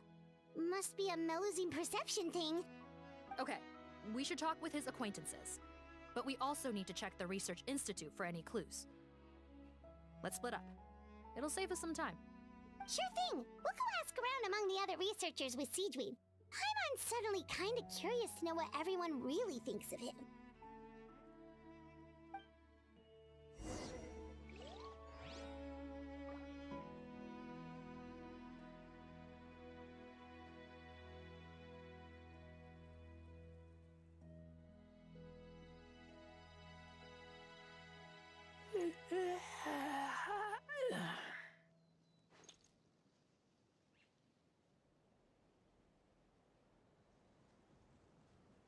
Where do I even start with all the accounting? What do about these mechafish? Where do I even start with all the accounting?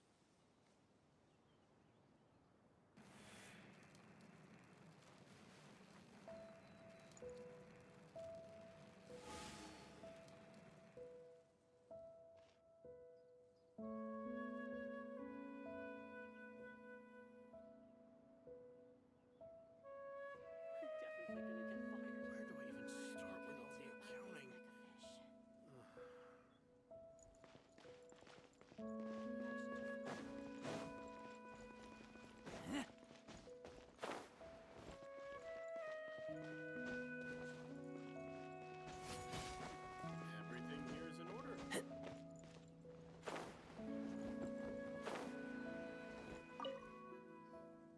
Sorry to bother you, sir, but are you Bertram? Who's asking? Just some concerned citizens helping out the Marechaussee Phantom with an investigation. We'd like to ask you about Rawat's whereabouts, if that's okay. We're told the two of you are pretty close. Not anymore, we're not. Turns out we don't see eye to eye. Oh yeah? What happened?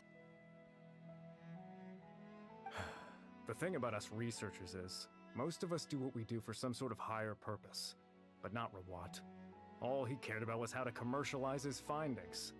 He won't even let you work with him unless you sign a confidentiality agreement first. Also, he has better control over who gets which intellectual property rights. How are you supposed to get any meaningful research done working with a guy like that? Now that I've got my own technical solution for my compressor, I don't need to work with him anymore. So that's what Rawat is really like. We'd still like to know where to find him. Is that something you can help us with? Wait, you're... Yeah, I know you. You're the head nurse at the Fortress of Meripede. Alright, then I'm happy to help you if I can. I respect the work you do. Medicine serves the highest purpose of all the sciences. Wow, turns out Siegeweed's got some real clout. Thing is, I have no real way of knowing where he might be. I stopped working with him 2 months ago, and I've barely seen him since. But if you want my advice, I'd say go talk to the peddlers. There's a few he meets with every other day or so. Maybe they know where he's at. Peddlers? Yeah, back when I was working with him, I noticed he met with them quite often. Wouldn't surprise me if they were involved in some shady business together, because it seemed like they went out of their way to avoid discussing anything in my presence. The little I overheard was about manufacturing and selling pharmaceutical drugs. Like I said, he's all about the money. Drugs? Doesn't he work with skincare products? Do those count as drugs? Who knows? I never cared to find out. He's the morgue rubber, not me. Thank you. You've given us plenty to work with. Welcome.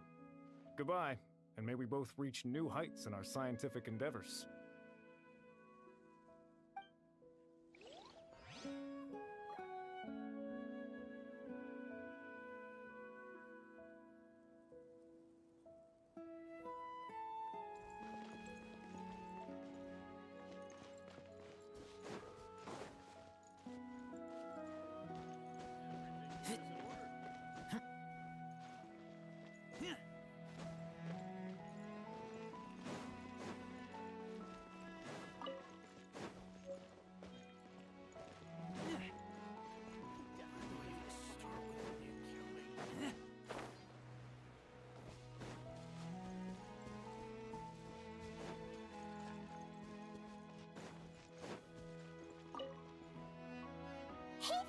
you in Teep?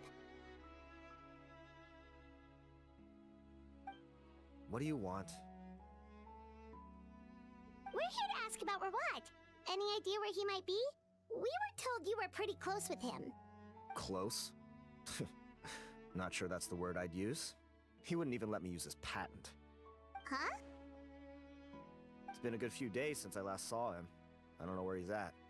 Go ask someone else. Would the patent in question happen to be related to the new skincare product he developed? Yeah, kinda. Butterfly dew, or whatever he calls it. I heard he made a tidy sum off of that one. Okay, now we're getting somewhere. Keep going. Most of the other researchers here focus on mechanics, energy, stuff like that. I get why he wouldn't be interested in having anything to do with them. But I'm studying coatings. There's a huge overlap in our areas of research. Why would he refuse to work with me? I bought his product once, and noticed it contains a unique substance that might have applications in coatings, too. If it worked out, I could probably make as much as he's making. Don't get me wrong, I had no intention of plagiarizing his work. I was hoping to get official permission to use his findings in my own research. Followed the proper procedure. It was all above board. I would have had to pay him a license fee and everything. But despite that, he turned me down not once, not twice, but 3 times. It's like he's vehemently opposed to the idea of anyone else making the kind of money he does. Huh, so is Rawat antisocial, or is this guy just jealous?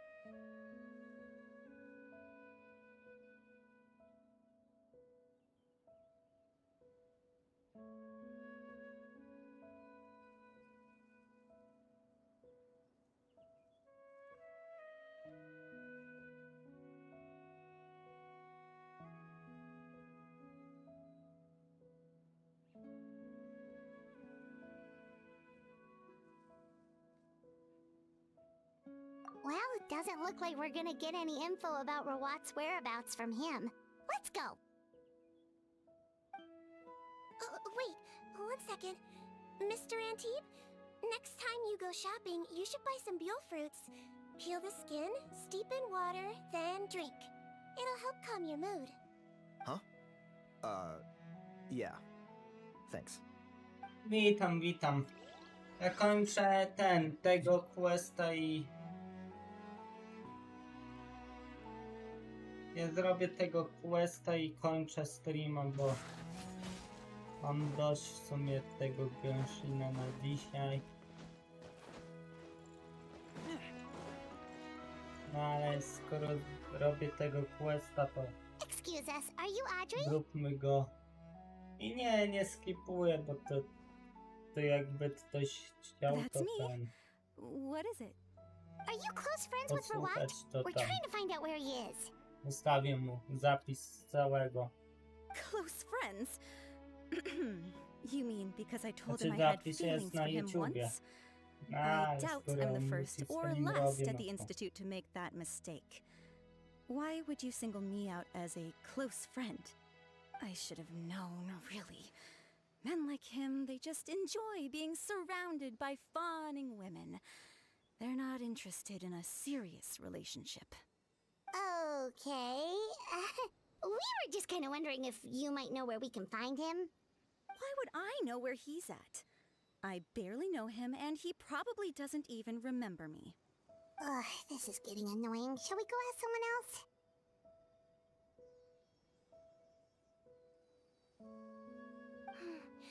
I think she knows Rawat better than she cares to admit.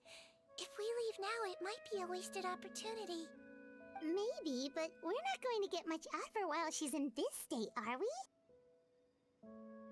She's displaying symptoms common among people in love, if that's what you mean. But I know a cure. It's curable? Oh, we're still no closer to finding Mr. Rawat. Oh, by this point, he could be in grave danger. Danger? Wait, why are you looking for him again? Oh, that's right, yeah! The Marashosei Phantom said that he's been targeted by some pretty bad people. We need to make sure he's safe. What? How has this happened? He seemed fine when I last saw him, and that was only a couple of days ago. Just happened to run into him, of course. Oh, I see.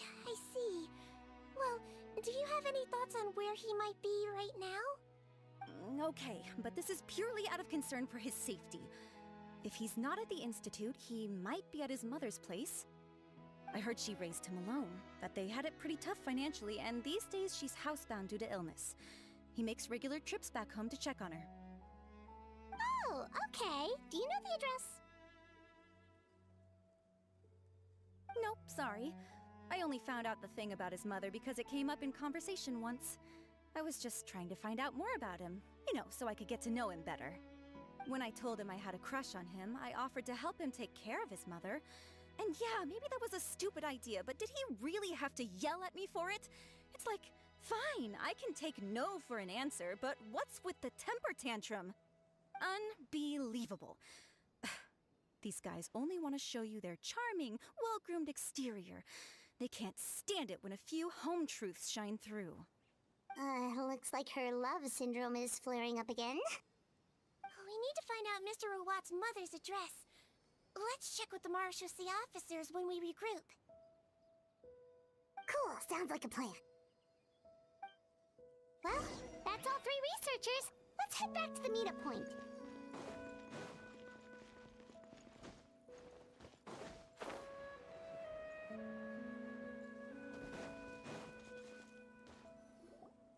You know, Hyman started out thinking Rawat was a handsome researcher with a friendly and cheerful personality.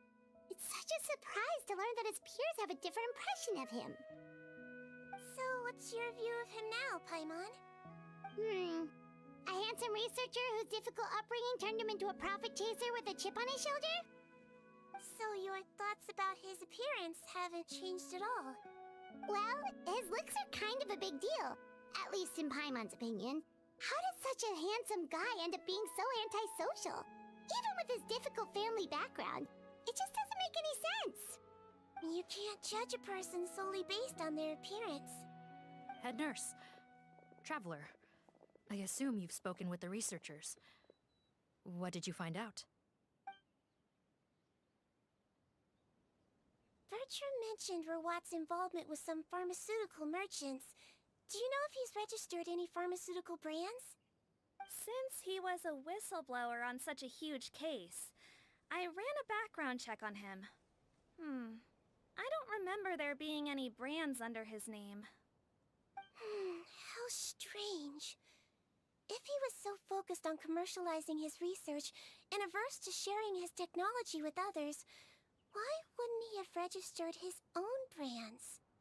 Maybe he and his business partners needed to avoid public scrutiny? You think he may have colluded with the gang? Well, the crime was manufacture and sale of drugs, and that would certainly be in his wheelhouse. We can't rule it out. Isn't that pretty unlikely, though? He was the one who blew the whistle on them! Most children who come to me with tooth decay have suffered pain for a long time already, but they'll still try to hide the fact that they eat too many sweets. Grown-ups and children aren't so different in that regard. If you say so. I saw him when he came to make his report, and I certainly didn't get the feeling that he was the type to collude with criminals. Perhaps it's more likely that they were coercing him. You mentioned that he comes from a poor family. So, it's possible that the criminals approached him, asking for academic support, luring him in with the promise of riches. By the time he discovered who they really were, he was in too deep. They had leverage on him, so he was forced to keep working for them. I've seen it happen many times before. That does make a lot of sense. It would definitely explain why he was so unwilling to cooperate with his fellow researchers.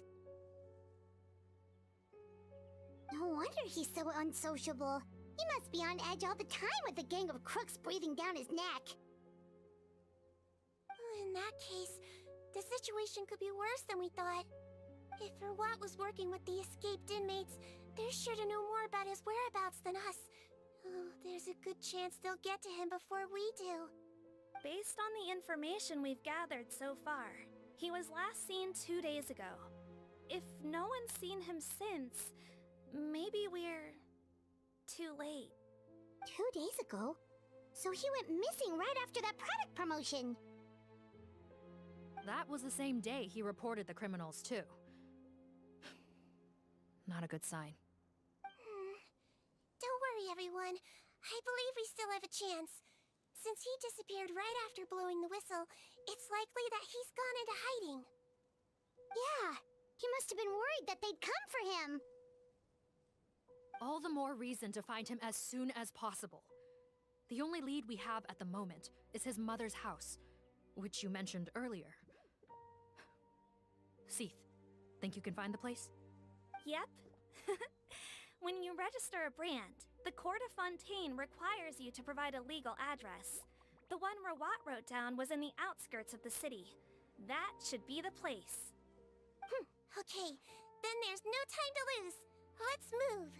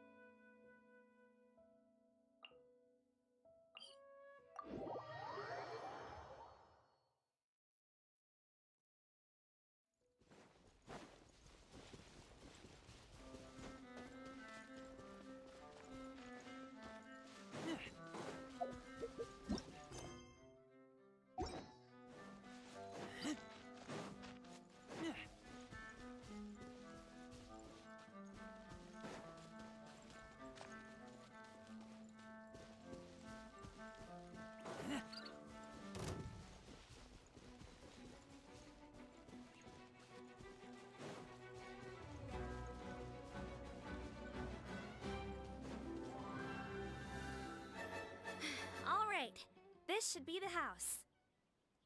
I'm pretty sure this was the address. Okay. I'll knock.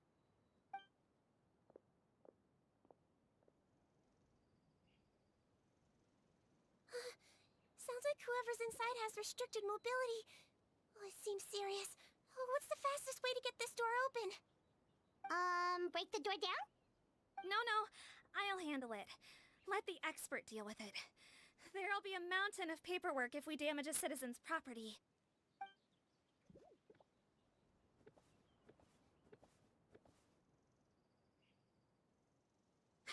Calm down. Deep breaths. Remember your training. Control your strength. And... it's open!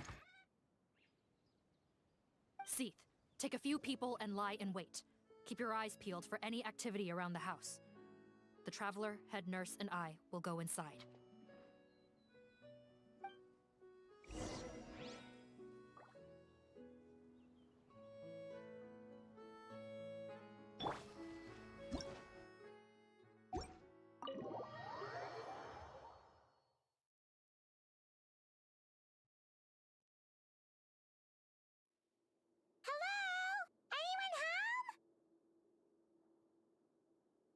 Oh, there. On the bed, there's an old lady. That's gotta be Rawat's mother, right? She doesn't look like she's in any state to be answering our questions, though.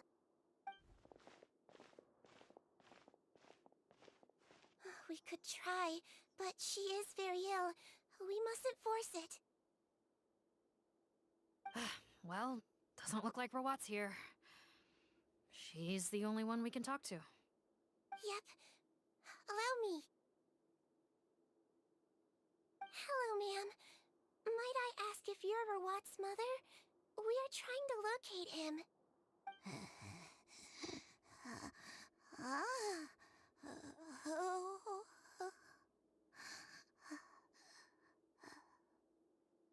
Hard of hearing, perhaps. Does anyone have a picture of Rawat?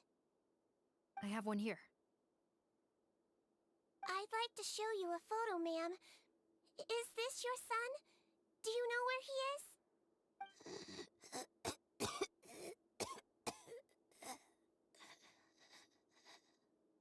Looks like this isn't gonna work after all. Well, looks like we're out of leads.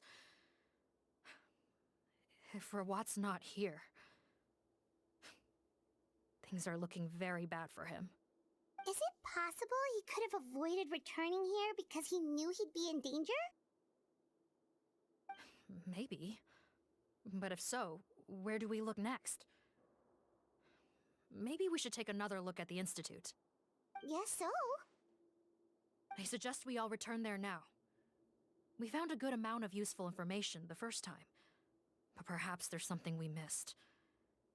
This is our last hope. Sorry, officer, but could I stay here for a while? This patient requires some care. Of course. Traveler, stay with the head nurse. You're technically here as her assistant after all.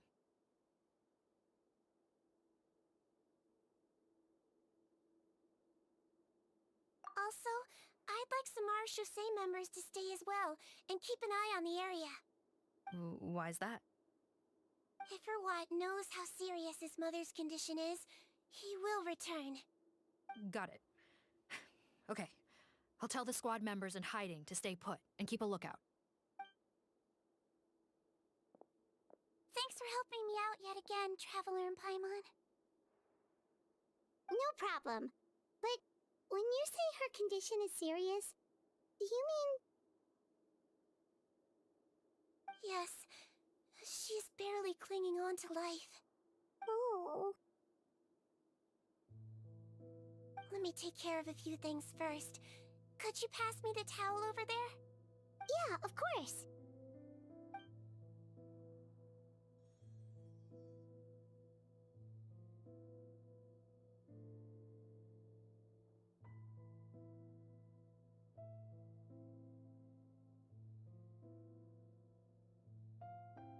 I can tell that her family has tried a lot of different treatment methods, including some very expensive medicines. Unfortunately, Her condition is so multifaceted that a recovery looks all but impossible. Seedwing. My mom bets being a nurse must be pretty tough at times like this. Yes, it makes me a little sad. In Amelizine's eyes, a human's birth, aging, sickness, and death are as much a part of natural law as sunrise and sunset. But human medicine can defy that law to some extent. In that sense, it is a science of miracles. That is why I became fascinated with it in the first place. But it was only after I truly became a doctor that I realized miracles don't always happen. Even the greatest doctors cannot cure all diseases. Seedwing. Well, don't worry about me, Paimon. A doctor's duty is not to cure all diseases, but to treat whatever ailments they can. At the very least, I can lower her fever. That way she'll suffer less, and she might even be able to see her son. Yeah, all the more reason to find Rawat as soon as possible, even if we don't catch those crooks.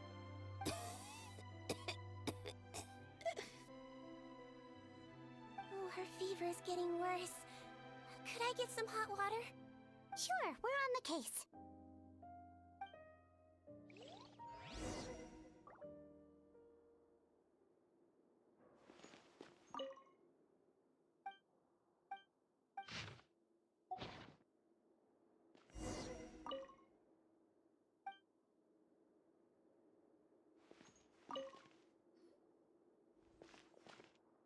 Found the hot water? Sure did. And look what else we found. Judging by this journal, it seems like Rawat has a private lab. There's a good chance he could be there right now. We gotta go tell Officer Morgan right away. Oh, that's great news. But hold on just a moment. The wet towel is ready. I'm giving you another injection. Are you feeling better now?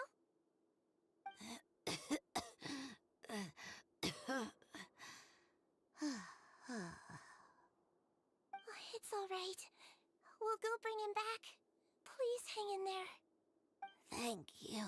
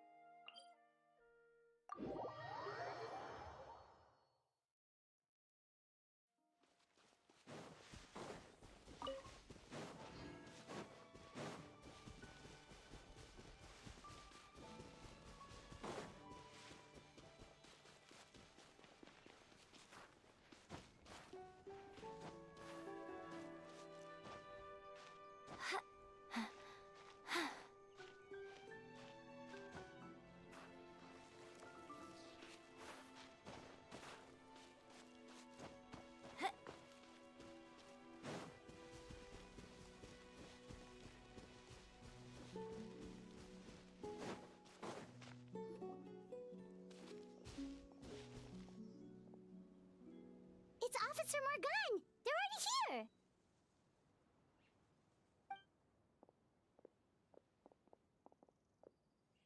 We came as soon as we heard the news.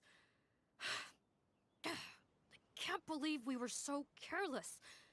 The most crucial information of all was hiding right there, in that room. And we missed it. Don't blame yourself. Right now, we need to focus on finding a way in. There's a mechanical door over here! Hopefully the instructions in Rawat's journal will help us open it.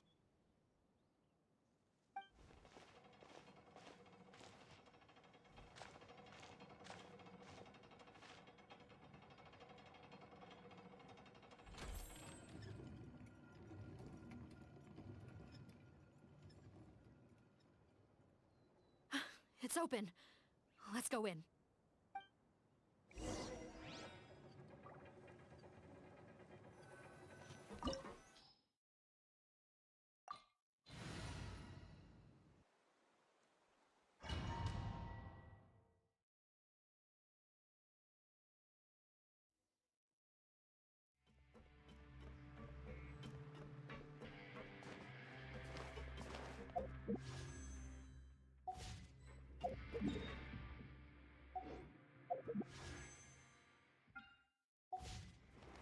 did they get in here? Captain, up ahead! Those look like our fugitives! So they found this place too? Don't let any of them escape!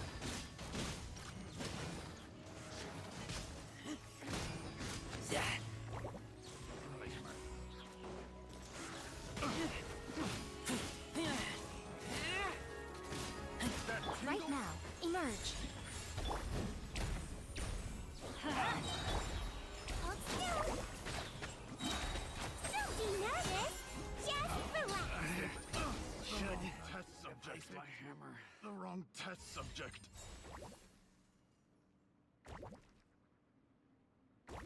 Captain, according to our list, many of the fugitives aren't accounted for. There may be others hiding deeper inside the facility. Ah, so these guys were just the lookout crew. The Marashose Phantom! How did they find this place? Wait, it's that guard from the fortress. That's right, I'm on your side. I mean, the Duke sent me. What's the matter? Some sort of mix-up? Mr. Odilon, didn't I tell you a few days ago that you need to stop all field work until you've recovered? Ah, well, you know, gotta help His Grace out. Share the load. Officer Morgan, this man is an imposter. The real Mr. Odilon has no recent health issues. What? But I... Looks like the head nurse was right about the face-swapping method. Arrest them all! DuPont, stay here and keep guard. And watch the exit. If we're not back soon, call for reinforcements. Got it.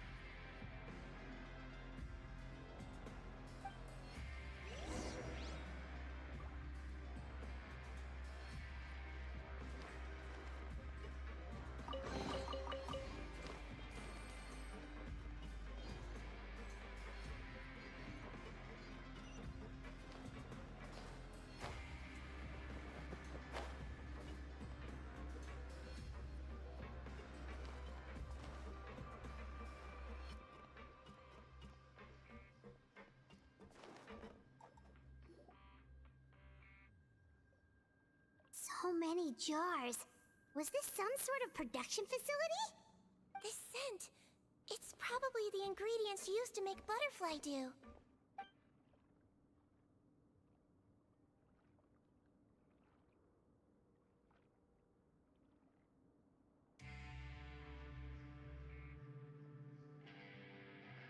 How come they're all empty? Did it sell so well that he ran out of supplies?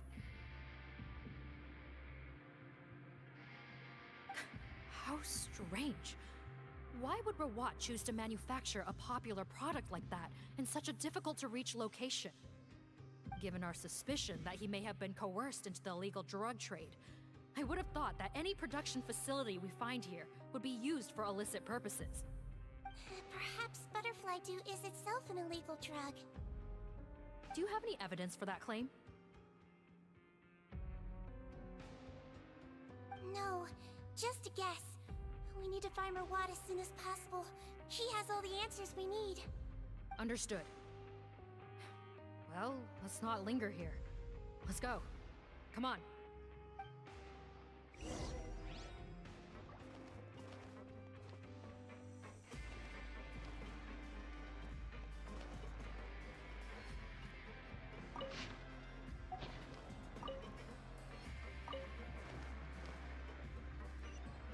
Don't slip and fall.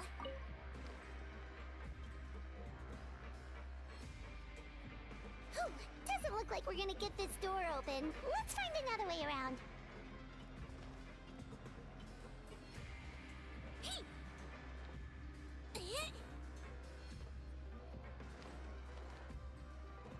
This one's closed too. What's with those carts and tracks? Oh, maybe it's one of those doors that opens when it senses cargo passing through. There's a loaded cart right over there. Let's bring it to the door and give it a try.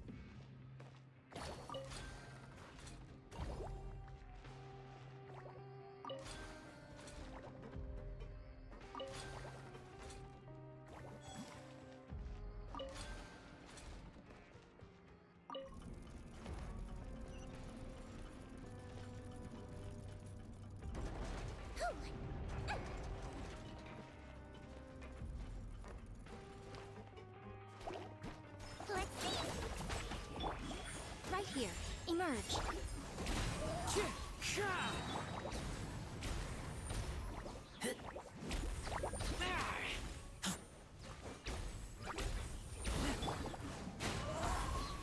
As one with wind and cloud.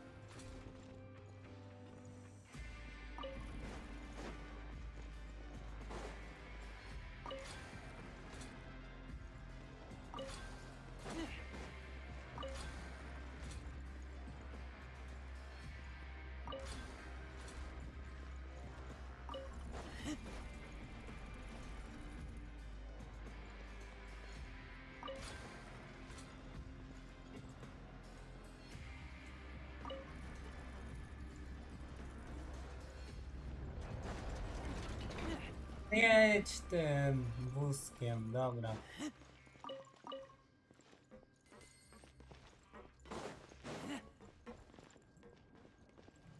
Aha, tu.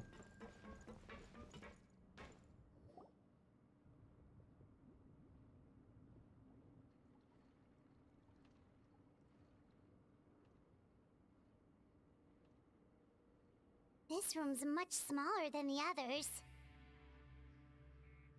Judging by the implements on the table, this looks like a potion-making lab. Head nurse, over here.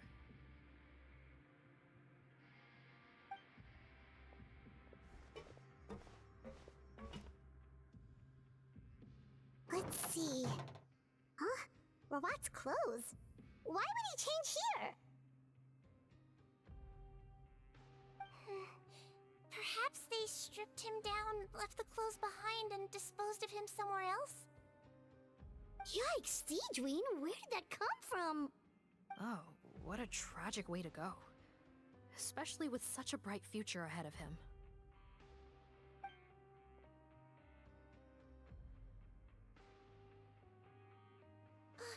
There's a path leading further on, Ja Officer mam Morgan. już. Let's keep Ja up the pace. kończę tylko tego questa i kończę tego streama.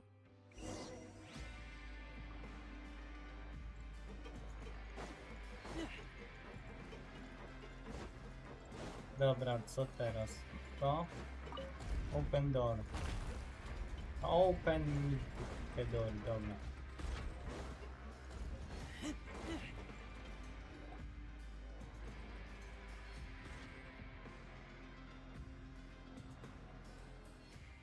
Shh, there's a whole bunch of people in there.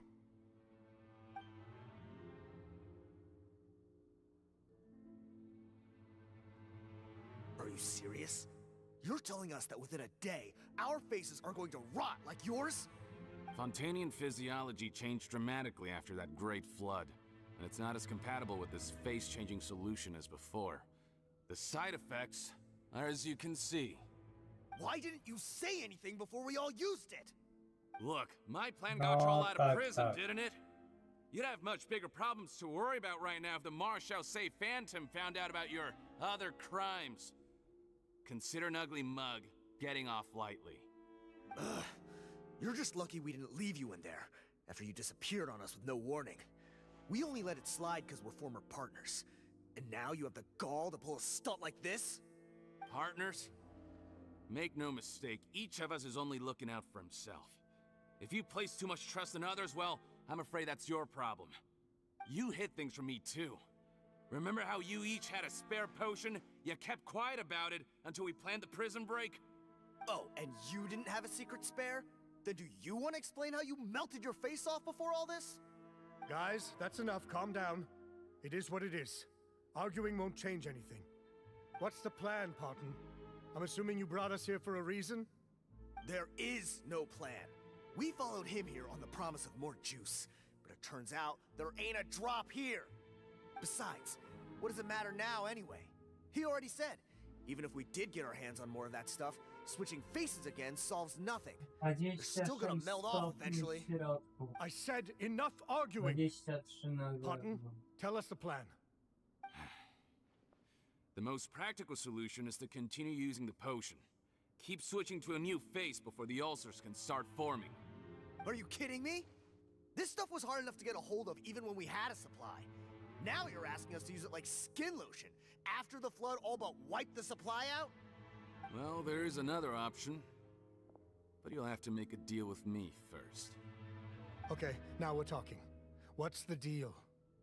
I have a document I took from that researcher that details how to make a replacement. Just give me one bottle of the undiluted fluid, and I'll get to work. What's the problem? I thought you always kept reserves. Or do you really just have one spare bottle each? What do you think? That we were shipping them into the fortress of Meripede by the basket load? Nie, trzeba. Well then, say hello to never showing your marred faces in public again. Nie wiem, I ile heard enough. przewiduje tego Let's see if that streama. document Pół even exists. godziny jeszcze. No, Freeze! 40 Marshal, minut, say bo phantom. jeszcze tam muszę What? odebrać Who let them in? nagrody z Officer jednego Morgan, miejsca, before anything zrobić else, please jednego find out tego, Rowan's status. Bro, what? taką arenkę, znaczy I don't see arenkę, him. no, Hand over the hostage now. że się If you want any spawner, chance of można avoiding an tak extension to powiedzieć, your sentences. spawner, więc no. Spare us your condescending attempts to coax us back to our cells. Ja You think we're looking to bardzo. negotiate? Rawat is dead. Parton? Nie Arrest no, them all. jak ten, Don't let anyone jak get się away. ma te coiny, to się leveluje konto. A co jest, walka? No, walka. Dobra, Right now, nothing lasts chodź forever. tu na bitkę, Emerge. po prostu zrobimy i na Clear, krótko. thanks for medical research. Myk, miotaczem. I'm going in! Clouds high. The birds call!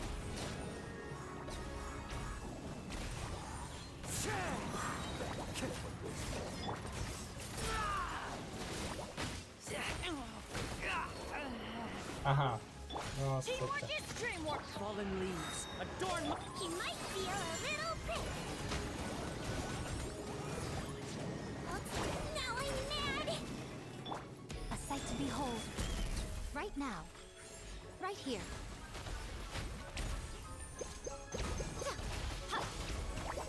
Right now. Right here.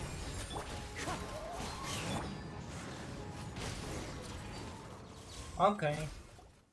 Huh. Gotta say, I never expected to see the head nurse in combat. Some patients respond better to a more aggressive treatment plan. Did we get everyone? Captain, we finished the head count. Potton's missing. Over there! The door's closing!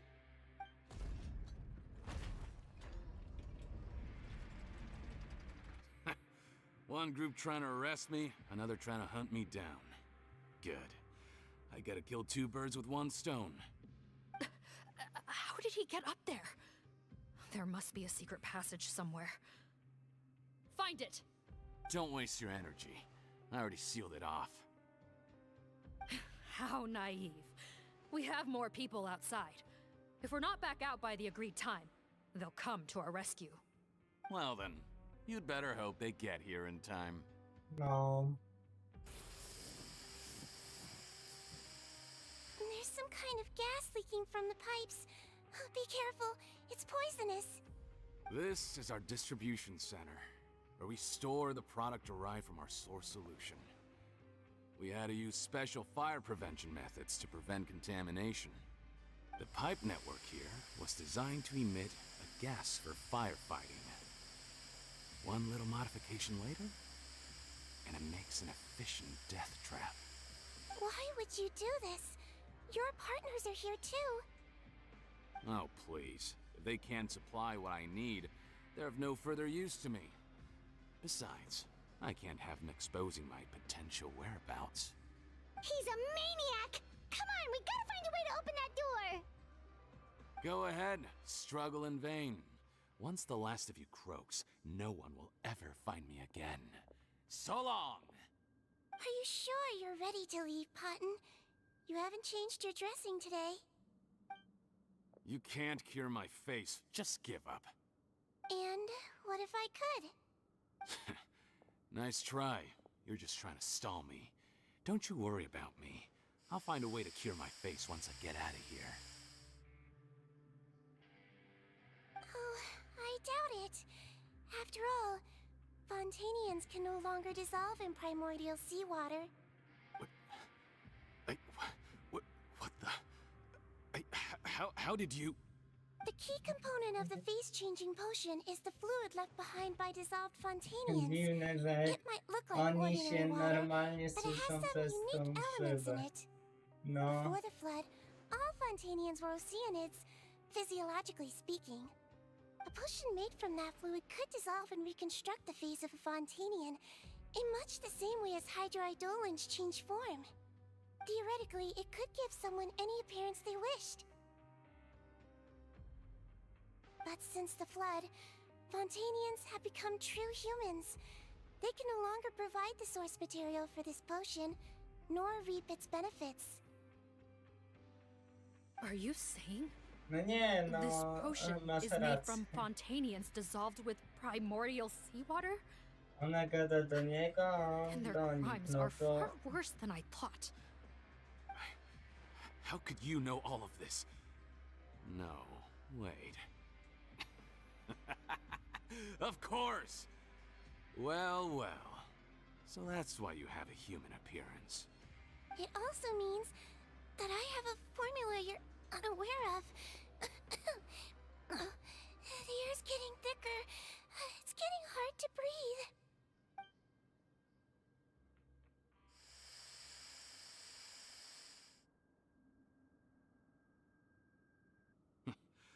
I might get to make a deal today after all.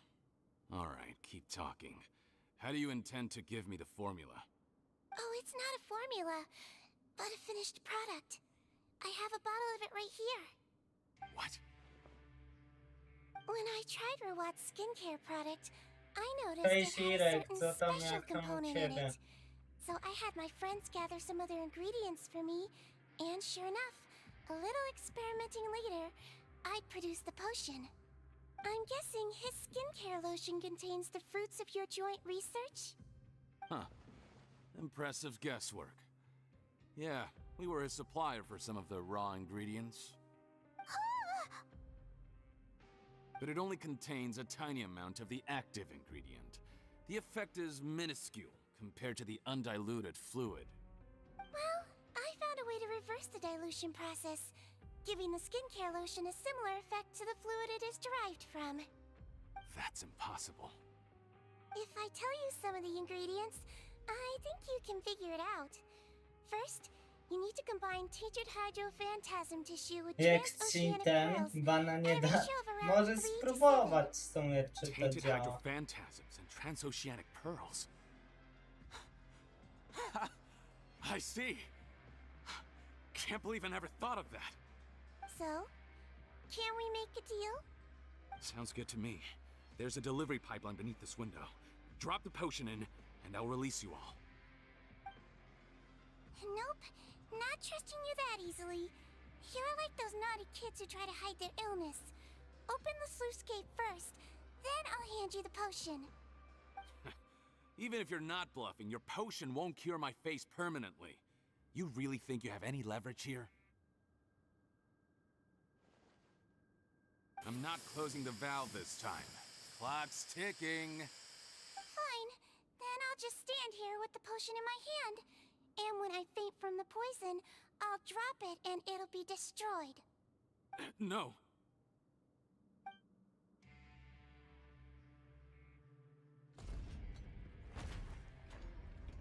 It's open! Disable that sluice gate! Jam it! Don't let it close again! That's more like it.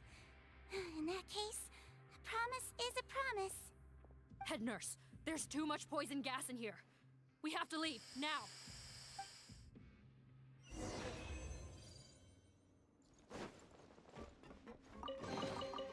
Dobra, uciekamy, bo nas ten odurzy.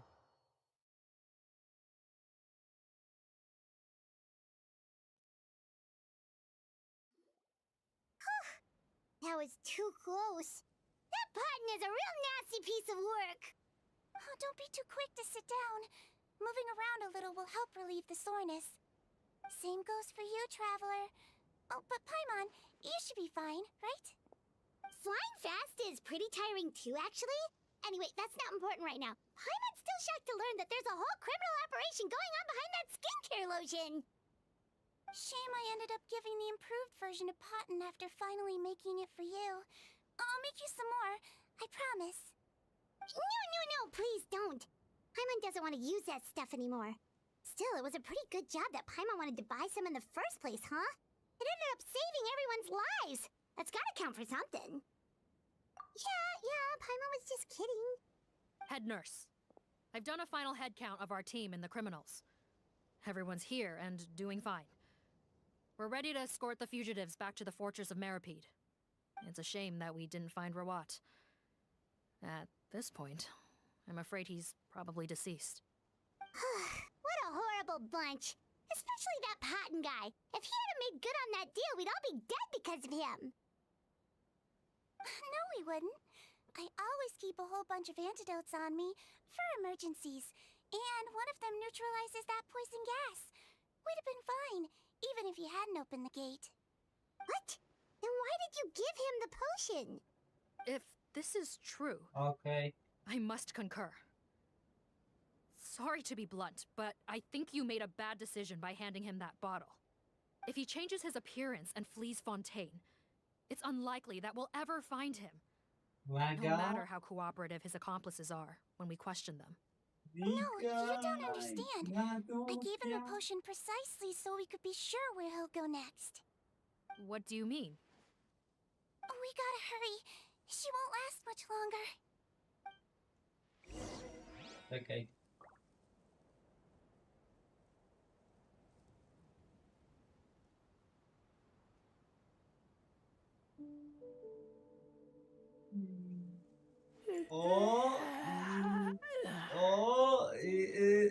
Jest.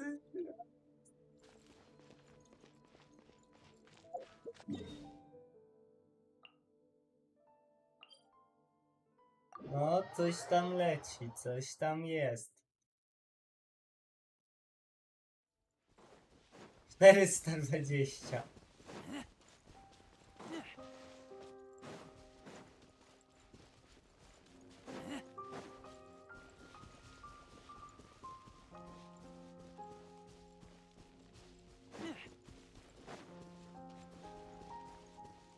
Ej, coś idzie, ale to powoli tak idzie, ale dobra.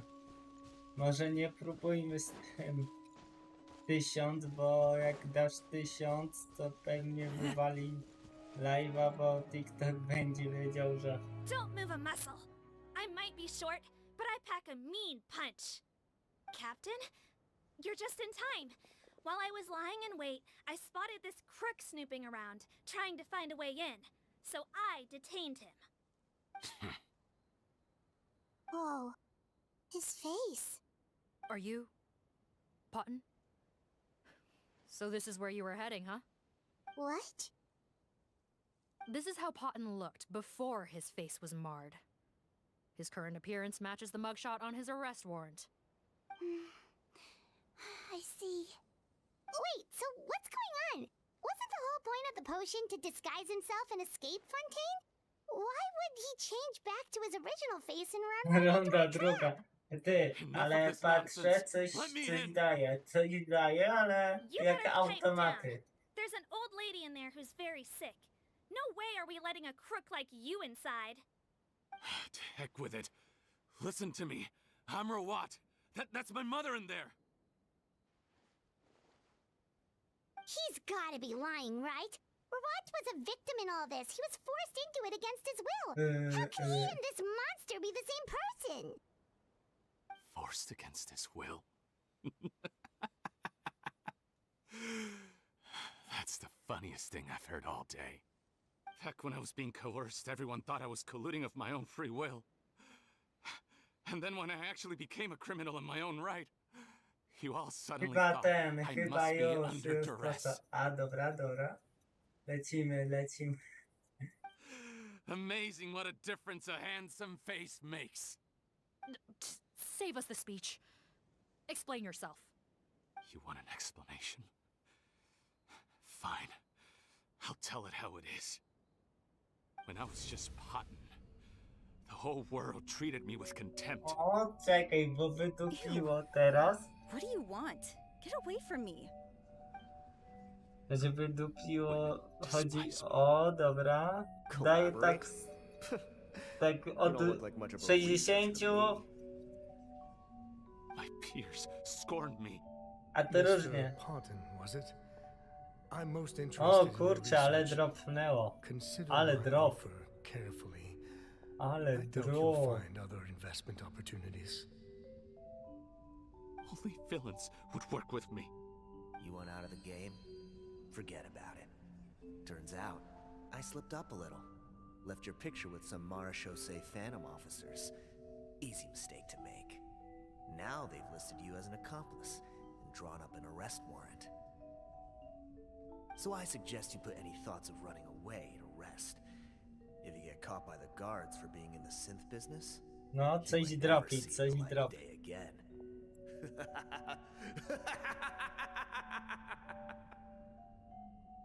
There was no way out for me. Until I could stop being Potton. Mr. Rawat, I have something I'd like to tell you. I became popular with women.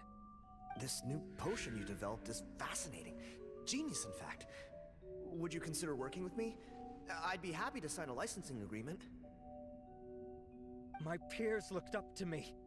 Okay, I'm very interested in your O, już research. 2 koła. You must no Dropnęło. doubt have offers from countless investors. So far be it from me to ask for a full collaboration, per se. I merely wanted to express my interest. No pressure at all, naturally. And the villains even began to fear me. Becoming Rawat showed me what a superficial world we live in. But I did not hold a grudge. After all, this superficiality could be made to work in my favor. Or so I thought. But alas, the world seemed bent on finding a reason to make me despise it. Mother, I'm back. How are you doing? Who are you? I bought the best medicine Mora could buy, but nothing would cure her illness. In the end, I hoped she'd at least be able to see her son one last time before she passed, but when everyone else rejected me, the only person who cared about me was my mother.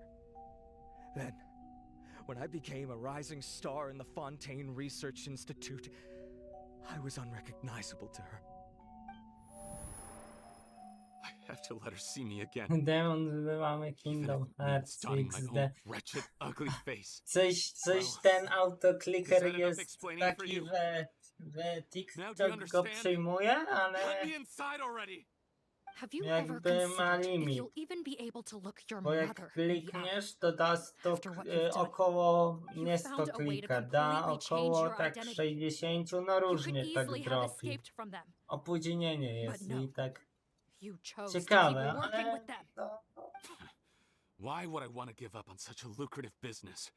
The profits were dozens of times that of the synth business, and it was all above board.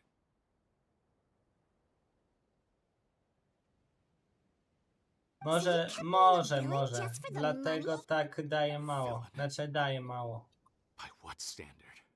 Daje Is doing tyle, evil ile deeds really by what na makes someone a villain normalnego in your eyes? klika Or by does it all come dało. down to the way they look? None of you saw a villain when I was wearing my other face, did you? You have no right to judge me. You're all just fake people living in a hypocritical world. I regret nothing. My mother would understand. You're a villain to the core, but especially that tongue. Honestly, I don't see a villain when I look at your current face either. Don't humor me. You don't seem surprised by my confession in the least. How long have you known the truth? I didn't know anything for sure until you chose to take that potion bottle and spare our lives. But if you're asking when I started suspecting you, it was the first time you came to see me at the infirmary. I had to confirm my suspicions.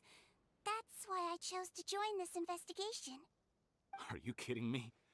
A young, promising researcher and a wretched criminal? What on earth gave you the idea that they could be one and the same person? Well, there were no visual clues. This potion's face-changing effects are very powerful. Even as a Melazine, I couldn't see through the disguise. But I believe I understand humanity a little better than most of my kind. Humans have certain fundamental qualities that do not change with their appearance. Fundamental qualities, huh? So you think you're the one who's seen through me, do you? Most people probably don't know this, but I think I can guess what your deal is. Melazine constitutions are very close to that of water, so it stands to reason that the potion should work on them too. You use it yourself, didn't you? That's why you have a human appearance. Seedween? Yes, you're right.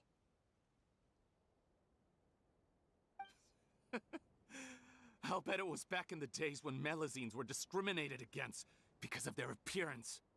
It was either carry on living in the gutters as part of an alien race cast out by humanity, or become the head nurse of the fortress of Meripede, revered by all. Not a hard choice to make. It's a no-brainer. So you see, you and I were the same. And I'm the one who saw through you! That's not important right now. You came here to see your mother, didn't you? Well, I can grant you your wish. Huh? Head nurse, I'm not sure that's a good idea in his current state. Don't worry. Back in the warehouse when I traded the potion for our lives, I was doing it to test him. He was willing to risk sacrificing his only chance of escaping capture by opening the gate in exchange for the potion. Also, he could see his mother again. If nothing else, his concern for his mother is genuine. I see. So before you arrest him, please allow him to see his mother one last time. The Traveler and I will accompany him. You have nothing to worry about. All right. I understand. Dobra. To ten czat tutaj z głównego monitora muszę wywalić. Chciałem tu wejść.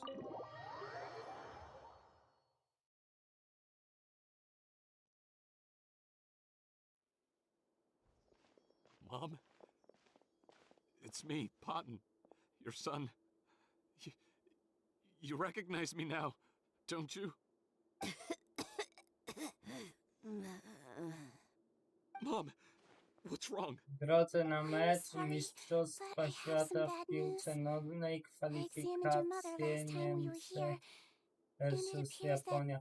A to spoko. Ja to dzisiaj poprawkę pisałem z fizyki 2 z zaliczenia wykładu. Myślę, że da 3 da trójkę i będę mieć wakacje. Znaczy no, wakacje. No, it can't be. W sensie, że od studiów. Open your eyes. It's me, your 3 son, Potton. miesiące. O, If you really can't see my 5K? face, then here, take my A hand. ja widzę 3, chyba się nie Let me feel your son's odświeżyło. hand. Albo I've done so much to get to this point. XD. To musi Please, mi chyba you have to zaraz... recognize me. Możesz spróbować. No, no, no, no!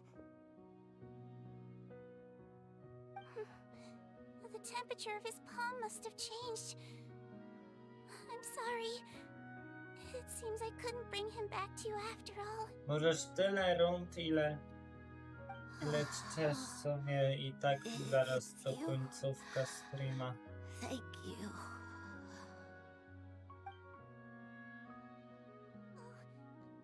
Of course. Mom! Why will you answer her and not me? Why? Why? No more questions, Potton. She's gone. Mom? Mom? I'm sorry to say this, Potton, but you and I are not the same.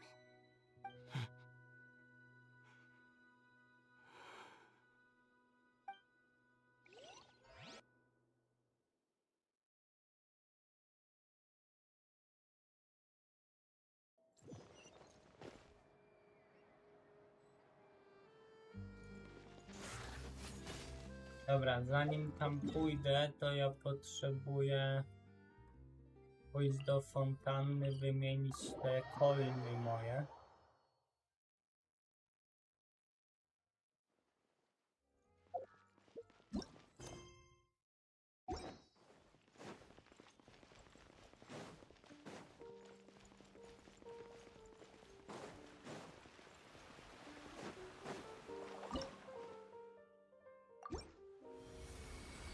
O, to na koniec zrobimy sobie mini opening tych niebieskich puli. Dobra, a ja wiem, czy te zielony... Nie, zielony nie wymienię coina. A ty, no. Wiadomo, o co chodzi. Zanim tam pójdę, to jeszcze zrobię sobie jednego tutaj spawnera.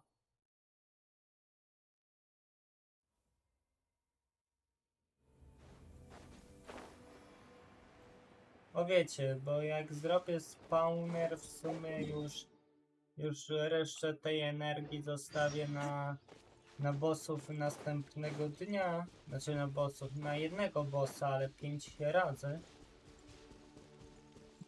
A ta energia się dobę odnawia, więc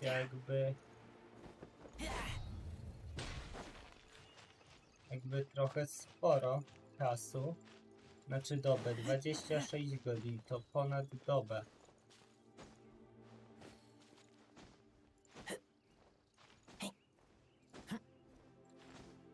No prawie 27 godzin tam. 26 godzin i 40 minut. Tak? No chyba tak, albo 20 minut.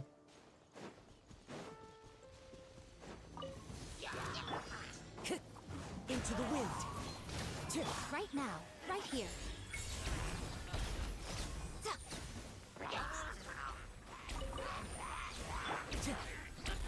Wind strider. As one with wind and cloud.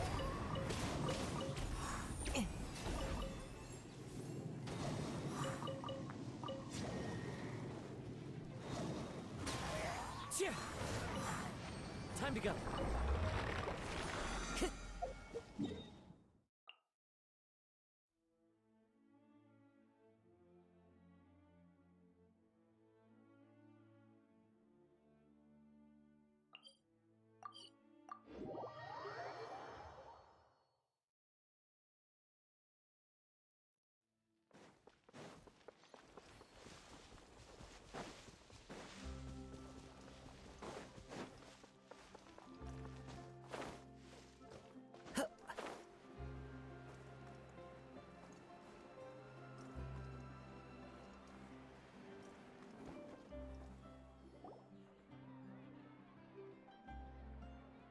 The wait is over, everyone!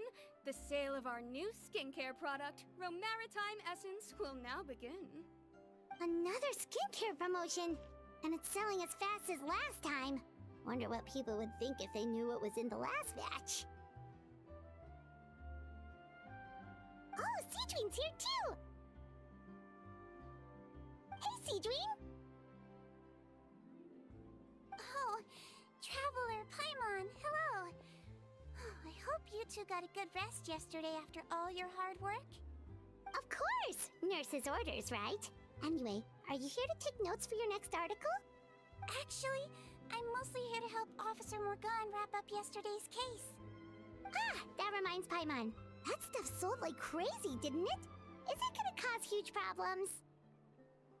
Nope, there's nothing to worry about. Unless modified, Butterfly Dew is an excellent skincare product that's completely safe to use. Besides, officers have already retrieved all Butterfly Dew purchased on the market. Now it's just a matter of disposal. After consulting Monsieur Nervulette, I came up with a way to neutralize any harmful effects, so it'll evaporate naturally without polluting water or soil. Wow, it's Seedween to the rescue again! Thank you for serving as our consultant, head nurse. All the butterfly dew we recovered has been disposed of, according to your instructions. Great! Good job, everyone! Also, you mentioned you wanted a copy of Rawat's interrogation records. Well, technically, Potten's records. Anyway, I have them with me. Here. After he saw his mother for the last time, it was like all his mental defenses came crashing down. He put up no resistance during the interrogation, and answered all our questions. We learned a lot. Apparently, the formula was something he discovered by chance, while helping the criminal gang produce synth. Later, he came up with the idea to dilute it, and use the resulting substance as a skincare product. Their supplier was Vache, but you could also argue that they were the ones doing him a favor. His operation helped Vache's gang dispose of an enormous amount of evidence. It made for a seamless collaboration. One man's trash was another man's treasure, and there were no loose ends. It's no wonder we never noticed what Potten's gang was up to. Vache again, huh? Is there still no end to the harm he caused? Make no mistake, the crimes of Vache and his accomplices will come to an end. It's only a matter of time. Since the flood cut off their supply of primordial seawater, they've been forced to resort to riskier methods, like using their private reserve to attack people on the street. Naturally, those attempts all ended in failure. After receiving numerous reports, we were able to zero in on the gang, and eventually round them up. That sounds more like it! Based on what he told us in his confession, we pretty much had him backed into a corner, even though he made a point of distancing himself from the gang, while disguised as Rawat. He tried to throw us off his tail by reporting his accomplices, giving him enough time to transform back into Potten and see his mother one last time. But there was one thing he hadn't anticipated. Even though Potten had been missing for a long time, we were very much still on the lookout for him. So, the moment he appeared in public, after changing back to his original appearance, we caught him. So he tried this once before, huh? Guess he really did want his mother to see him again. But in the end... Looking at the interrogation records, it seems like he spent the first sum of money he earned as Rawat on his mother's treatment. Yes, which is why I suspect that his initial motive for using the potion was not personal greed, but a desire to become somebody who had the power to save her. Even so, he went too far. In the end, he got what he deserved. I understand. Thank you for bringing me these records. Why did you want them anyway? Potten was one of my patients, so I need to put together a medical file for him. My teacher always stressed that a person's life experiences are just as important to their file as their medical history. Why are you still treating him like your patient? Isn't he kind of beyond redemption now? That may be true, but a patient is a patient, regardless of the choices that bring them to my care. One last thing, head nurse. Please keep everything you know about this potion a secret.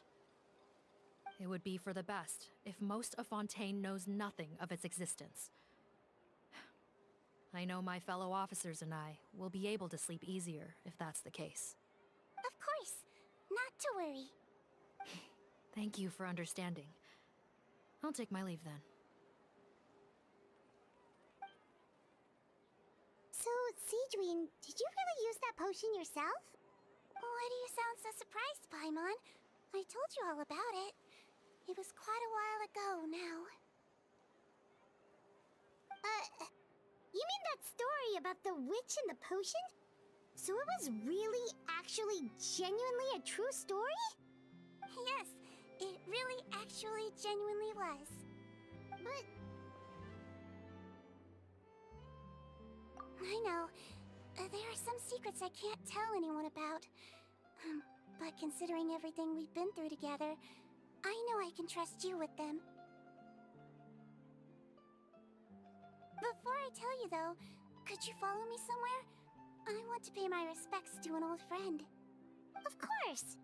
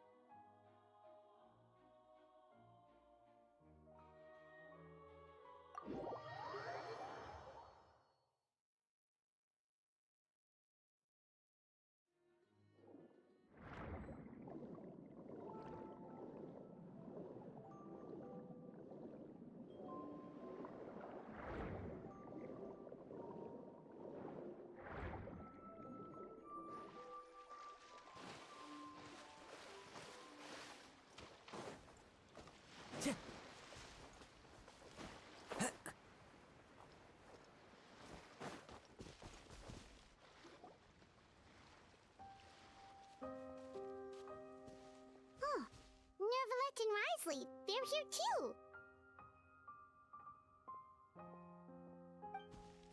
Good to see you, traveler. Paimon. I trust all has been going well for you? Big news, everyone. The Udex is out of his office on important business. Is that genuinely something people would consider big news? Why wouldn't they? Important business is a big deal. Yes, you're quite right.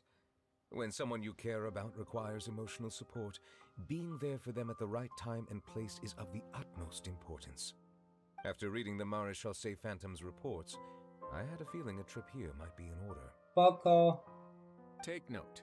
That, No my miałeś friends, is how Monsieur złego. Nervalet I tak shows that he zaraz cares. kończy się We're ten both here for the quest. same purpose, Otworzę actually. te To zwykłe accompany pakiety Sigewin as she i pays her respects to her late teacher. też kończę. So the old friend she To, że idę mentioned was her spać. teacher then? The witch? No chyba, że ten w sumie tylko skrzynki w Clash Royale ustawić bez premium. Więc będę musiał I doubt sobie she budzik considers na that title to be trzecią, offensive, żeby Paimon. tylko telefon Don't worry. odpalić i... Indeed. In fact, I believe Sigewin would take it as a sign of affection. She has spoken of this doctor on many occasions, and it sounds like she was a truly generous individual. In those days, many people harbored prejudices against Melusines. She was the only teacher willing to take Sigewin on as a student. Wow. It's really nice of you two to be here for Sigewin. Guess you guys really look out for your younger colleagues, huh? Younger colleague? Well, that might be true for the Udex, but I'm not sure I can say the same. Sigewin served a sentence in the fortress of Meripede hundreds of years ago, and after she did her time, she decided to stick around. She's been an integral part of our administration ever since. Strictly speaking, the head nurse has been around longer than most people in the fortress, myself included. Pretty sure that makes me the younger colleague. She served a sentence? Yes. Long before I became Udex, there was an ancient law in Fontaine that prohibited any attempt to transform another species into a human.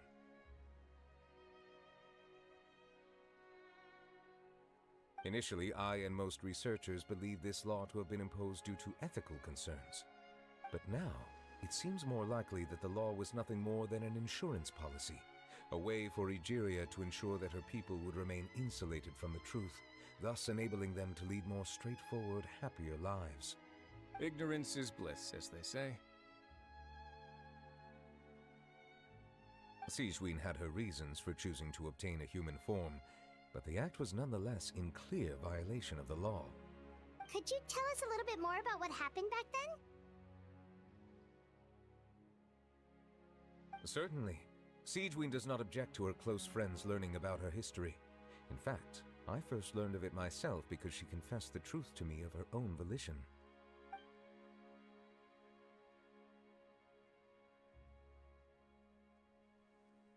Even with their daughter so ill, they kicked you out? Stubborn as always. And prejudice isn't a disease I can cure either.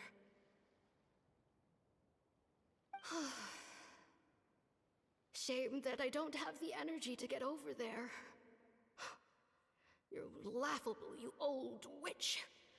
You want to save everyone in Fontaine, but you can't even save the patient before you.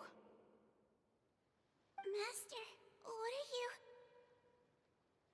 you... I discovered a strange disease, one I suspect that every Fontainian suffers from. But without witnesses or proof, no one will believe me. I had no choice but to experiment on myself to find a cure, but I hit a wall. And as you can see, it took a wretched toll on me. Then I'll find a cure for you, and then you can go cure her. There's no need. I am beyond saving now. There's nothing you can do. But, Master...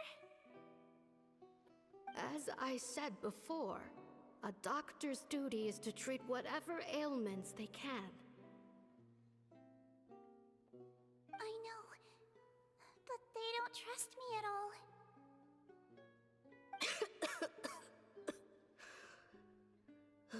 That girl. She's your first ever patient, isn't she? Tell me, what cost are you willing to bear to see her cured? I'll do whatever it takes. Even if it means breaking the law and being punished for it? As long as I don't hurt anyone. Yes.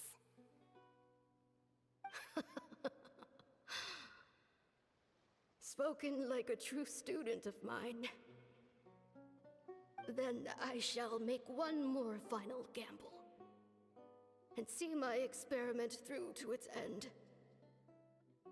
Leave me for now, and come back in 2 hours. If I am able to work this miracle, then I will have found a way to save all Fontainians, and I shall be able to help you treat that girl. If not, then it means there is one more disease in this world that I cannot treat.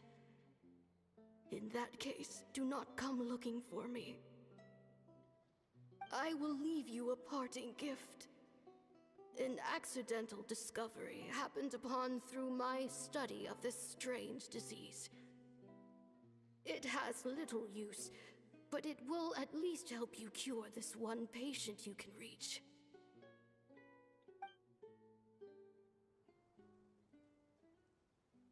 When Sigewinne returned, the miracle had not occurred. She found a potion bottle and a note on the table. After using the potion as instructed, she gained her current form, breaking Fontaine's law in the process. And after I had confirmed the veracity of the events, I gave my verdict. So that's what happened.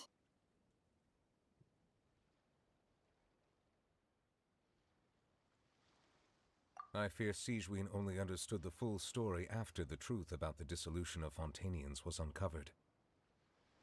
When I reflected on all this with that knowledge in hand, I felt a deep sense of regret. As I used the law to uphold justice, There are times when I cannot help but acknowledge its ruthlessness. After the final details of the events surrounding Sigewin's transformation came to light, I checked several sources and, thankfully, the legal code does not require Sigewin to shoulder any additional punishment. Wonder how she feels about all this. Since she invited you here, I imagine she intends to speak of these matters with you, no?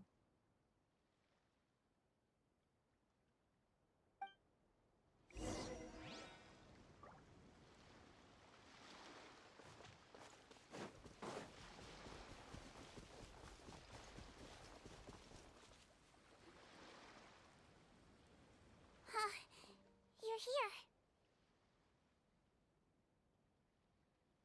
The old friend I mentioned was my teacher. When she passed, her body was nowhere to be found.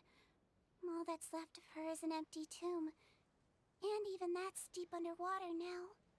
Sigewin, the witch who gave you the magic potion, she was your teacher, wasn't she? Sounds like Monsieur Neuvillette filled you in. After learning the truth, it must have been hard to process, huh?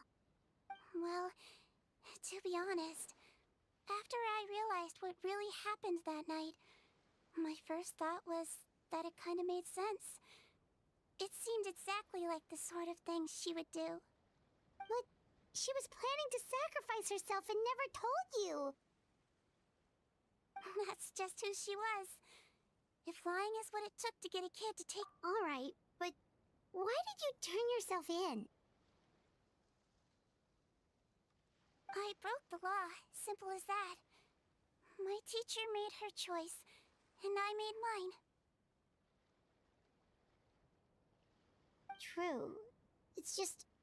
the way Patton framed it when he was asking you all those questions, it made Paimon really mad. You're not like him at all, and everything Neuvillette said confirms that. And yet, you were still convicted and thrown in prison. It just feels so unfair. Unfair? I happen to think just the opposite. If I hadn't served that time, I'm not sure I would have been able to stay strong when he was questioning me. What makes you say that? I knew you'd be curious. Let me tell you a story.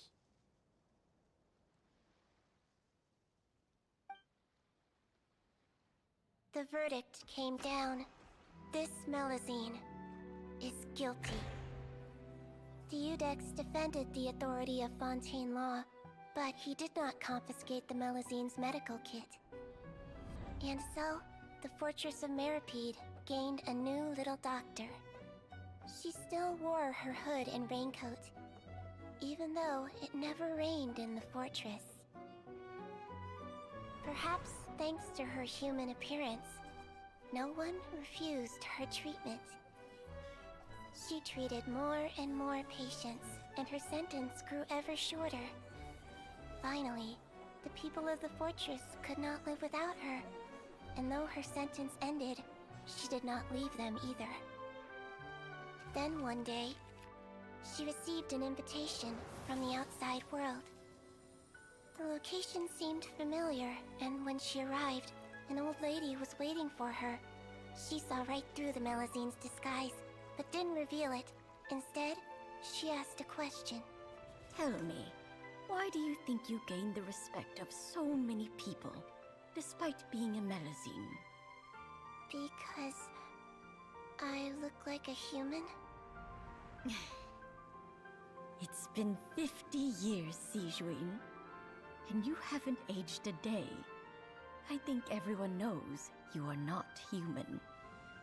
I finally found you, after all these years. I still remember, you know. It was you who saved me that night. But how? I was no longer a Melusine by then. Does it really matter if you're human or Melusine? I remember the warmth of your palm.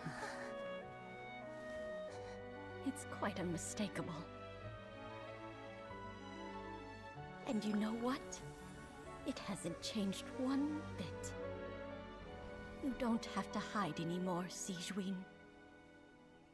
These days, everyone wants to make friends with Melusines. And I think that it's all because of you. I'm sorry I couldn't say this until now, but thank you, Dr. Melusine. Oh. Now that's an ending Paimon can get behind. After hearing everything Potten said, I wanted to tell him that it didn't matter who he looked like on the outside. But it was too late. The warmth in his palm had already disappeared. I tried to treat him, but the roots of his problem had nothing to do with his face. I understand. Thanks, you two. I appreciate you being here for me while I talk this through. Oh, it's nothing. Our pleasure. Oh, there's one more reason I invited you here. It's about time I finally give you what I promised. In order to restore the appearances of the face-swapping victims, the Marechaussee Phantom gave me special permission to make a few bottles of that potion.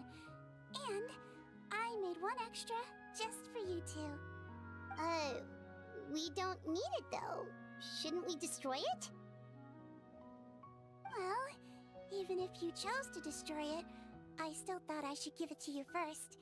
You two did so much for me. How could I break my promise? Well, fair enough, but anyway, Paimon's definitely not interested in this stuff anymore.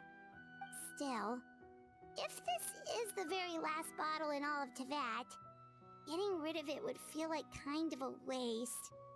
Maybe we can give it a special meaning somehow. Oh, Paimon's got it! Melusine physiology wasn't affected by the Great Flood, right? So that means the potion should have a permanent effect on you. In that case, what do you say, Sigewin? Ever thought about transforming back to the way you used to look? After all, from a Melusine point of view, Paimon bets Melusines look the cutest of all. Paimon, after everything, do you really think it matters whether I'm Melusine or a human? Well, what was Paimon thinking? You made up your mind a long time ago. Yeah, let's just destroy this thing. Leave it to me.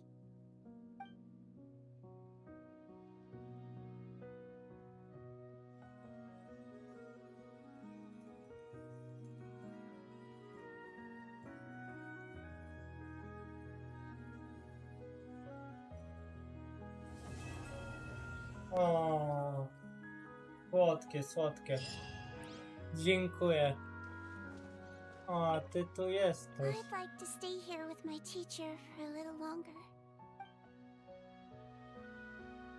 Dobra, więc to było na tyle.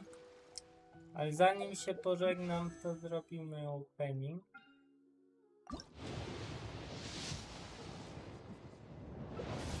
I drugie. Skip. Nic się nie trafiło. Trudno. Więc to było na tyle. Żegnam się z wami. Z tej strony był Demon Live Demon. I do zobaczenia na kolejnych streamach z Genshina i innych seriach. Na razie. Cześć.